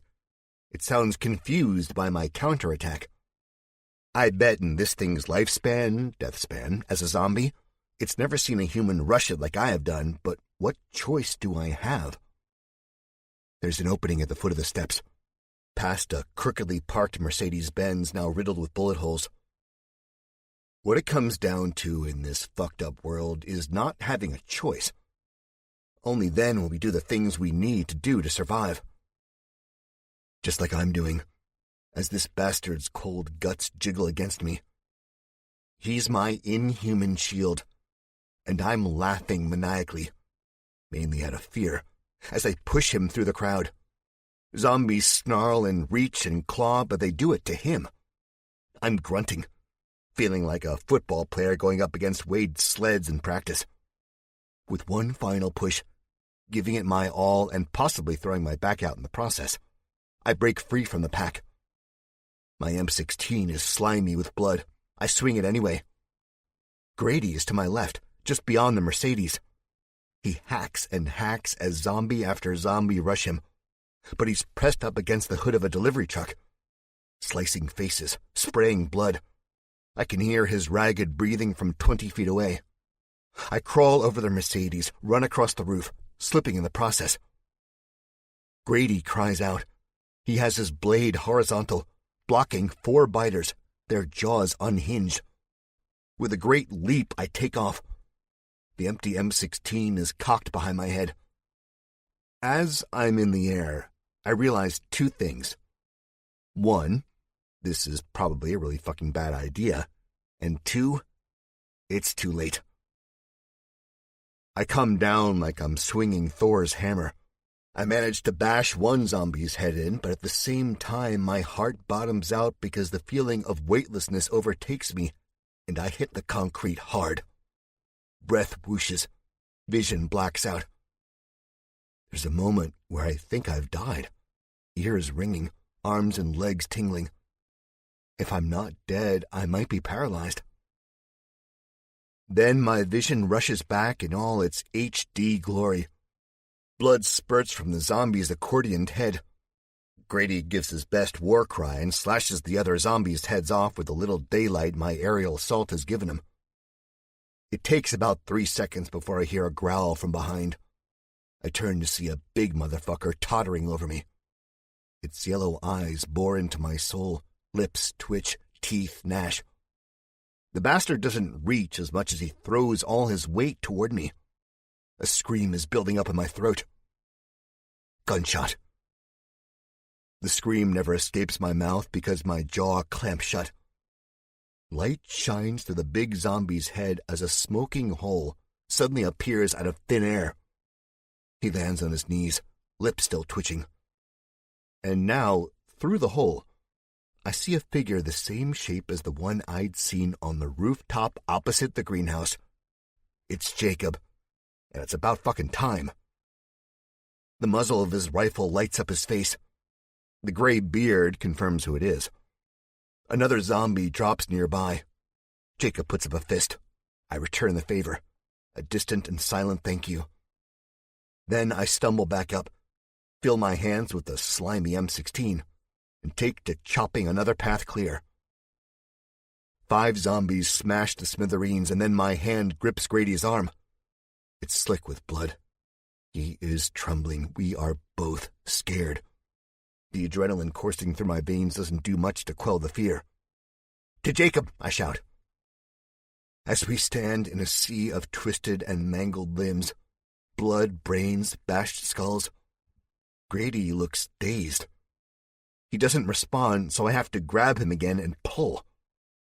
We run, our boots squishing and crunching, blood spraying from beneath our soles, dotting hubcaps. Jacob takes aim with his rifle, and from our vantage point, me in the lead, it looks as if he's going to gun us down. The muzzle lights up, delayed thunder from the barrel, the whooshing snap of a bullet whizzing by us, the wet thwap of it hitting a zombie much too close. We are running, and Jacob is getting bigger. The shadows are disappearing from his pain. I'm seeing the stern look of concentration and equal disgust. But as the shadows on his face disappear, more emerge from around the corner. Tall, black giants projected on the walls of the bank behind him. I stop on a dime. Another scream caught in my throat. Grady hits me hard, but I don't move. Zombies. More zombies. It's always more. Jacob! But it's too late. They're on him like rabid dogs on a scrap of meat. His rifle blasts off 2 more times. Shot hits nothing but the open, darkening sky. He screams. He gurgles. They crawl over him. They claw. He is bucking and kicking, and I can't do anything but stand there with my mouth open. No, this isn't happening. Not again. No. Grady's voice in my ear. Jack! We have to go, Jack! We have to go now! I barely hear him. I feel like I'm falling, like darkness is enveloping me. I like Jacob. He's so nice. I like him. Grady tugs on my blood and brain-soaked shirt, trying to pull me to the right where a thin alley stretches out for what seems like miles. I'm thinking about Jacob's wife, Margie, about how, if we make it back alive, I'll have to tell her I couldn't save her husband, how I had to watch him die. The zombies tear his arm off. Another plunges their hands into his gut. A volcanic eruption of blood. Screams. The snapping and stretching of innards. Now I'm moving, but not toward the alley. No. Now I'm moving toward the chaos. When will I learn? 46. I shrug Grady off. Dead traffic lights move gently with a cold breeze. It hits my hair, sends it off of my forehead. The smell of Jacob's innards blasts my nostrils. It's like a wall of stench, but I plunge right into it. No, I'm shouting. No! The zombies don't pay me the smallest bit of attention. They are too busy ripping Jacob apart, smearing blood and guts all over their faces and necks. One armless zombie dives headfirst into the open chest cavity, not needing to come up for air. Jacob screams and screams. I am about 10 feet from this gruesome scene when I realize I can't save him. Through a crack in the flailing limbs and huddled shoulders, Jacob and I catch eyes. His face is twisted up in pain, his beard streaked with blood. But you couldn't tell any of this if you just saw his eyes. His eyes are calm, wise. They're saying, "Don't be stupid, Jack. Get the hell out of here."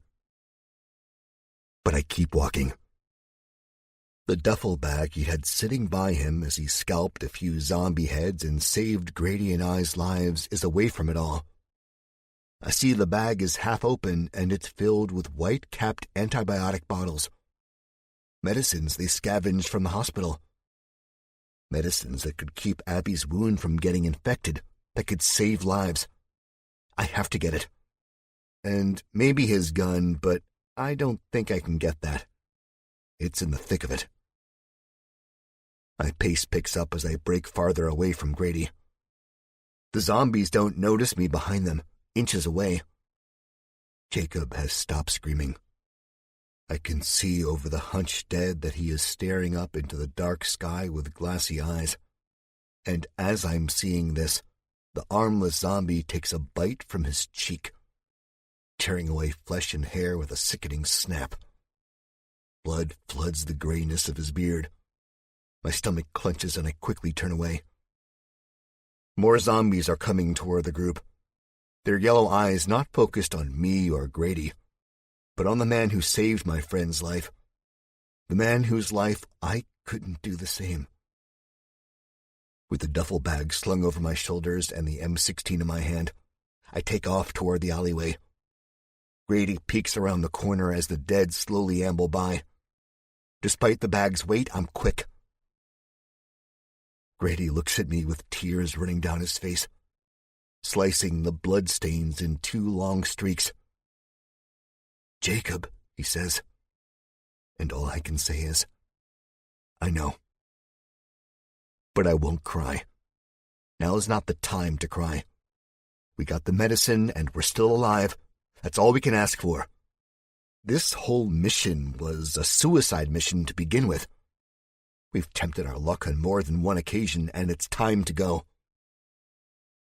If Dr. Klein is out there, I hope he's safe, and I hope he figures out a way to save the world without me. The sounds of the snarling zombies, the tearing of flesh, and Jacob's dead scream still hang in the air behind us. And we move on. 47. We are on a street I can't remember if we've been on before. With the sun gone, it's pitch black. I can hear our breathing, ragged, pained. We need to get to the Hummer. We need to get out. Our boots crunch broken glass and the sound is almost deafening. We have avoided the zombie block party for the time being, just barely. As we walk up the sidewalk, clouds move overhead. A white moon glares down at us, lighting the glass like stars. The glass once belonged to a pair of cars, a black Dodge and a pickup truck. Now they are bent at odd angles, the metal crumpled and ripped. There's a flipped ambulance not far from the crash. 2 skeletons lay crushed beneath it. It's been about 6 months since the fall of mankind, so I doubt those corpses have decomposed. Their arms are outstretched as if they're reaching for the sidewalk, as if that would have saved their lives. My stomach roils again as I think about what happened to them and so many other people in this great city. They were devoured, ripped apart, eaten. We move as close to the buildings as we can, heading toward the bridge and the highway that started this all. "We had him, you know," Grady says quietly. He has stopped walking and stands beneath a ripped awning that belonged to a bakery of some sort. The plate glass windows are gone, and so is about everything else in the store. But the faint scent of baking dough is there. I catch a whiff. It makes my stomach grumble and sour, knowing the days of fresh-baked bread are long gone. "We had him," Grady says. He holds up 2 fingers. "Twice." "What are you talking about?" "Klein." "You had him?" My voice is a whiplash. I advance on Grady. He holds his ground. "Where is he?" "He was with Jacob. You should have seen him. Those cannibals fucked him up really good." He taps his forehead. "Up here. He was near the hospital. He asked me for my gun and kept saying, 'I can't do it. I can't do it. I failed.' But I wouldn't give him the gun. His eyes said what his mouth wouldn't. He wanted to die. He wanted to put a bullet in his brain. I know the look. I've seen it many times in the last half year. But my mind is running 1,000,000 miles an hour with confusion and betrayal. Where is he now? I demand.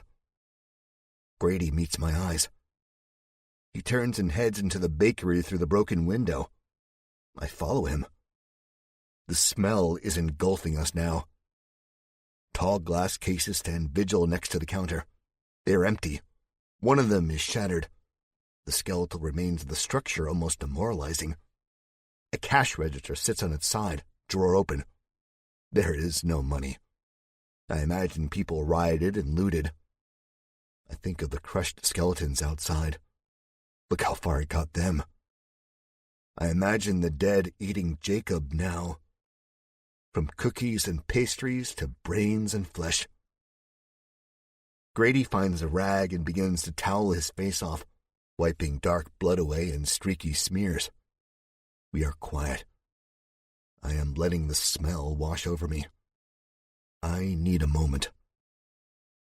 There's a bang from the back room. It causes me to jump, my stomach to bottom out. Grady turns to the noise. The swinging door with a circular glass window opens.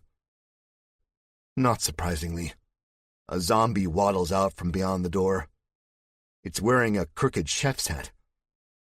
The only reason the hat hasn't fallen off is because the flesh around the zombie's scalp is so rotted and wet that the hat has almost been glued on. It wears an apron. Its face so emaciated I can't tell if it's a woman or man. I see it's waddling because its beige pants stained with dried icing and black bile have fallen from its waist. The flesh around its middle is gone, chewed up or just rotted. I'm surprisingly not scared. After what happened one street over, I don't think I'll ever be scared again. The bag, Jack, Grady says. He doesn't sound scared either. Hand me the bag. I do. Slowly he unzips it and pulls the handgun free. Something shiny and chrome. I hate to say it reminds me of Butch Hazard's, but it does. Grady's eyes never leave the zombies. He advances over the counter, kicks it in the knee so it falls, and bashes its head in over and over again. Blood squirts. Brains fly. I am sickened. But the zombie is dead. No longer a threat. Grady keeps going, grunting and grunting. Grady, I say. It's okay, it's dead. He's breathing fast and heavy. I hate these things as much as anyone else.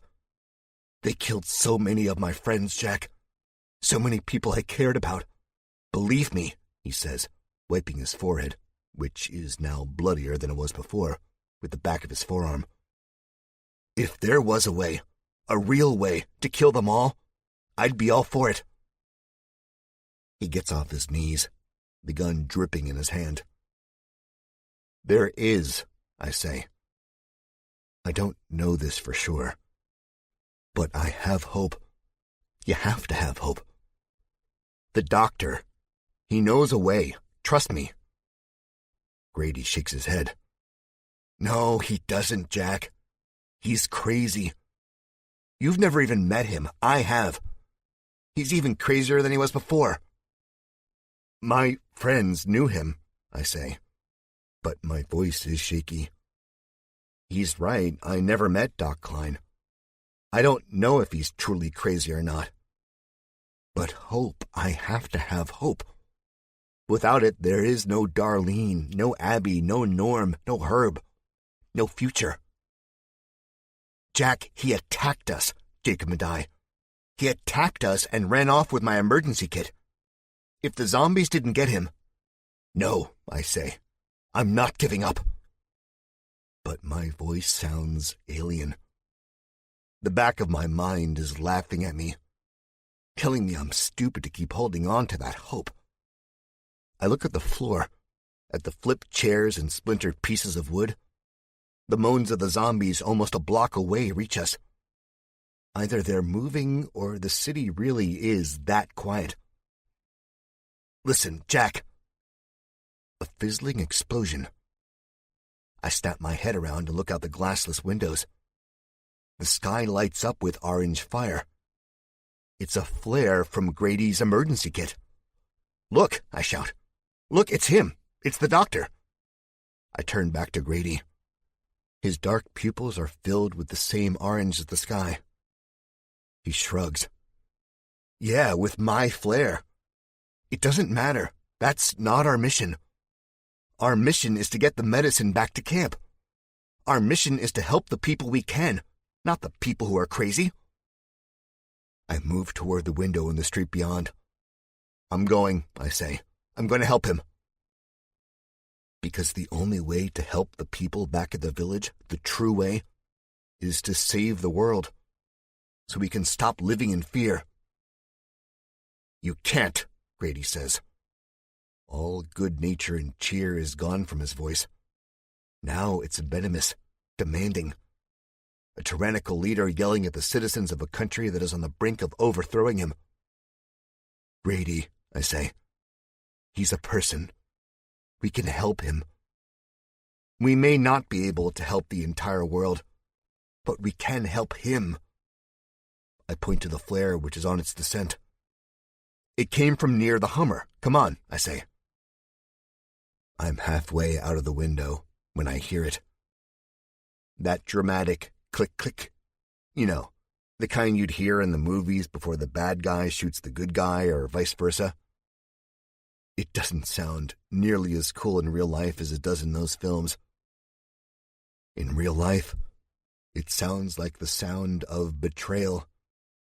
Of a man I could have called a friend just one click-click ago. And here I am, weaponless, an empty M16, and a gun pointed at the back of my head. The sounds of zombies ambling up and down the street drift through the empty buildings via the wind tunnel effect. Slowly I turn. I can almost tell you what Grady is going to say before he says it. I see his lips part, and in my head I'm thinking, I can't let you do that, Jack. On cue, he says, I can't let you go, Jack. Almost. Maybe he knows what I'm going to say, too. Something like, what are you going to do, kill me? Or, you can't kill me. My group will be expecting me back. So I go against all that common wisdom and dialogue you'd hear at the final climactic scene in some cookie-cutter action movie, and I say, fuck you, Grady. This is all your fault anyway. Sean died because you wanted to be fucking Tom Cruise and rappel off the overpass. We could have walked and got by the zombies. It wouldn't have been hard if we all stuck together. It all started with you, man. He looks like I've slapped him. Eyes wide, whites glowing in the dark. But that look passes as fast as a rolling black cloud and translates to a bursting thunderstorm of rage. Take it back, he says. The metal in his hand shakes, glints orange for a split second before the flare disappears. You want me to take back the truth? What would Mother think of your stupidity? It's still weird calling her mother and not thinking of my own. Shut up, Jack! Shut your mouth, he shouts. Zombies growl. They've gotten a taste of meat and they want more. The alleyway echoes with their cries. My skin is crawling, heart pounding, arms shaking. You grabbed me when I went for Jacob. I was going to try to save him. I was going to pull him free, but you grabbed me and slowed me down. And when I got there, it was too late, I shout. No, he shouts. No! They're closer now. Through the open window, I hear the scraping of the shoes they died in coming up the alleyway. The gurgles, the moans. My body is slowly icing over. If I don't move now, it'll be too late. I'm a good... Grady begins to say, his teeth bared, upper lip snarled. But he never gets to finish the sentence. The kitchen door bangs open. The circular window shatters. Grady spins around only to be greeted with a bloody mass of reaching arms. Shit. They've come in through the back door. They must have heard us arguing. I look to the window, seeing dark shadows stretching along the ruined pickup truck's passenger door. They're coming. They're always coming. Grady lets off 2 shots.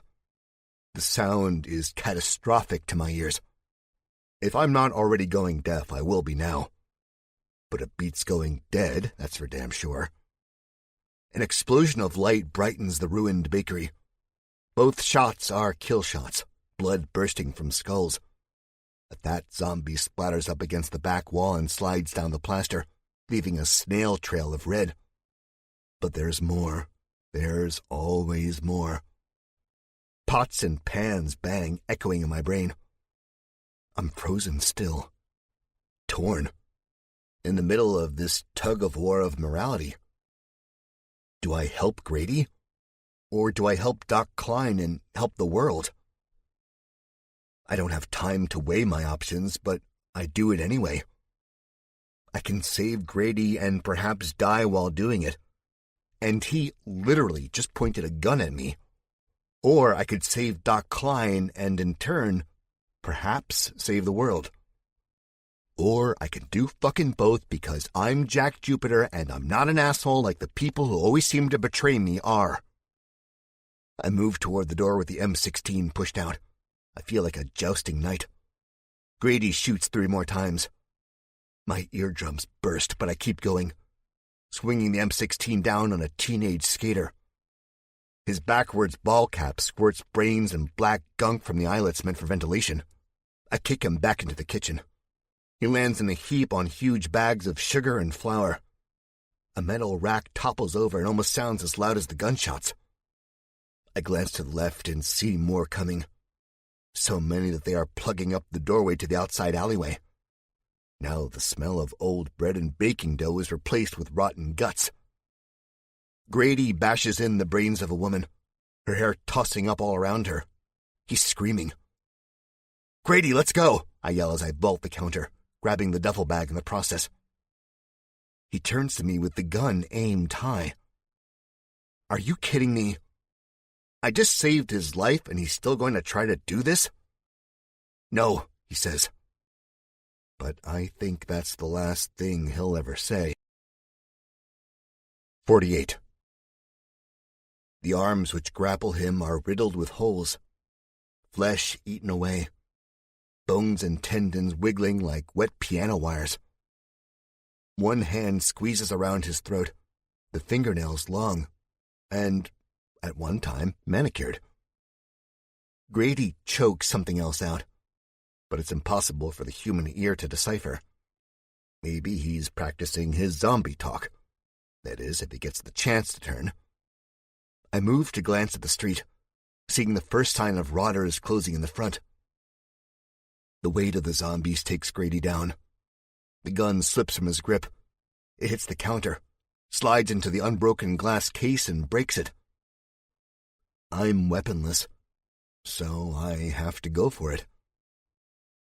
As I move, I see Grady's bulging eyes light up with hope. Upside down to me now, the top of his head facing the front doors and his face to the ceiling. He thinks I'm going to save him. I wish, but he is beyond saving. My goal is to get the gun and leave before they start tearing him open, and there goes his throat. The manicured nails claw at the flesh and the tendons. I see a gleam of bone, his spinal cord. I turn away, my eyes burning, stomach doing more flips than an Olympic diver. My hand fills with warm, bloody steel, and I head for the door. A zombie breaks into my field of vision, spinning from the alleyway like a drunk. I waste no time in raising the gun, aiming, and blowing his top off. I look back to Grady as I hover in the threshold of the bakery. "I'm sorry," I say in a hoarse whisper, and I leave, trying to ignore his gurgles and screams. trying to ignore the sounds of the zombies gnashing their teeth and ripping his insides out. 49. Not long after I break away from the pack, another flare lights the night sky. Zombies fill the bakery almost to bursting. This place, which I read as Heavenly Bakes from the dead neon sign, probably never saw this many people when they were in business. It's a bad thought. One to get my mind off of the fact that I came here with 4 other people and I might leave by myself. I imagine the look on Mother's face, her dark features frowning, her rheumy eyes staring daggers through my very soul. I imagine telling Jacob's wife of what became of him, trying to tell her how heroic he was in the end, but stumbling over the words. Look at me, a writer who can't say what he means. The whole village hating me, kicking us out, or worse, hanging us to die, leaving us to be eaten. I jog up the street, the contents of the duffel bag shifting inside, bumping me on the hip. It is stuffed. The zipper looks as if it's about to burst. With the sky faintly lit up by the flare's afterglow, I can see cigarette butts on the concrete, trash fluttering in the wind. A zombie stumbles out of a car, one golden eye closed. He reaches for me and I raise the weapon fast, then think I better not. The only thing scarier than being attacked by a zombie is running out of ammunition. He lunges and I move out of the way, giving him a wide berth, gripping a cold iron pole for balance. He misses and is now behind me. I don't look back. Never look back. I release the pistol cylinder and count only one more shot. This terrible feeling invades my stomach. This burning sensation. Almost, I imagine, worse than getting ripped apart by dead hands. It's guilt. Guilt for letting them die. Letting them all die. Kevin, Isaiah, Brian, the Richards family, Billy, Jacob, and Grady. It's only when the zombie snarls behind me, the lone zombie who's broken away from the pack to follow me, do I realize that I've stopped in the middle of the sidewalk. Crumpled newspapers and flyers roll across the abandoned street which once housed bumper-to-bumper traffic and hit my legs. I flip the pistol around, hold it by the muzzle, and swing at the bastard, dashing what's left of its brains against the bricks. Not far away from this new dark stain is graffiti. I pick up the pace, because Jack Jupiter doesn't give up. Jack Jupiter holds his head up high as he stands as straight as a damn arrow. Doc Klein, I think. Doc Klein will fix this and I'll help him. With a bloody gun in hand, I sprint toward the bridge. 50. My lungs just about bottom out by the time I see the bridge. And it's not the bridge I immediately zone in on at first. It's the man standing on an overturned semi-truck with a smoking flare gun in hand. He points it at the squirming masses of dead. They move like rough ocean waves, their heads jerking back and forth. Their arms are all pointed toward the semi-truck. The closest zombies bang and smash their fists on the undercarriage. There's so many of them, the only possible way through the mess is a motorboat. Float on top all the way home.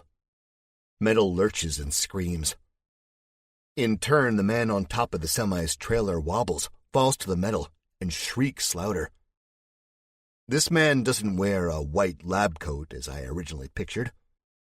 He is lightly balding, and though his face is screwed up in fear and possibly pain, I can tell he has a gentle way about him. He looks like your friendly neighborhood doctor. He looks like the man I saw on the Eden ID badge Danny had shown me.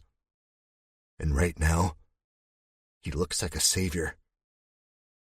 He doesn't see me, though, and that's good. I don't want him to. There's no way I can make it to the trailer. 2 steps into that mess and I'm some zombie's midnight snack. But there is a way. The ropes we used to rappel down the bridge still hang from the overpass without their harnesses. They rock gently as more zombies stream in from deeper on the highway. If I can get to the bridge, I can pull the rope up and cast it off to Klein. He ties one end around his waist and I use the concrete embankment as leverage to create a pulley system. Then I can get him up and out of harm's way. He doesn't look like he weighs more than 150 pounds. I could do it. I've done crazier things. Well, at least I tell myself that each time I want to do something crazy. So I guess there's some truth to it. I know Abby is in need of medicine and Darlene is probably chewing her nails off worrying about me. But I can't let this man who I came here for in the first place die. Not even the old Jack Jupiter would do that. I have to move fast before the yellow eyes, like dim spotlights on rotted faces, search me out. In front of me is a concrete wall, whitewashed by the moon. The way it's built is like a jigsaw puzzle, and each square of concrete is big and grooved enough for my hands and feet to find purchase. The only problem, the thing that makes the little doubtful voice in my head whisper, "You're fucked, Jack," is the wall is about 20 feet high. There's no harness around me, and I can't leave the heavy bag full of medicine down on the sloping highway exit. I turn to look back at the gentle rise. The dark shadows of more zombies fill my vision. Now I'm in the middle of a zombie sandwich. Fuck. For some reason, I think back to a day on the lake with Norm when I was about 13 and he was closing in on 18. It was the summer before he left us. I was deathly afraid of the water. I couldn't swim. No one taught me. My mother was always working. Dad left. The few friends I had would rather stay inside and play Nintendo or D&D on a pleasant Ohio summer day, which were few and far between. Norm laughed at me when I told him I couldn't swim. We were standing on the edge of the dock. I was fully clothed, tank top, tennis shoes, cargo shorts, and the bastard threw me in. "Sink or swim, Jackie," he shouted. And if I wanted to live to see 14, I had no choice. Sink or swim. I swam. The zombie's eyes bob in the darkness, dancing yellow orbs. Afterward, Norm clapped me on the back and said, "Good job, man. Maybe you're not as lame as I thought. If you spent half as much time having fun as you did sitting around and reading and writing, you might be cool like me, man." Sure, it was a veiled insult, but it meant a lot at the time, and I never forgot it. Sink or swim. That's what I have to do now. I sling the duffel bag across my chest, then dig in. Klein screams on top of the semi's trailer. The dead ramp up their guttural voices as they bang and slam mushy flesh against the metal. It rocks and creaks. The dock oddly looks like he's trying to keep his balance on a surfboard. I glance back to the right. The dead are coming. Thick now. They see me, their pace picking up. Fuck, fuck, fuck. The dirt beneath the concrete pieces of this wall press under my fingernails. My boots struggle for purchase, but I find it. I'm thinking, Spider-Man, Spider-Man, be fucking Spider-Man.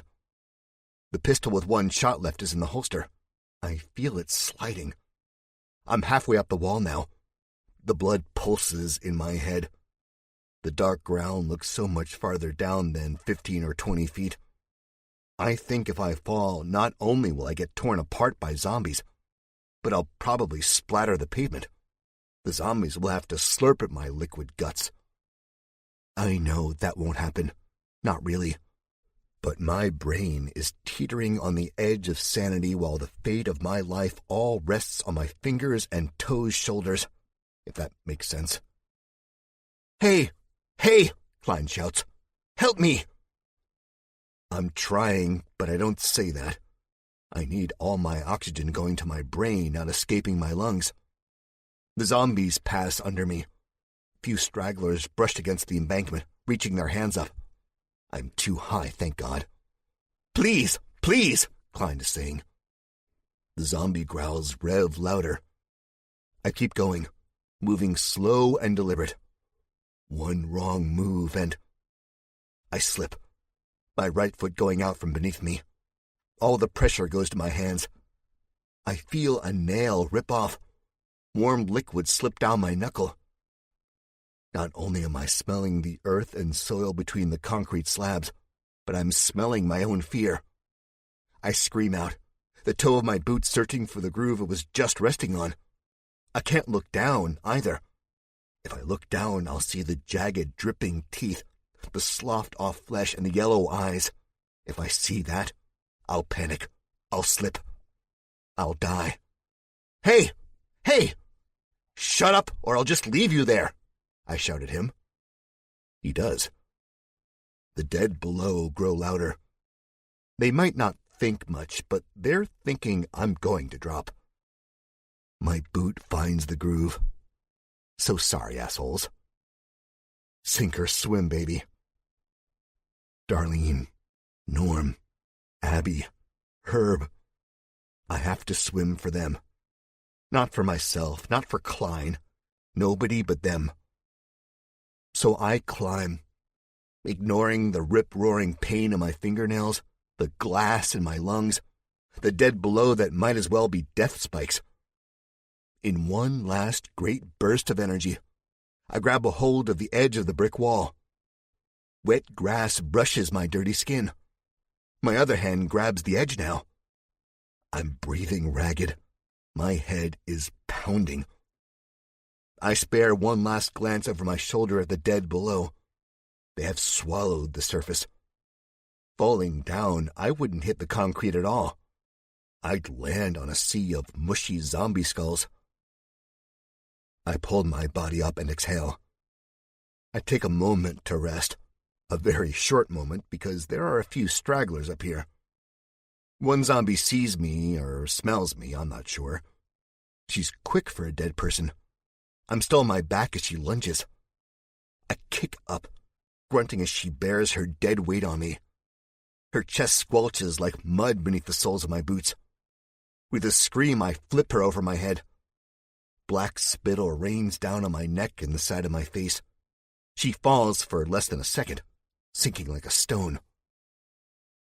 The splatter of her body hitting the other zombies below is worse than anything I can remember hearing. It brings me to a gag, and I don't dare look down at the aftermath. I pick myself up, wiping my face clear of the zombie venom. The bridge is about 20 feet away to the left. My arms and the insides of my thighs are on fire. Climbing that wall with the dead right below me worked muscles I never even knew I had. I'll feel it in the morning for sure. And yes, I'll still be around to see the sun rise with human eyes. I unholster the gun. One bullet left, not much, but it could save my life if it comes down to it. A zombie missing much of its right shoulder spots me coming toward him. He bumps into the metal guardrail and falls flat on its face. I stomp its head into goo with a scream. Then I hop the rail. Now I'm on the road that leads to the bridge. There are 3 zombies ambling about, clueless. I see the metal claw of the rope still burrowed into the concrete. There's Sean's messenger bag as well.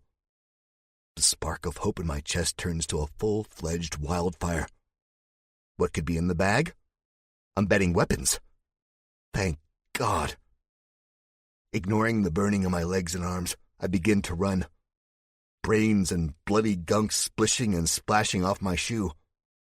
A raggedy-clothed zombie doesn't even see me coming as I barrel into his back, sending him over the bridge. Splat. Then the curious groans of the zombies bunched up on the street below.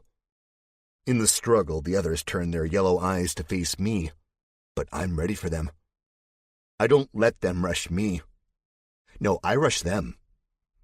I go for blunt force trauma as opposed to wasting my last bullet. The butt of the gun smashes across a teenager's snarling smile. Now he has less teeth. He goes stumbling backward, and I help his momentum with a kick to the chest. I feel bones snap and rattle beneath my soul. The zombie's arms pinwheel all the way over the railing when it finally backflips to its fate. Zombie meet road, road meet zombie. The other three don't wait their turn. They're hungry, and they attack. A shirtless woman with the skin of her torso completely ripped off shambles to me. Jerky movements. Breastbone and ribs wriggling. Black spittle running from the corner of her mouth. Another closes in on my left side, backing me up against the part of the railing the metal claw is wedged against. This one is quicker, less emaciated than the woman. He was once a biker. I'd put my life on that assumption. A red bandana is stuck to his head. The handlebar mustache he wears on his upper lip is slick with blood. I swing at him with the butt of the pistol. Crack! His skull opens and putrefied brains ooze out from beneath the bandana. Golden eyes flicker, sputter, then die, as the thing drops into a lifeless heap at my feet. I'm dazed as I watch this. So dazed, in fact, that I don't even see the zombie claw swiping at my face until the last possible second. I shift, slipping on my heels, which is already slick to begin with, and crash into the concrete barrier. The zombie woman without a chest pushes up against me like she's about to give me a kiss. In a way, that's exactly what she's going to do. A kiss of death. Before I know it, trying to push her off of me, another zombie is joining in on the fun. I'm flailing my arms, trying to block them from drawing blood, whether it's by bite or scratch. I'm on the edge here. My legs kick out, hitting nothing but thin air. The smell of their dead breath is like a fog. It dulls all of my senses by sending them into overdrive. My eyes and nostrils burn. My lungs fill with horrid air, feeling like they're about to spontaneously combust. The zombie pressing on my right wears glasses, much like Doc Klein's glasses, thin, wiry frames. One lens is cracked in the shape of a jagged lightning bolt. As he presses his face closer to me, I'm able to push the emaciated woman away with my right forearm, snapping his jaws, thin lips stretched over cracked teeth. I block him with my left. Something jingles behind me. Something scrapes concrete. I'm dimly aware of it being the hook embedded in the low barrier. With my right hand, I reach for it. I squeeze my eyes shut. I can't bear to look at this rotted man, his hair standing up in gray tufts, his cheekbones poking through his face, teeth still full of meat chunks. The claw is cold in my hands, but as my fingers close around it, a warm burst of lightning, hope, surges up my arm. I shout something unintelligible, meaning to sound cool and awesome, but really just sounding like a frightened jackass.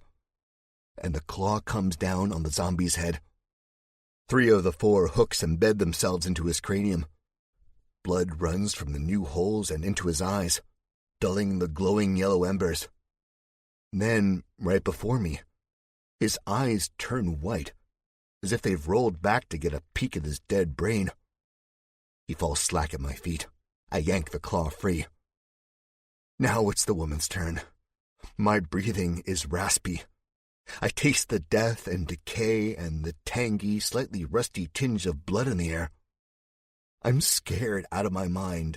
I'm pissed and I'm tired, but I have to do this. If I'm going to save the doc, I have to. The woman is already on her way back, in the world-famous Frankenstein pose. I don't know what would happen if I let her press into me again, let her force all that dead weight into my sternum. I might pass out. So I don't let it get to that point. I can't. The dripping hook slicks the rope it's attached to with gore, and I grab the goriest part, unfazed. Cocking my elbow back, I snap the rope at the zombie woman's face with all the strength I have left in my body. And it turns out to be the right amount. Her head explodes. I'm not that strong. No, her head was just mushy to begin with.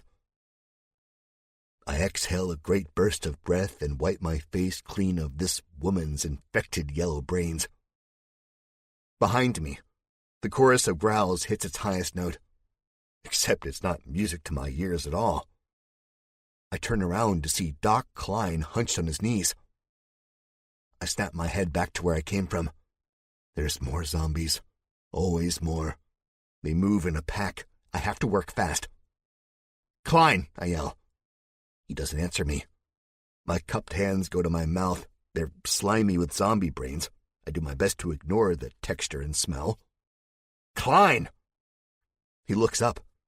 He's clutching a bag to his breast, trying not to lose his balance as the zombies rock the trailer back and forth with their collective mass. My hands begin working, pulling the rope up over the overpass. My fingers have never moved so fast, not even when I used to write shit like this. "I'm gonna toss you the rope." "I'll never make it," he shouts back. "Not with that attitude," I say. Doubt at a time like this? That pisses me off. He's about 50 feet away from the bridge, and the drop is maybe 20 or 30 feet. He pushes his glasses up on his nose. "The probability of me making the swing is almost 10,000 to 1, he says. "Given the centripetal force needed for me to gain enough momentum—" "Shut up," I yell back. "Now's not the time for scientific BS." "But the odds," he says. I see his shadow quivering. Pretty soon, as the zombies stack up, pressing into each other, what will happen is the dreaded meat mountain. They'll pile up enough for the stragglers to crawl up the mass of bodies. I'm hit with a picture of the hatch on the roof of the Woodhaven Rec Center. There was about a quarter of the zombies there than there is here. I risk another glance over my shoulder while I coil the rope around my fists. The zombies are closer to me than Klein is now. I have to take care of this. "Hold on," I shout. "The odds," he screams. "The odds, the odds."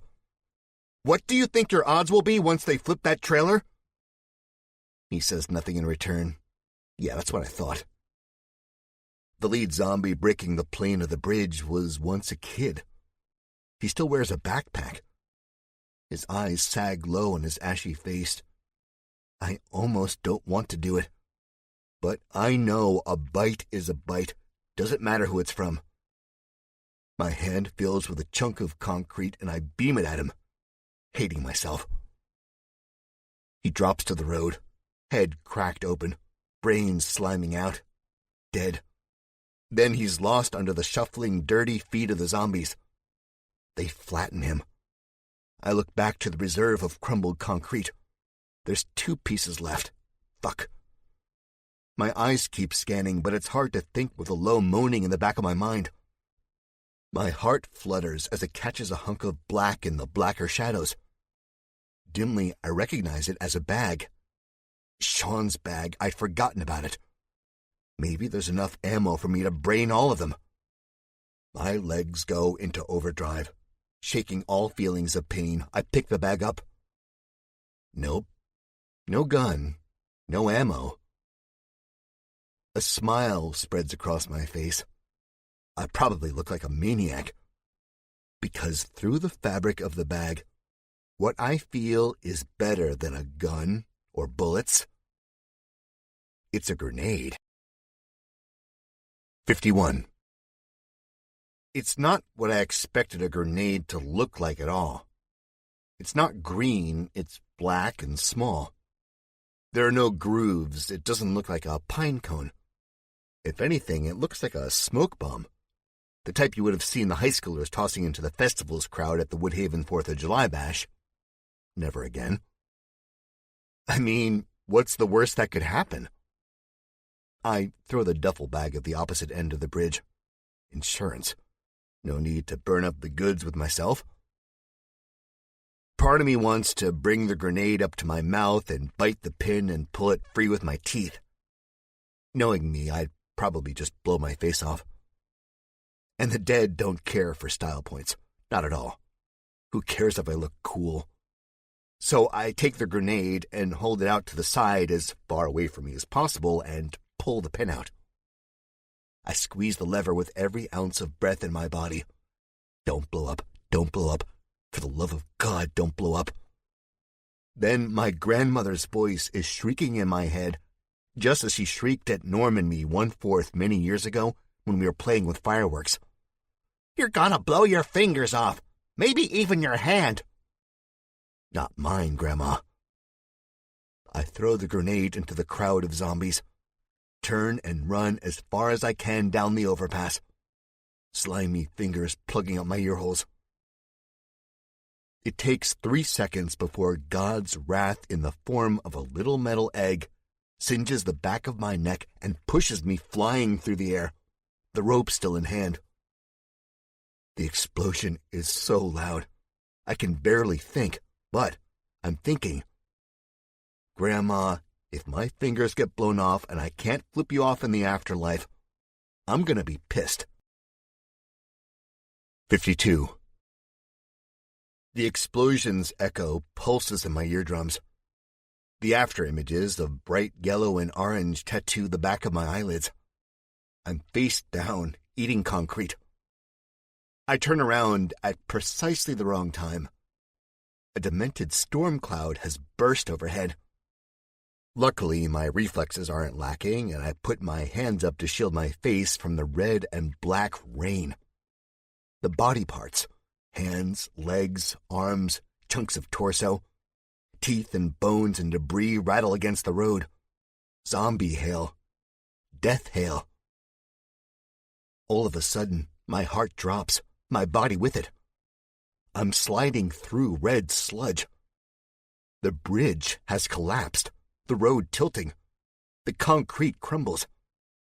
I hear the chunks of rock cascading downward, then the slam of the bridge on the road, which is so hard it rattles my back molars. Sounds of zombies squashed beneath the bulk. I'm sliding. The rope is in my hand still. I see the end of the road and the beginning of the highway.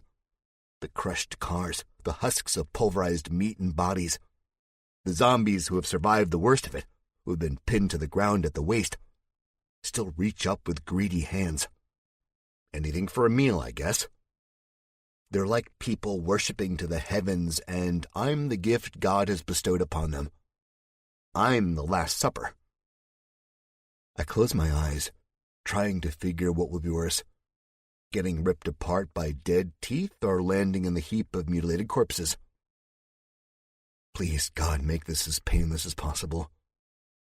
Please help Darlene get through me never coming back.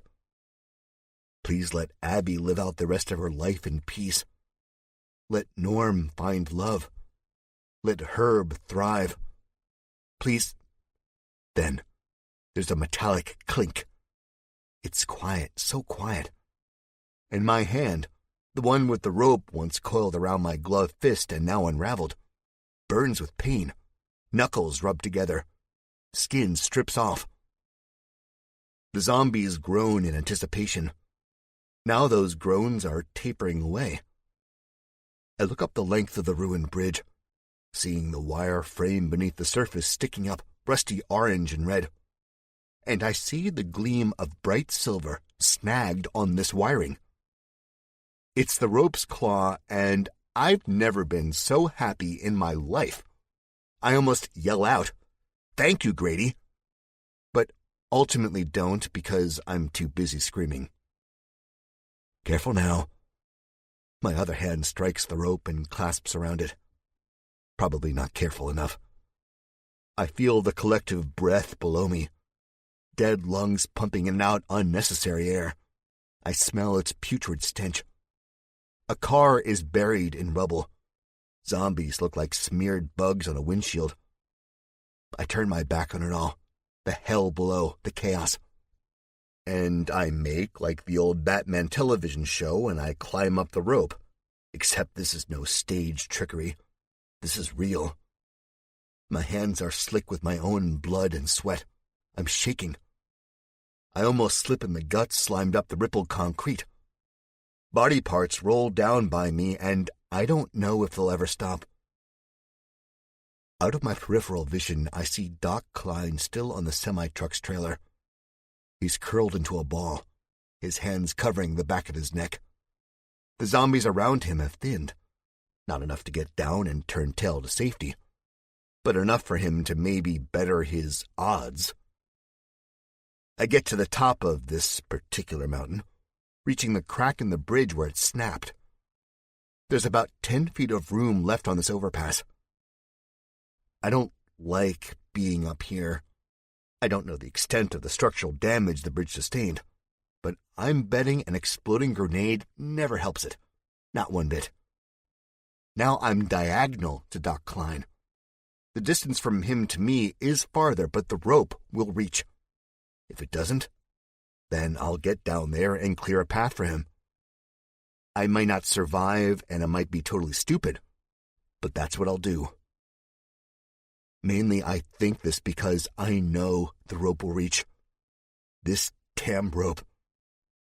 If I never marry Darlene, I'm going to marry this fucking thing. It saved my life more than once. Klein! He looks up with wide, wide eyes. A few zombies turn to the sound of my voice. Fuck them. Klein looks like he's seen a ghost.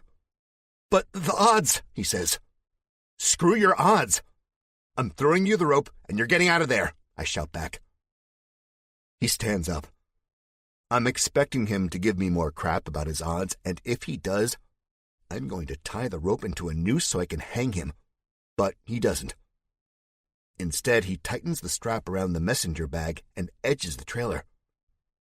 I can tell he's trying not to look at the monsters below him, the one whose fingers are shaped like dripping claws, who slap and scratch the metal just for a chance at chewing on his guts, their features lit up by the flaming bodies below. Throw it, he says. He does a good job masking the waver in his voice, but I hear it.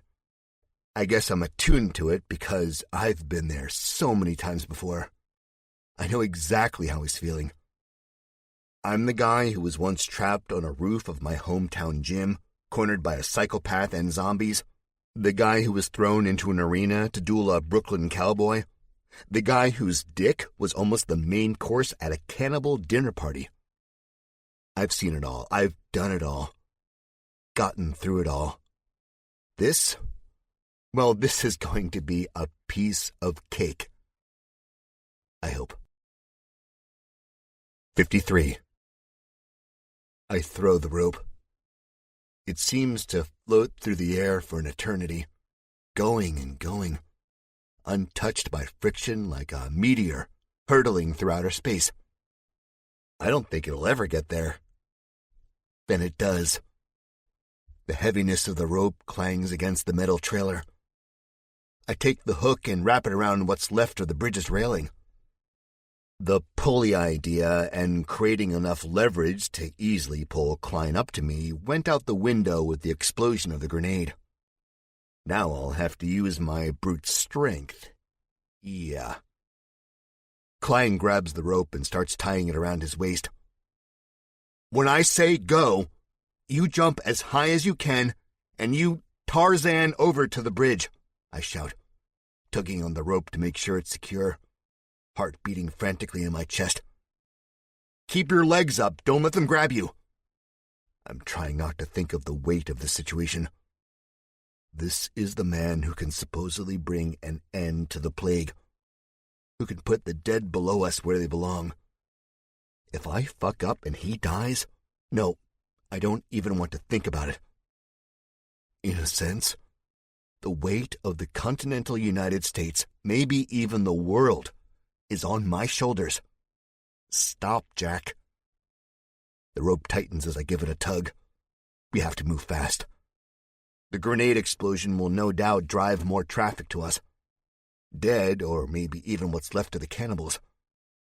There's really no time for a full safety check. The only thing you have to go on is hope and a fraying rope. Okay, I say, gulping. Go!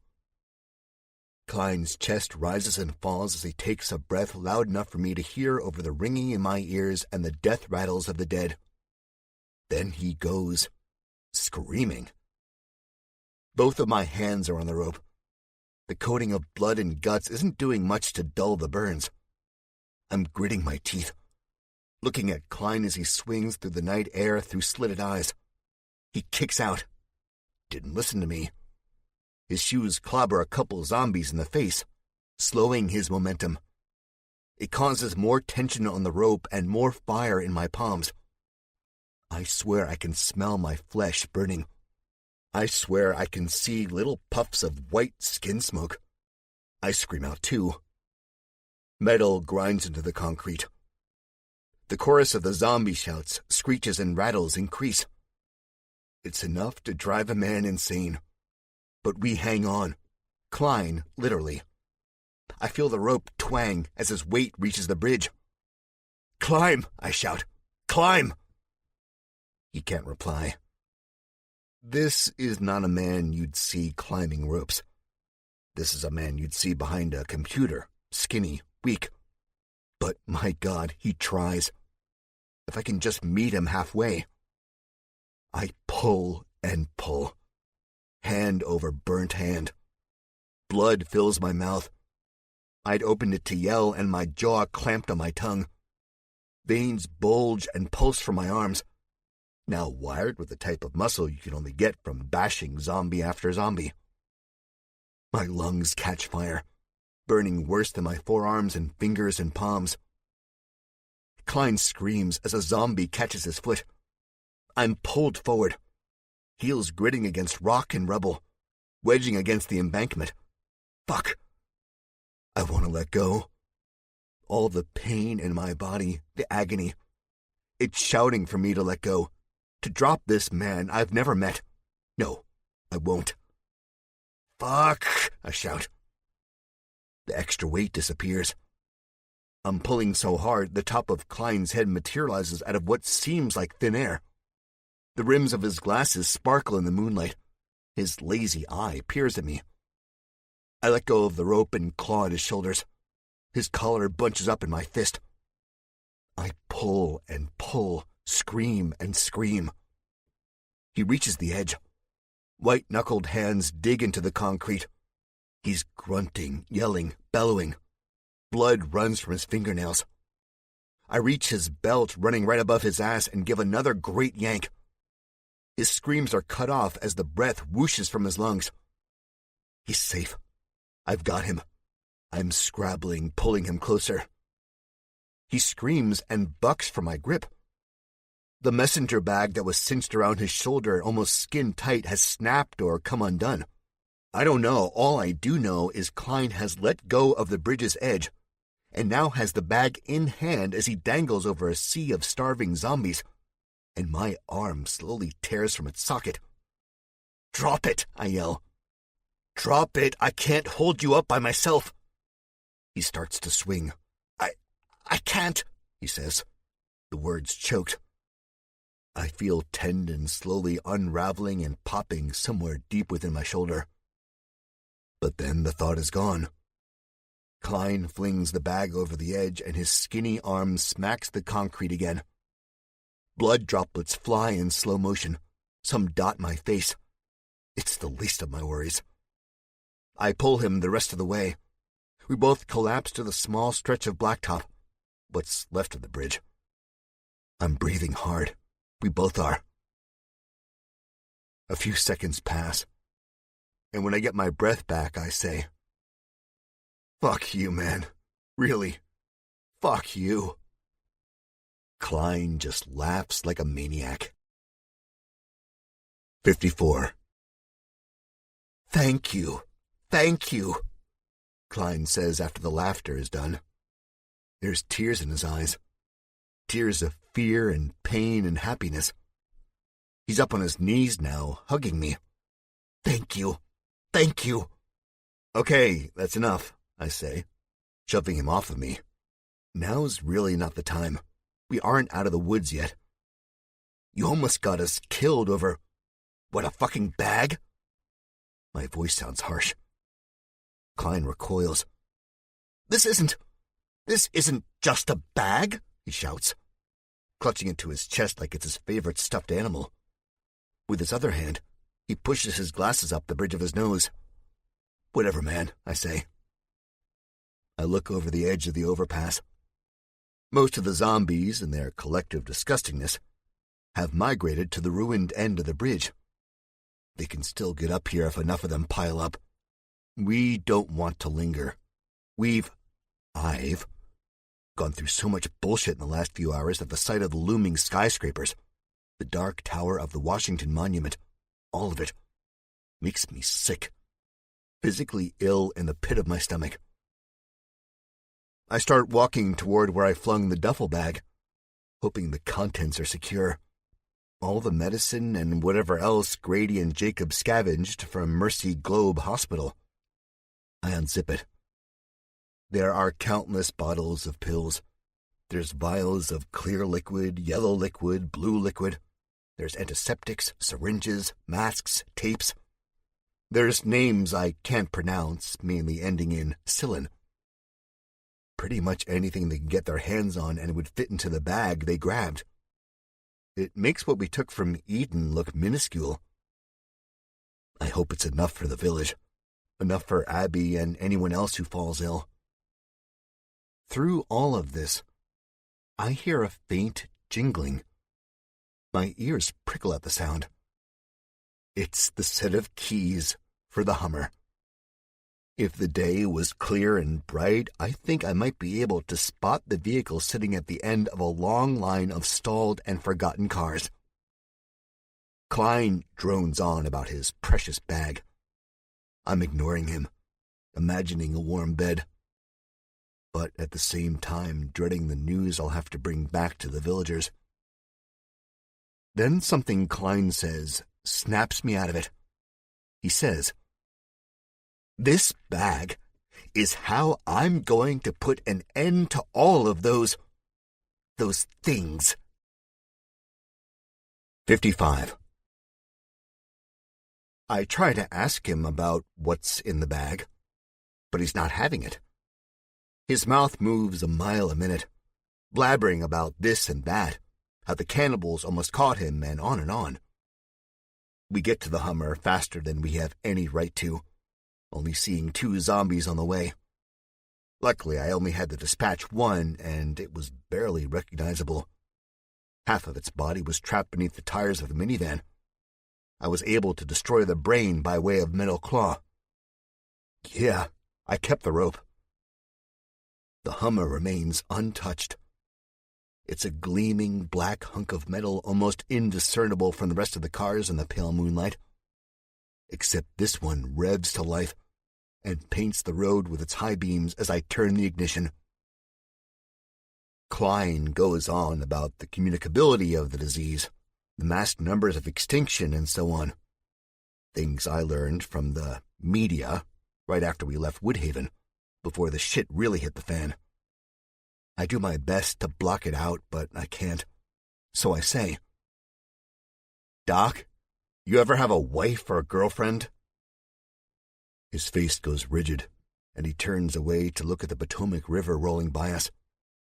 We weave in and out of stopped traffic. Yes, he says.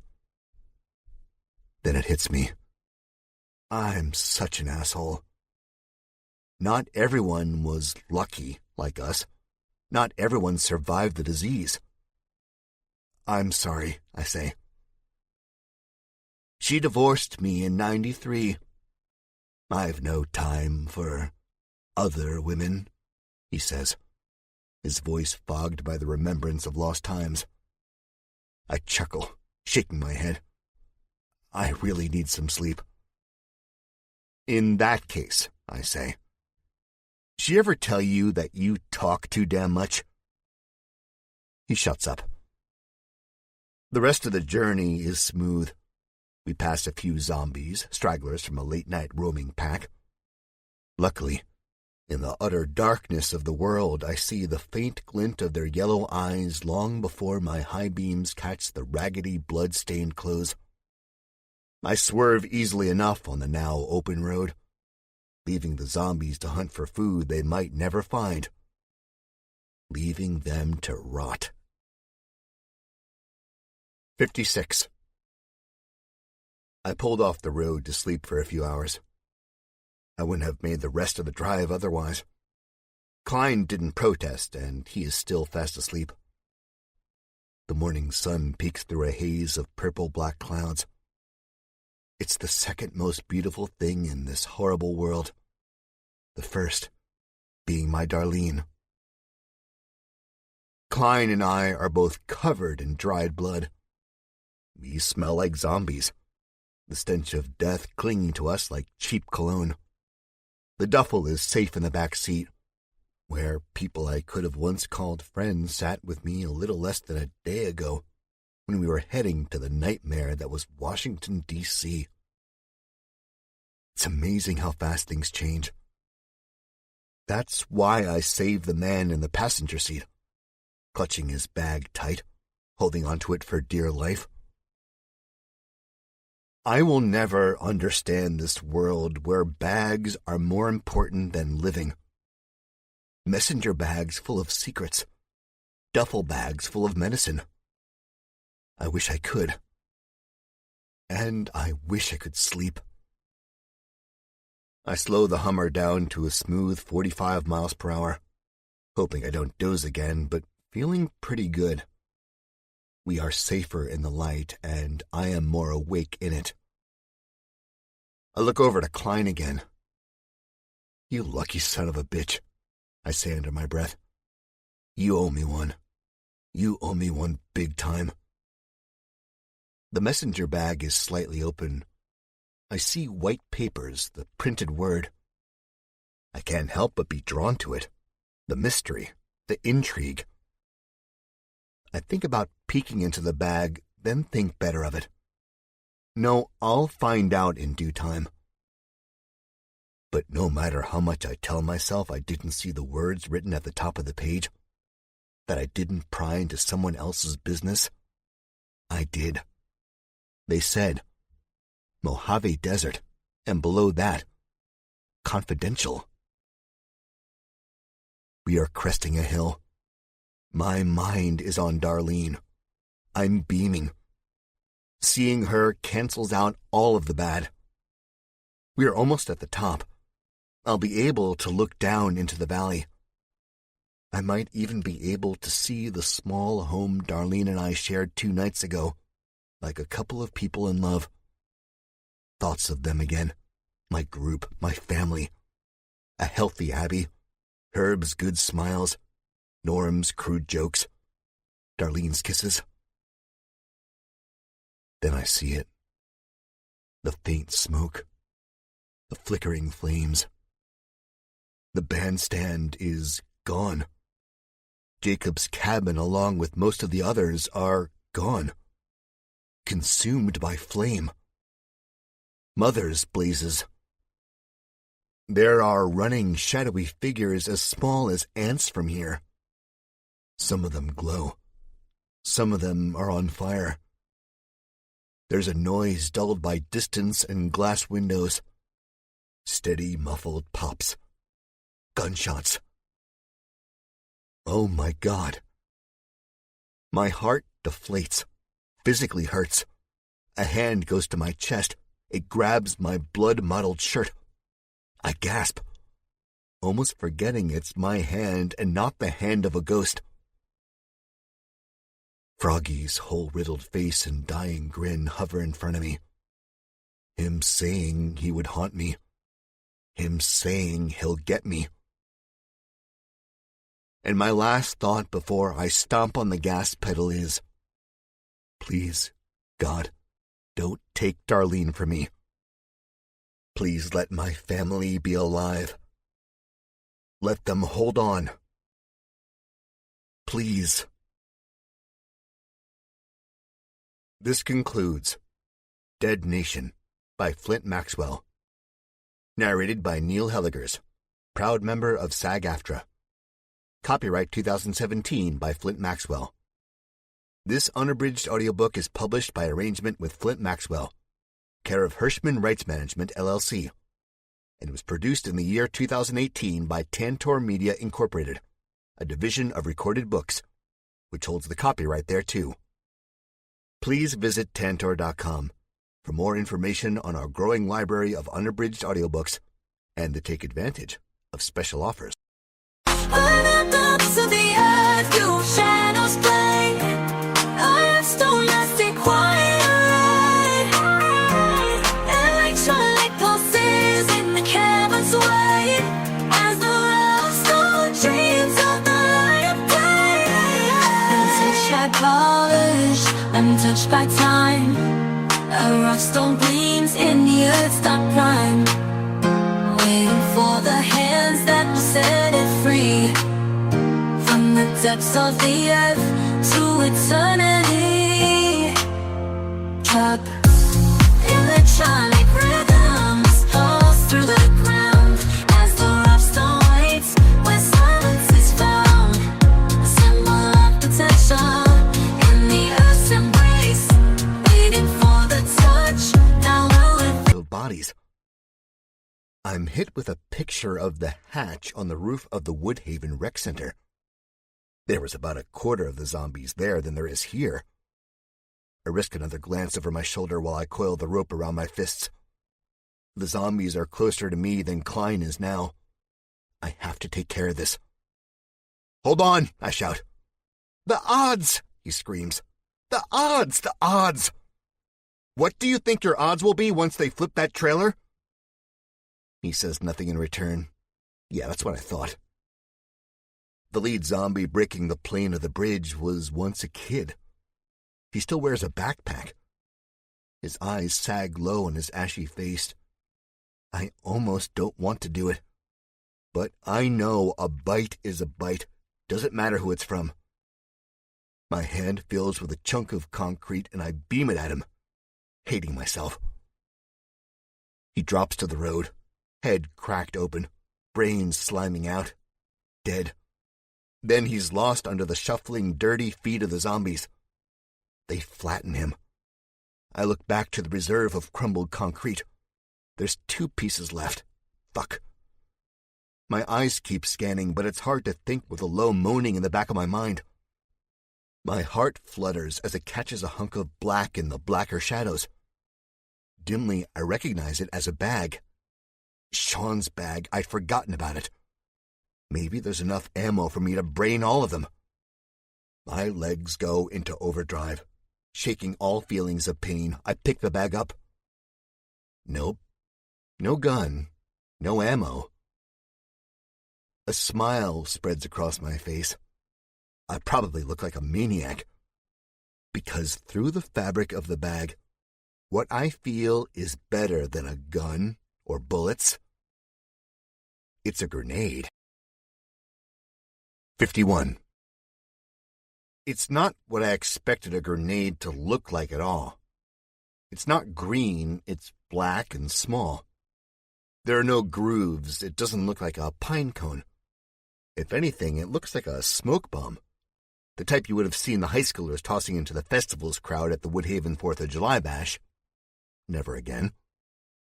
I mean, what's the worst that could happen? I throw the duffel bag at the opposite end of the bridge. Insurance. No need to burn up the goods with myself. Part of me wants to bring the grenade up to my mouth and bite the pin and pull it free with my teeth. Knowing me, I'd probably just blow my face off.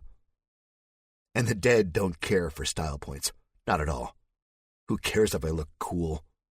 So I take the grenade and hold it out to the side as far away from me as possible and pull the pin out. I squeeze the lever with every ounce of breath in my body. Don't blow up. Don't blow up. For the love of God, don't blow up. Then my grandmother's voice is shrieking in my head, just as she shrieked at Norm and me 1/4 many years ago when we were playing with fireworks. "You're gonna blow your fingers off, maybe even your hand." Not mine, Grandma. I throw the grenade into the crowd of zombies, turn and run as far as I can down the overpass, slimy fingers plugging up my earholes. It takes 3 seconds before God's wrath in the form of a little metal egg singes the back of my neck and pushes me flying through the air, the rope still in hand. The explosion is so loud, I can barely think. But I'm thinking, Grandma, if my fingers get blown off and I can't flip you off in the afterlife, I'm gonna be pissed. 52. The explosion's echo pulses in my eardrums. The after images of bright yellow and orange tattoo the back of my eyelids. I'm face down, eating concrete. I turn around at precisely the wrong time. A demented storm cloud has burst overhead. Luckily, my reflexes aren't lacking, and I put my hands up to shield my face from the red and black rain. The body parts, hands, legs, arms, chunks of torso, teeth and bones and debris rattle against the road. Zombie hail. Death hail. All of a sudden, my heart drops, my body with it. I'm sliding through red sludge. The bridge has collapsed, the road tilting. The concrete crumbles. I hear the chunks of rock cascading downward, then the slam of the bridge on the road, which is so hard it rattles my back molars. Sounds of zombies squashed beneath the bulk. I'm sliding. The rope is in my hand still. I see the end of the road and the beginning of the highway. The crushed cars, the husks of pulverized meat and bodies. The zombies who have survived the worst of it, who have been pinned to the ground at the waist, still reach up with greedy hands. Anything for a meal, I guess.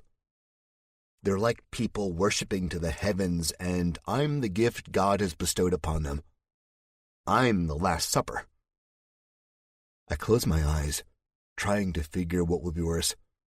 Getting ripped apart by dead teeth or landing in the heap of mutilated corpses. Please, God, make this as painless as possible. Please help Darlene get through me never coming back. Please let Abby live out the rest of her life in peace. Let Norm find love. Let Herb thrive. Please. Then, there's a metallic clink. It's quiet, so quiet. And my hand, the one with the rope once coiled around my gloved fist and now unraveled, burns with pain. Knuckles rub together. Skin strips off. The zombies groan in anticipation. Now those groans are tapering away. I look up the length of the ruined bridge, seeing the wire frame beneath the surface sticking up, rusty orange and red. And I see the gleam of bright silver snagged on this wiring. It's the rope's claw, and I've never been so happy in my life. I almost yell out, "Thank you, Grady!" But ultimately don't because I'm too busy screaming. Careful now. My other hand strikes the rope and clasps around it. Probably not careful enough. I feel the collective breath below me. Dead lungs pumping in and out unnecessary air. I smell its putrid stench. A car is buried in rubble. Zombies look like smeared bugs on a windshield. I turn my back on it all. The hell below, the chaos. And I make like the old Batman television show and I climb up the rope. Except this is no staged trickery. This is real. My hands are slick with my own blood and sweat. I'm shaking. I almost slip in the guts slimed up the rippled concrete. Body parts roll down by me, and I don't know if they'll ever stop. Out of my peripheral vision, I see Doc Klein still on the semi-truck's trailer. He's curled into a ball, his hands covering the back of his neck. The zombies around him have thinned. Not enough to get down and turn tail to safety, but enough for him to maybe better his odds. I get to the top of this particular mountain, reaching the crack in the bridge where it snapped. There's about 10 feet of room left on this overpass. I don't like being up here. I don't know the extent of the structural damage the bridge sustained, but I'm betting an exploding grenade never helps it. Not one bit. Now I'm diagonal to Doc Klein. The distance from him to me is farther, but the rope will reach. If it doesn't, then I'll get down there and clear a path for him. I might not survive, and I might be totally stupid, but that's what I'll do. Mainly, I think this because I know the rope will reach. This damn rope. If I never marry Darlene, I'm going to marry this fucking thing. It saved my life more than once. Klein! He looks up with wide, wide eyes. A few zombies turn to the sound of my voice. Fuck them. Klein looks like he's seen a ghost. But the odds, he says. Screw your odds. I'm throwing you the rope and you're getting out of there, I shout back. He stands up.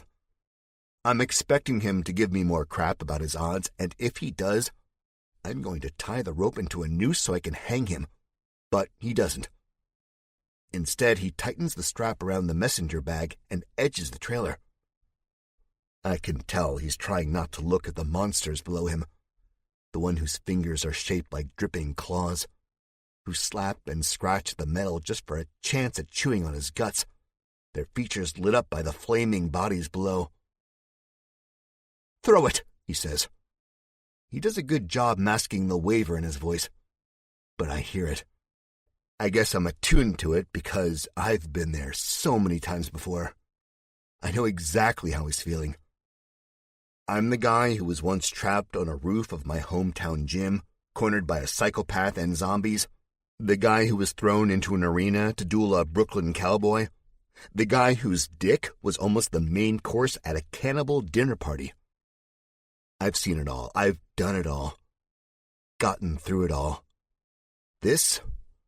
Well, this is going to be a piece of cake. I hope. 53. I throw the rope. It seems to float through the air for an eternity, going and going, untouched by friction like a meteor hurtling through outer space. I don't think it'll ever get there. Then it does. The heaviness of the rope clangs against the metal trailer. I take the hook and wrap it around what's left of the bridge's railing. The pulley idea and creating enough leverage to easily pull Klein up to me went out the window with the explosion of the grenade. Now I'll have to use my brute strength. Yeah.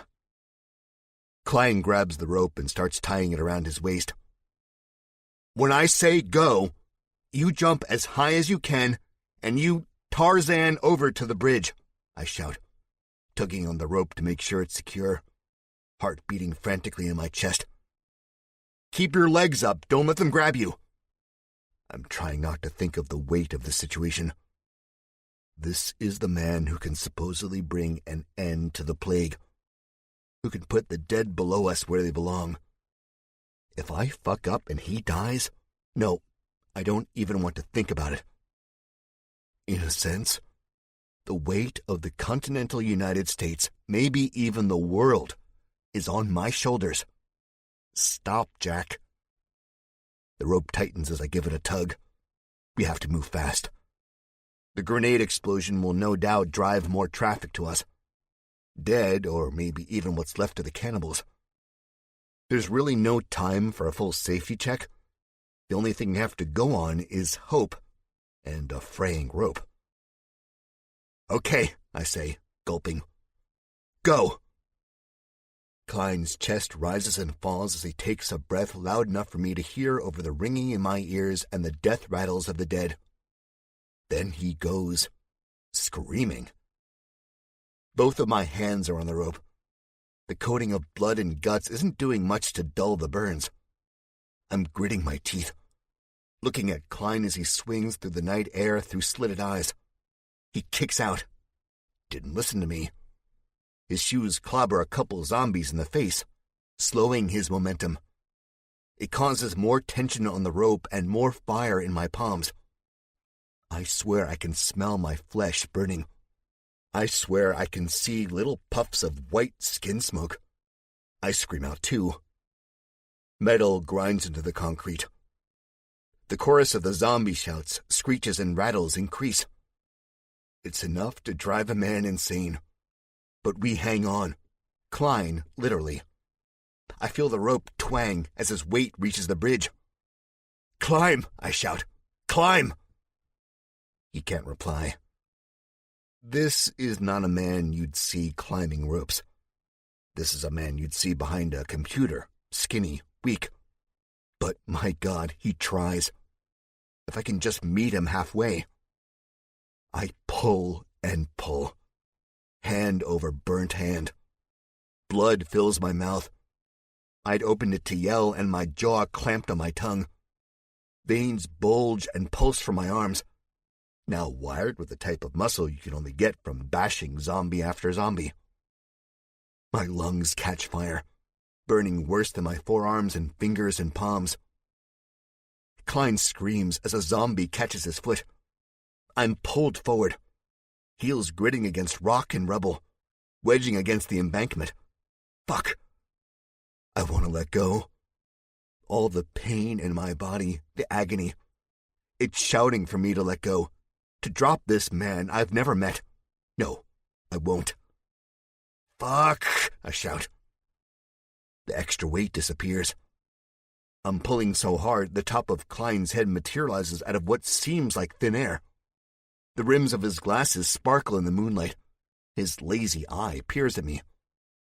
I let go of the rope and claw at his shoulders. His collar bunches up in my fist.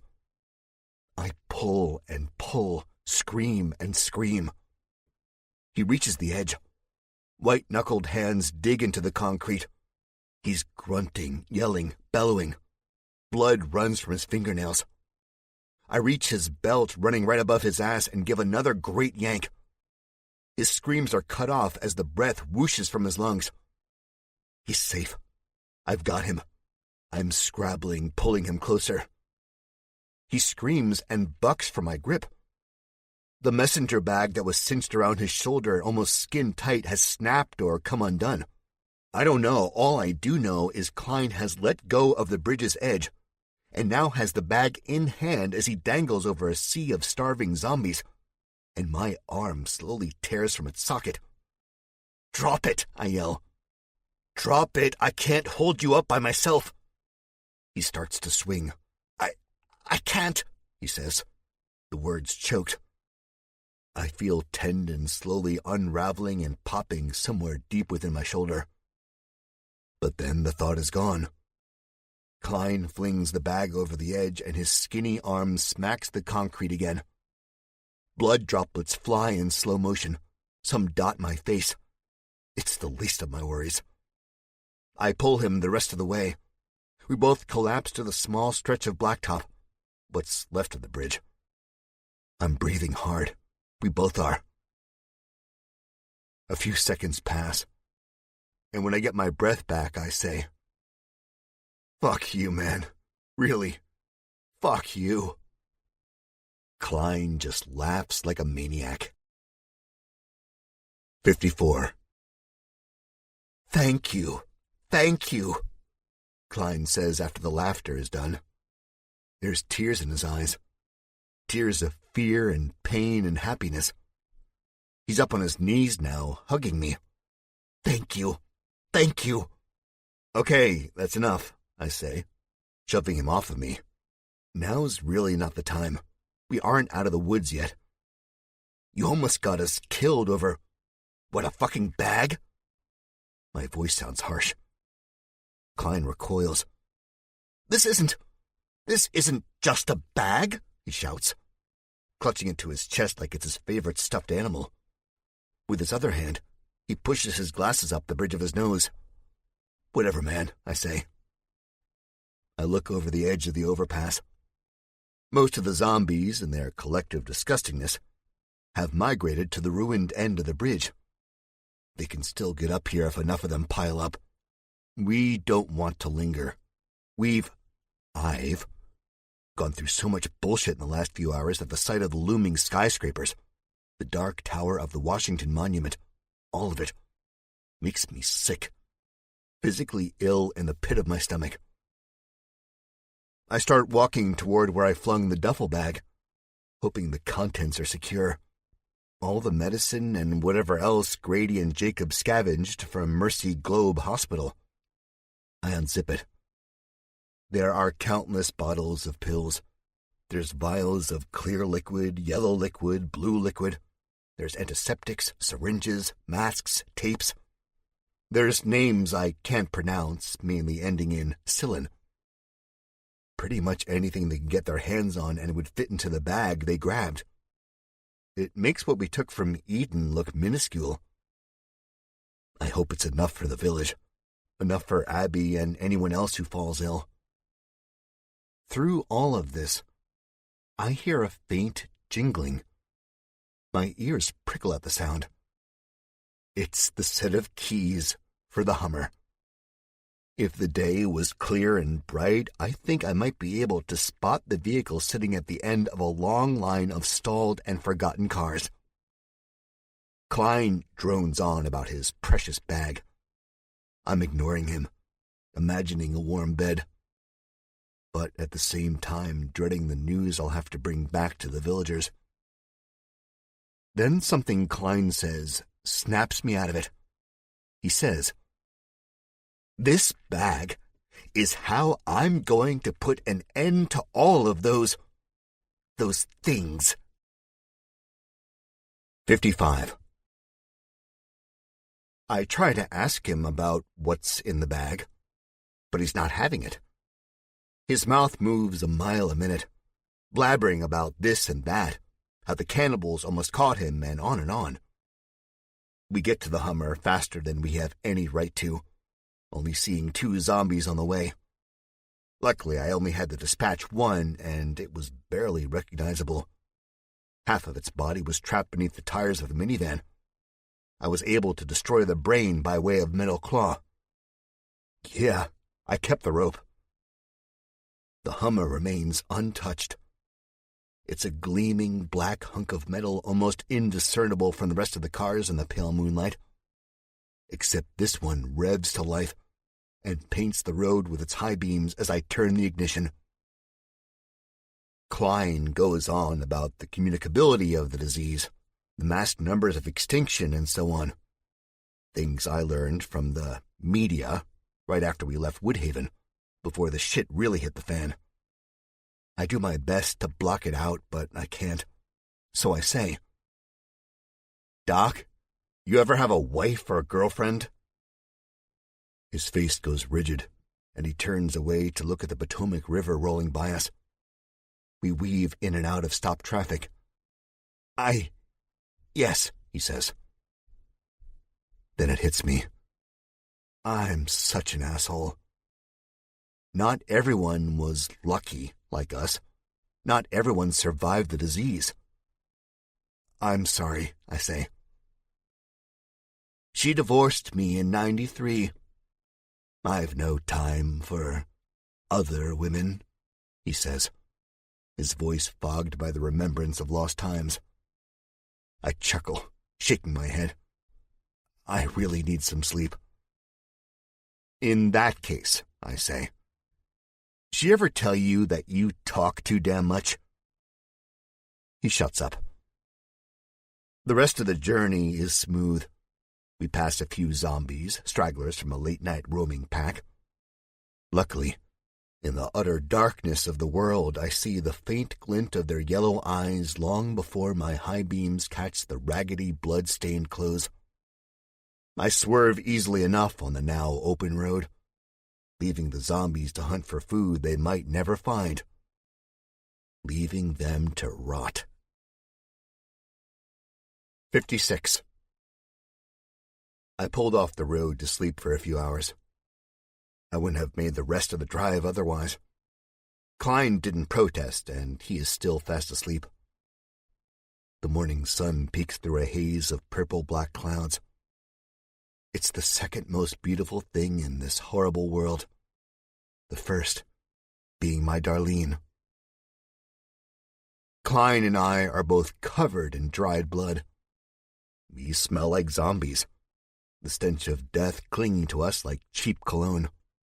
The duffel is safe in the back seat, where people I could have once called friends sat with me a little less than a day ago, when we were heading to the nightmare that was Washington, D.C. It's amazing how fast things change. That's why I saved the man in the passenger seat, clutching his bag tight, holding onto it for dear life. I will never understand this world where bags are more important than living. Messenger bags full of secrets. Duffel bags full of medicine. I wish I could. And I wish I could sleep. I slow the Hummer down to a smooth 45 miles per hour, hoping I don't doze again, but feeling pretty good. We are safer in the light, and I am more awake in it. I look over to Klein again. You lucky son of a bitch, I say under my breath. You owe me one. You owe me one big time. The messenger bag is slightly open. I see white papers, the printed word. I can't help but be drawn to it. The mystery, the intrigue. I think about peeking into the bag, then think better of it. No, I'll find out in due time. But no matter how much I tell myself I didn't see the words written at the top of the page, that I didn't pry into someone else's business, I did. They said, Mojave Desert, and below that, confidential. We are cresting a hill. My mind is on Darlene. I'm beaming. Seeing her cancels out all of the bad. We are almost at the top. I'll be able to look down into the valley. I might even be able to see the small home Darlene and I shared 2 nights ago, like a couple of people in love. Thoughts of them again. My group, my family. A healthy Abby. Herb's good smiles. Norm's crude jokes. Darlene's kisses. Then I see it. The faint smoke. The flickering flames. The bandstand is gone. Jacob's cabin, along with most of the others, are gone. Consumed by flame. Mother's blazes.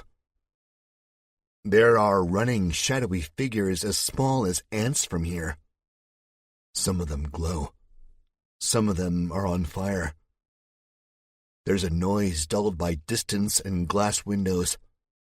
Steady, muffled pops. Gunshots. Oh my God. My heart deflates. Physically hurts. A hand goes to my chest. It grabs my blood-mottled shirt. I gasp, almost forgetting it's my hand and not the hand of a ghost. Froggy's hole-riddled face and dying grin hover in front of me. Him saying he would haunt me.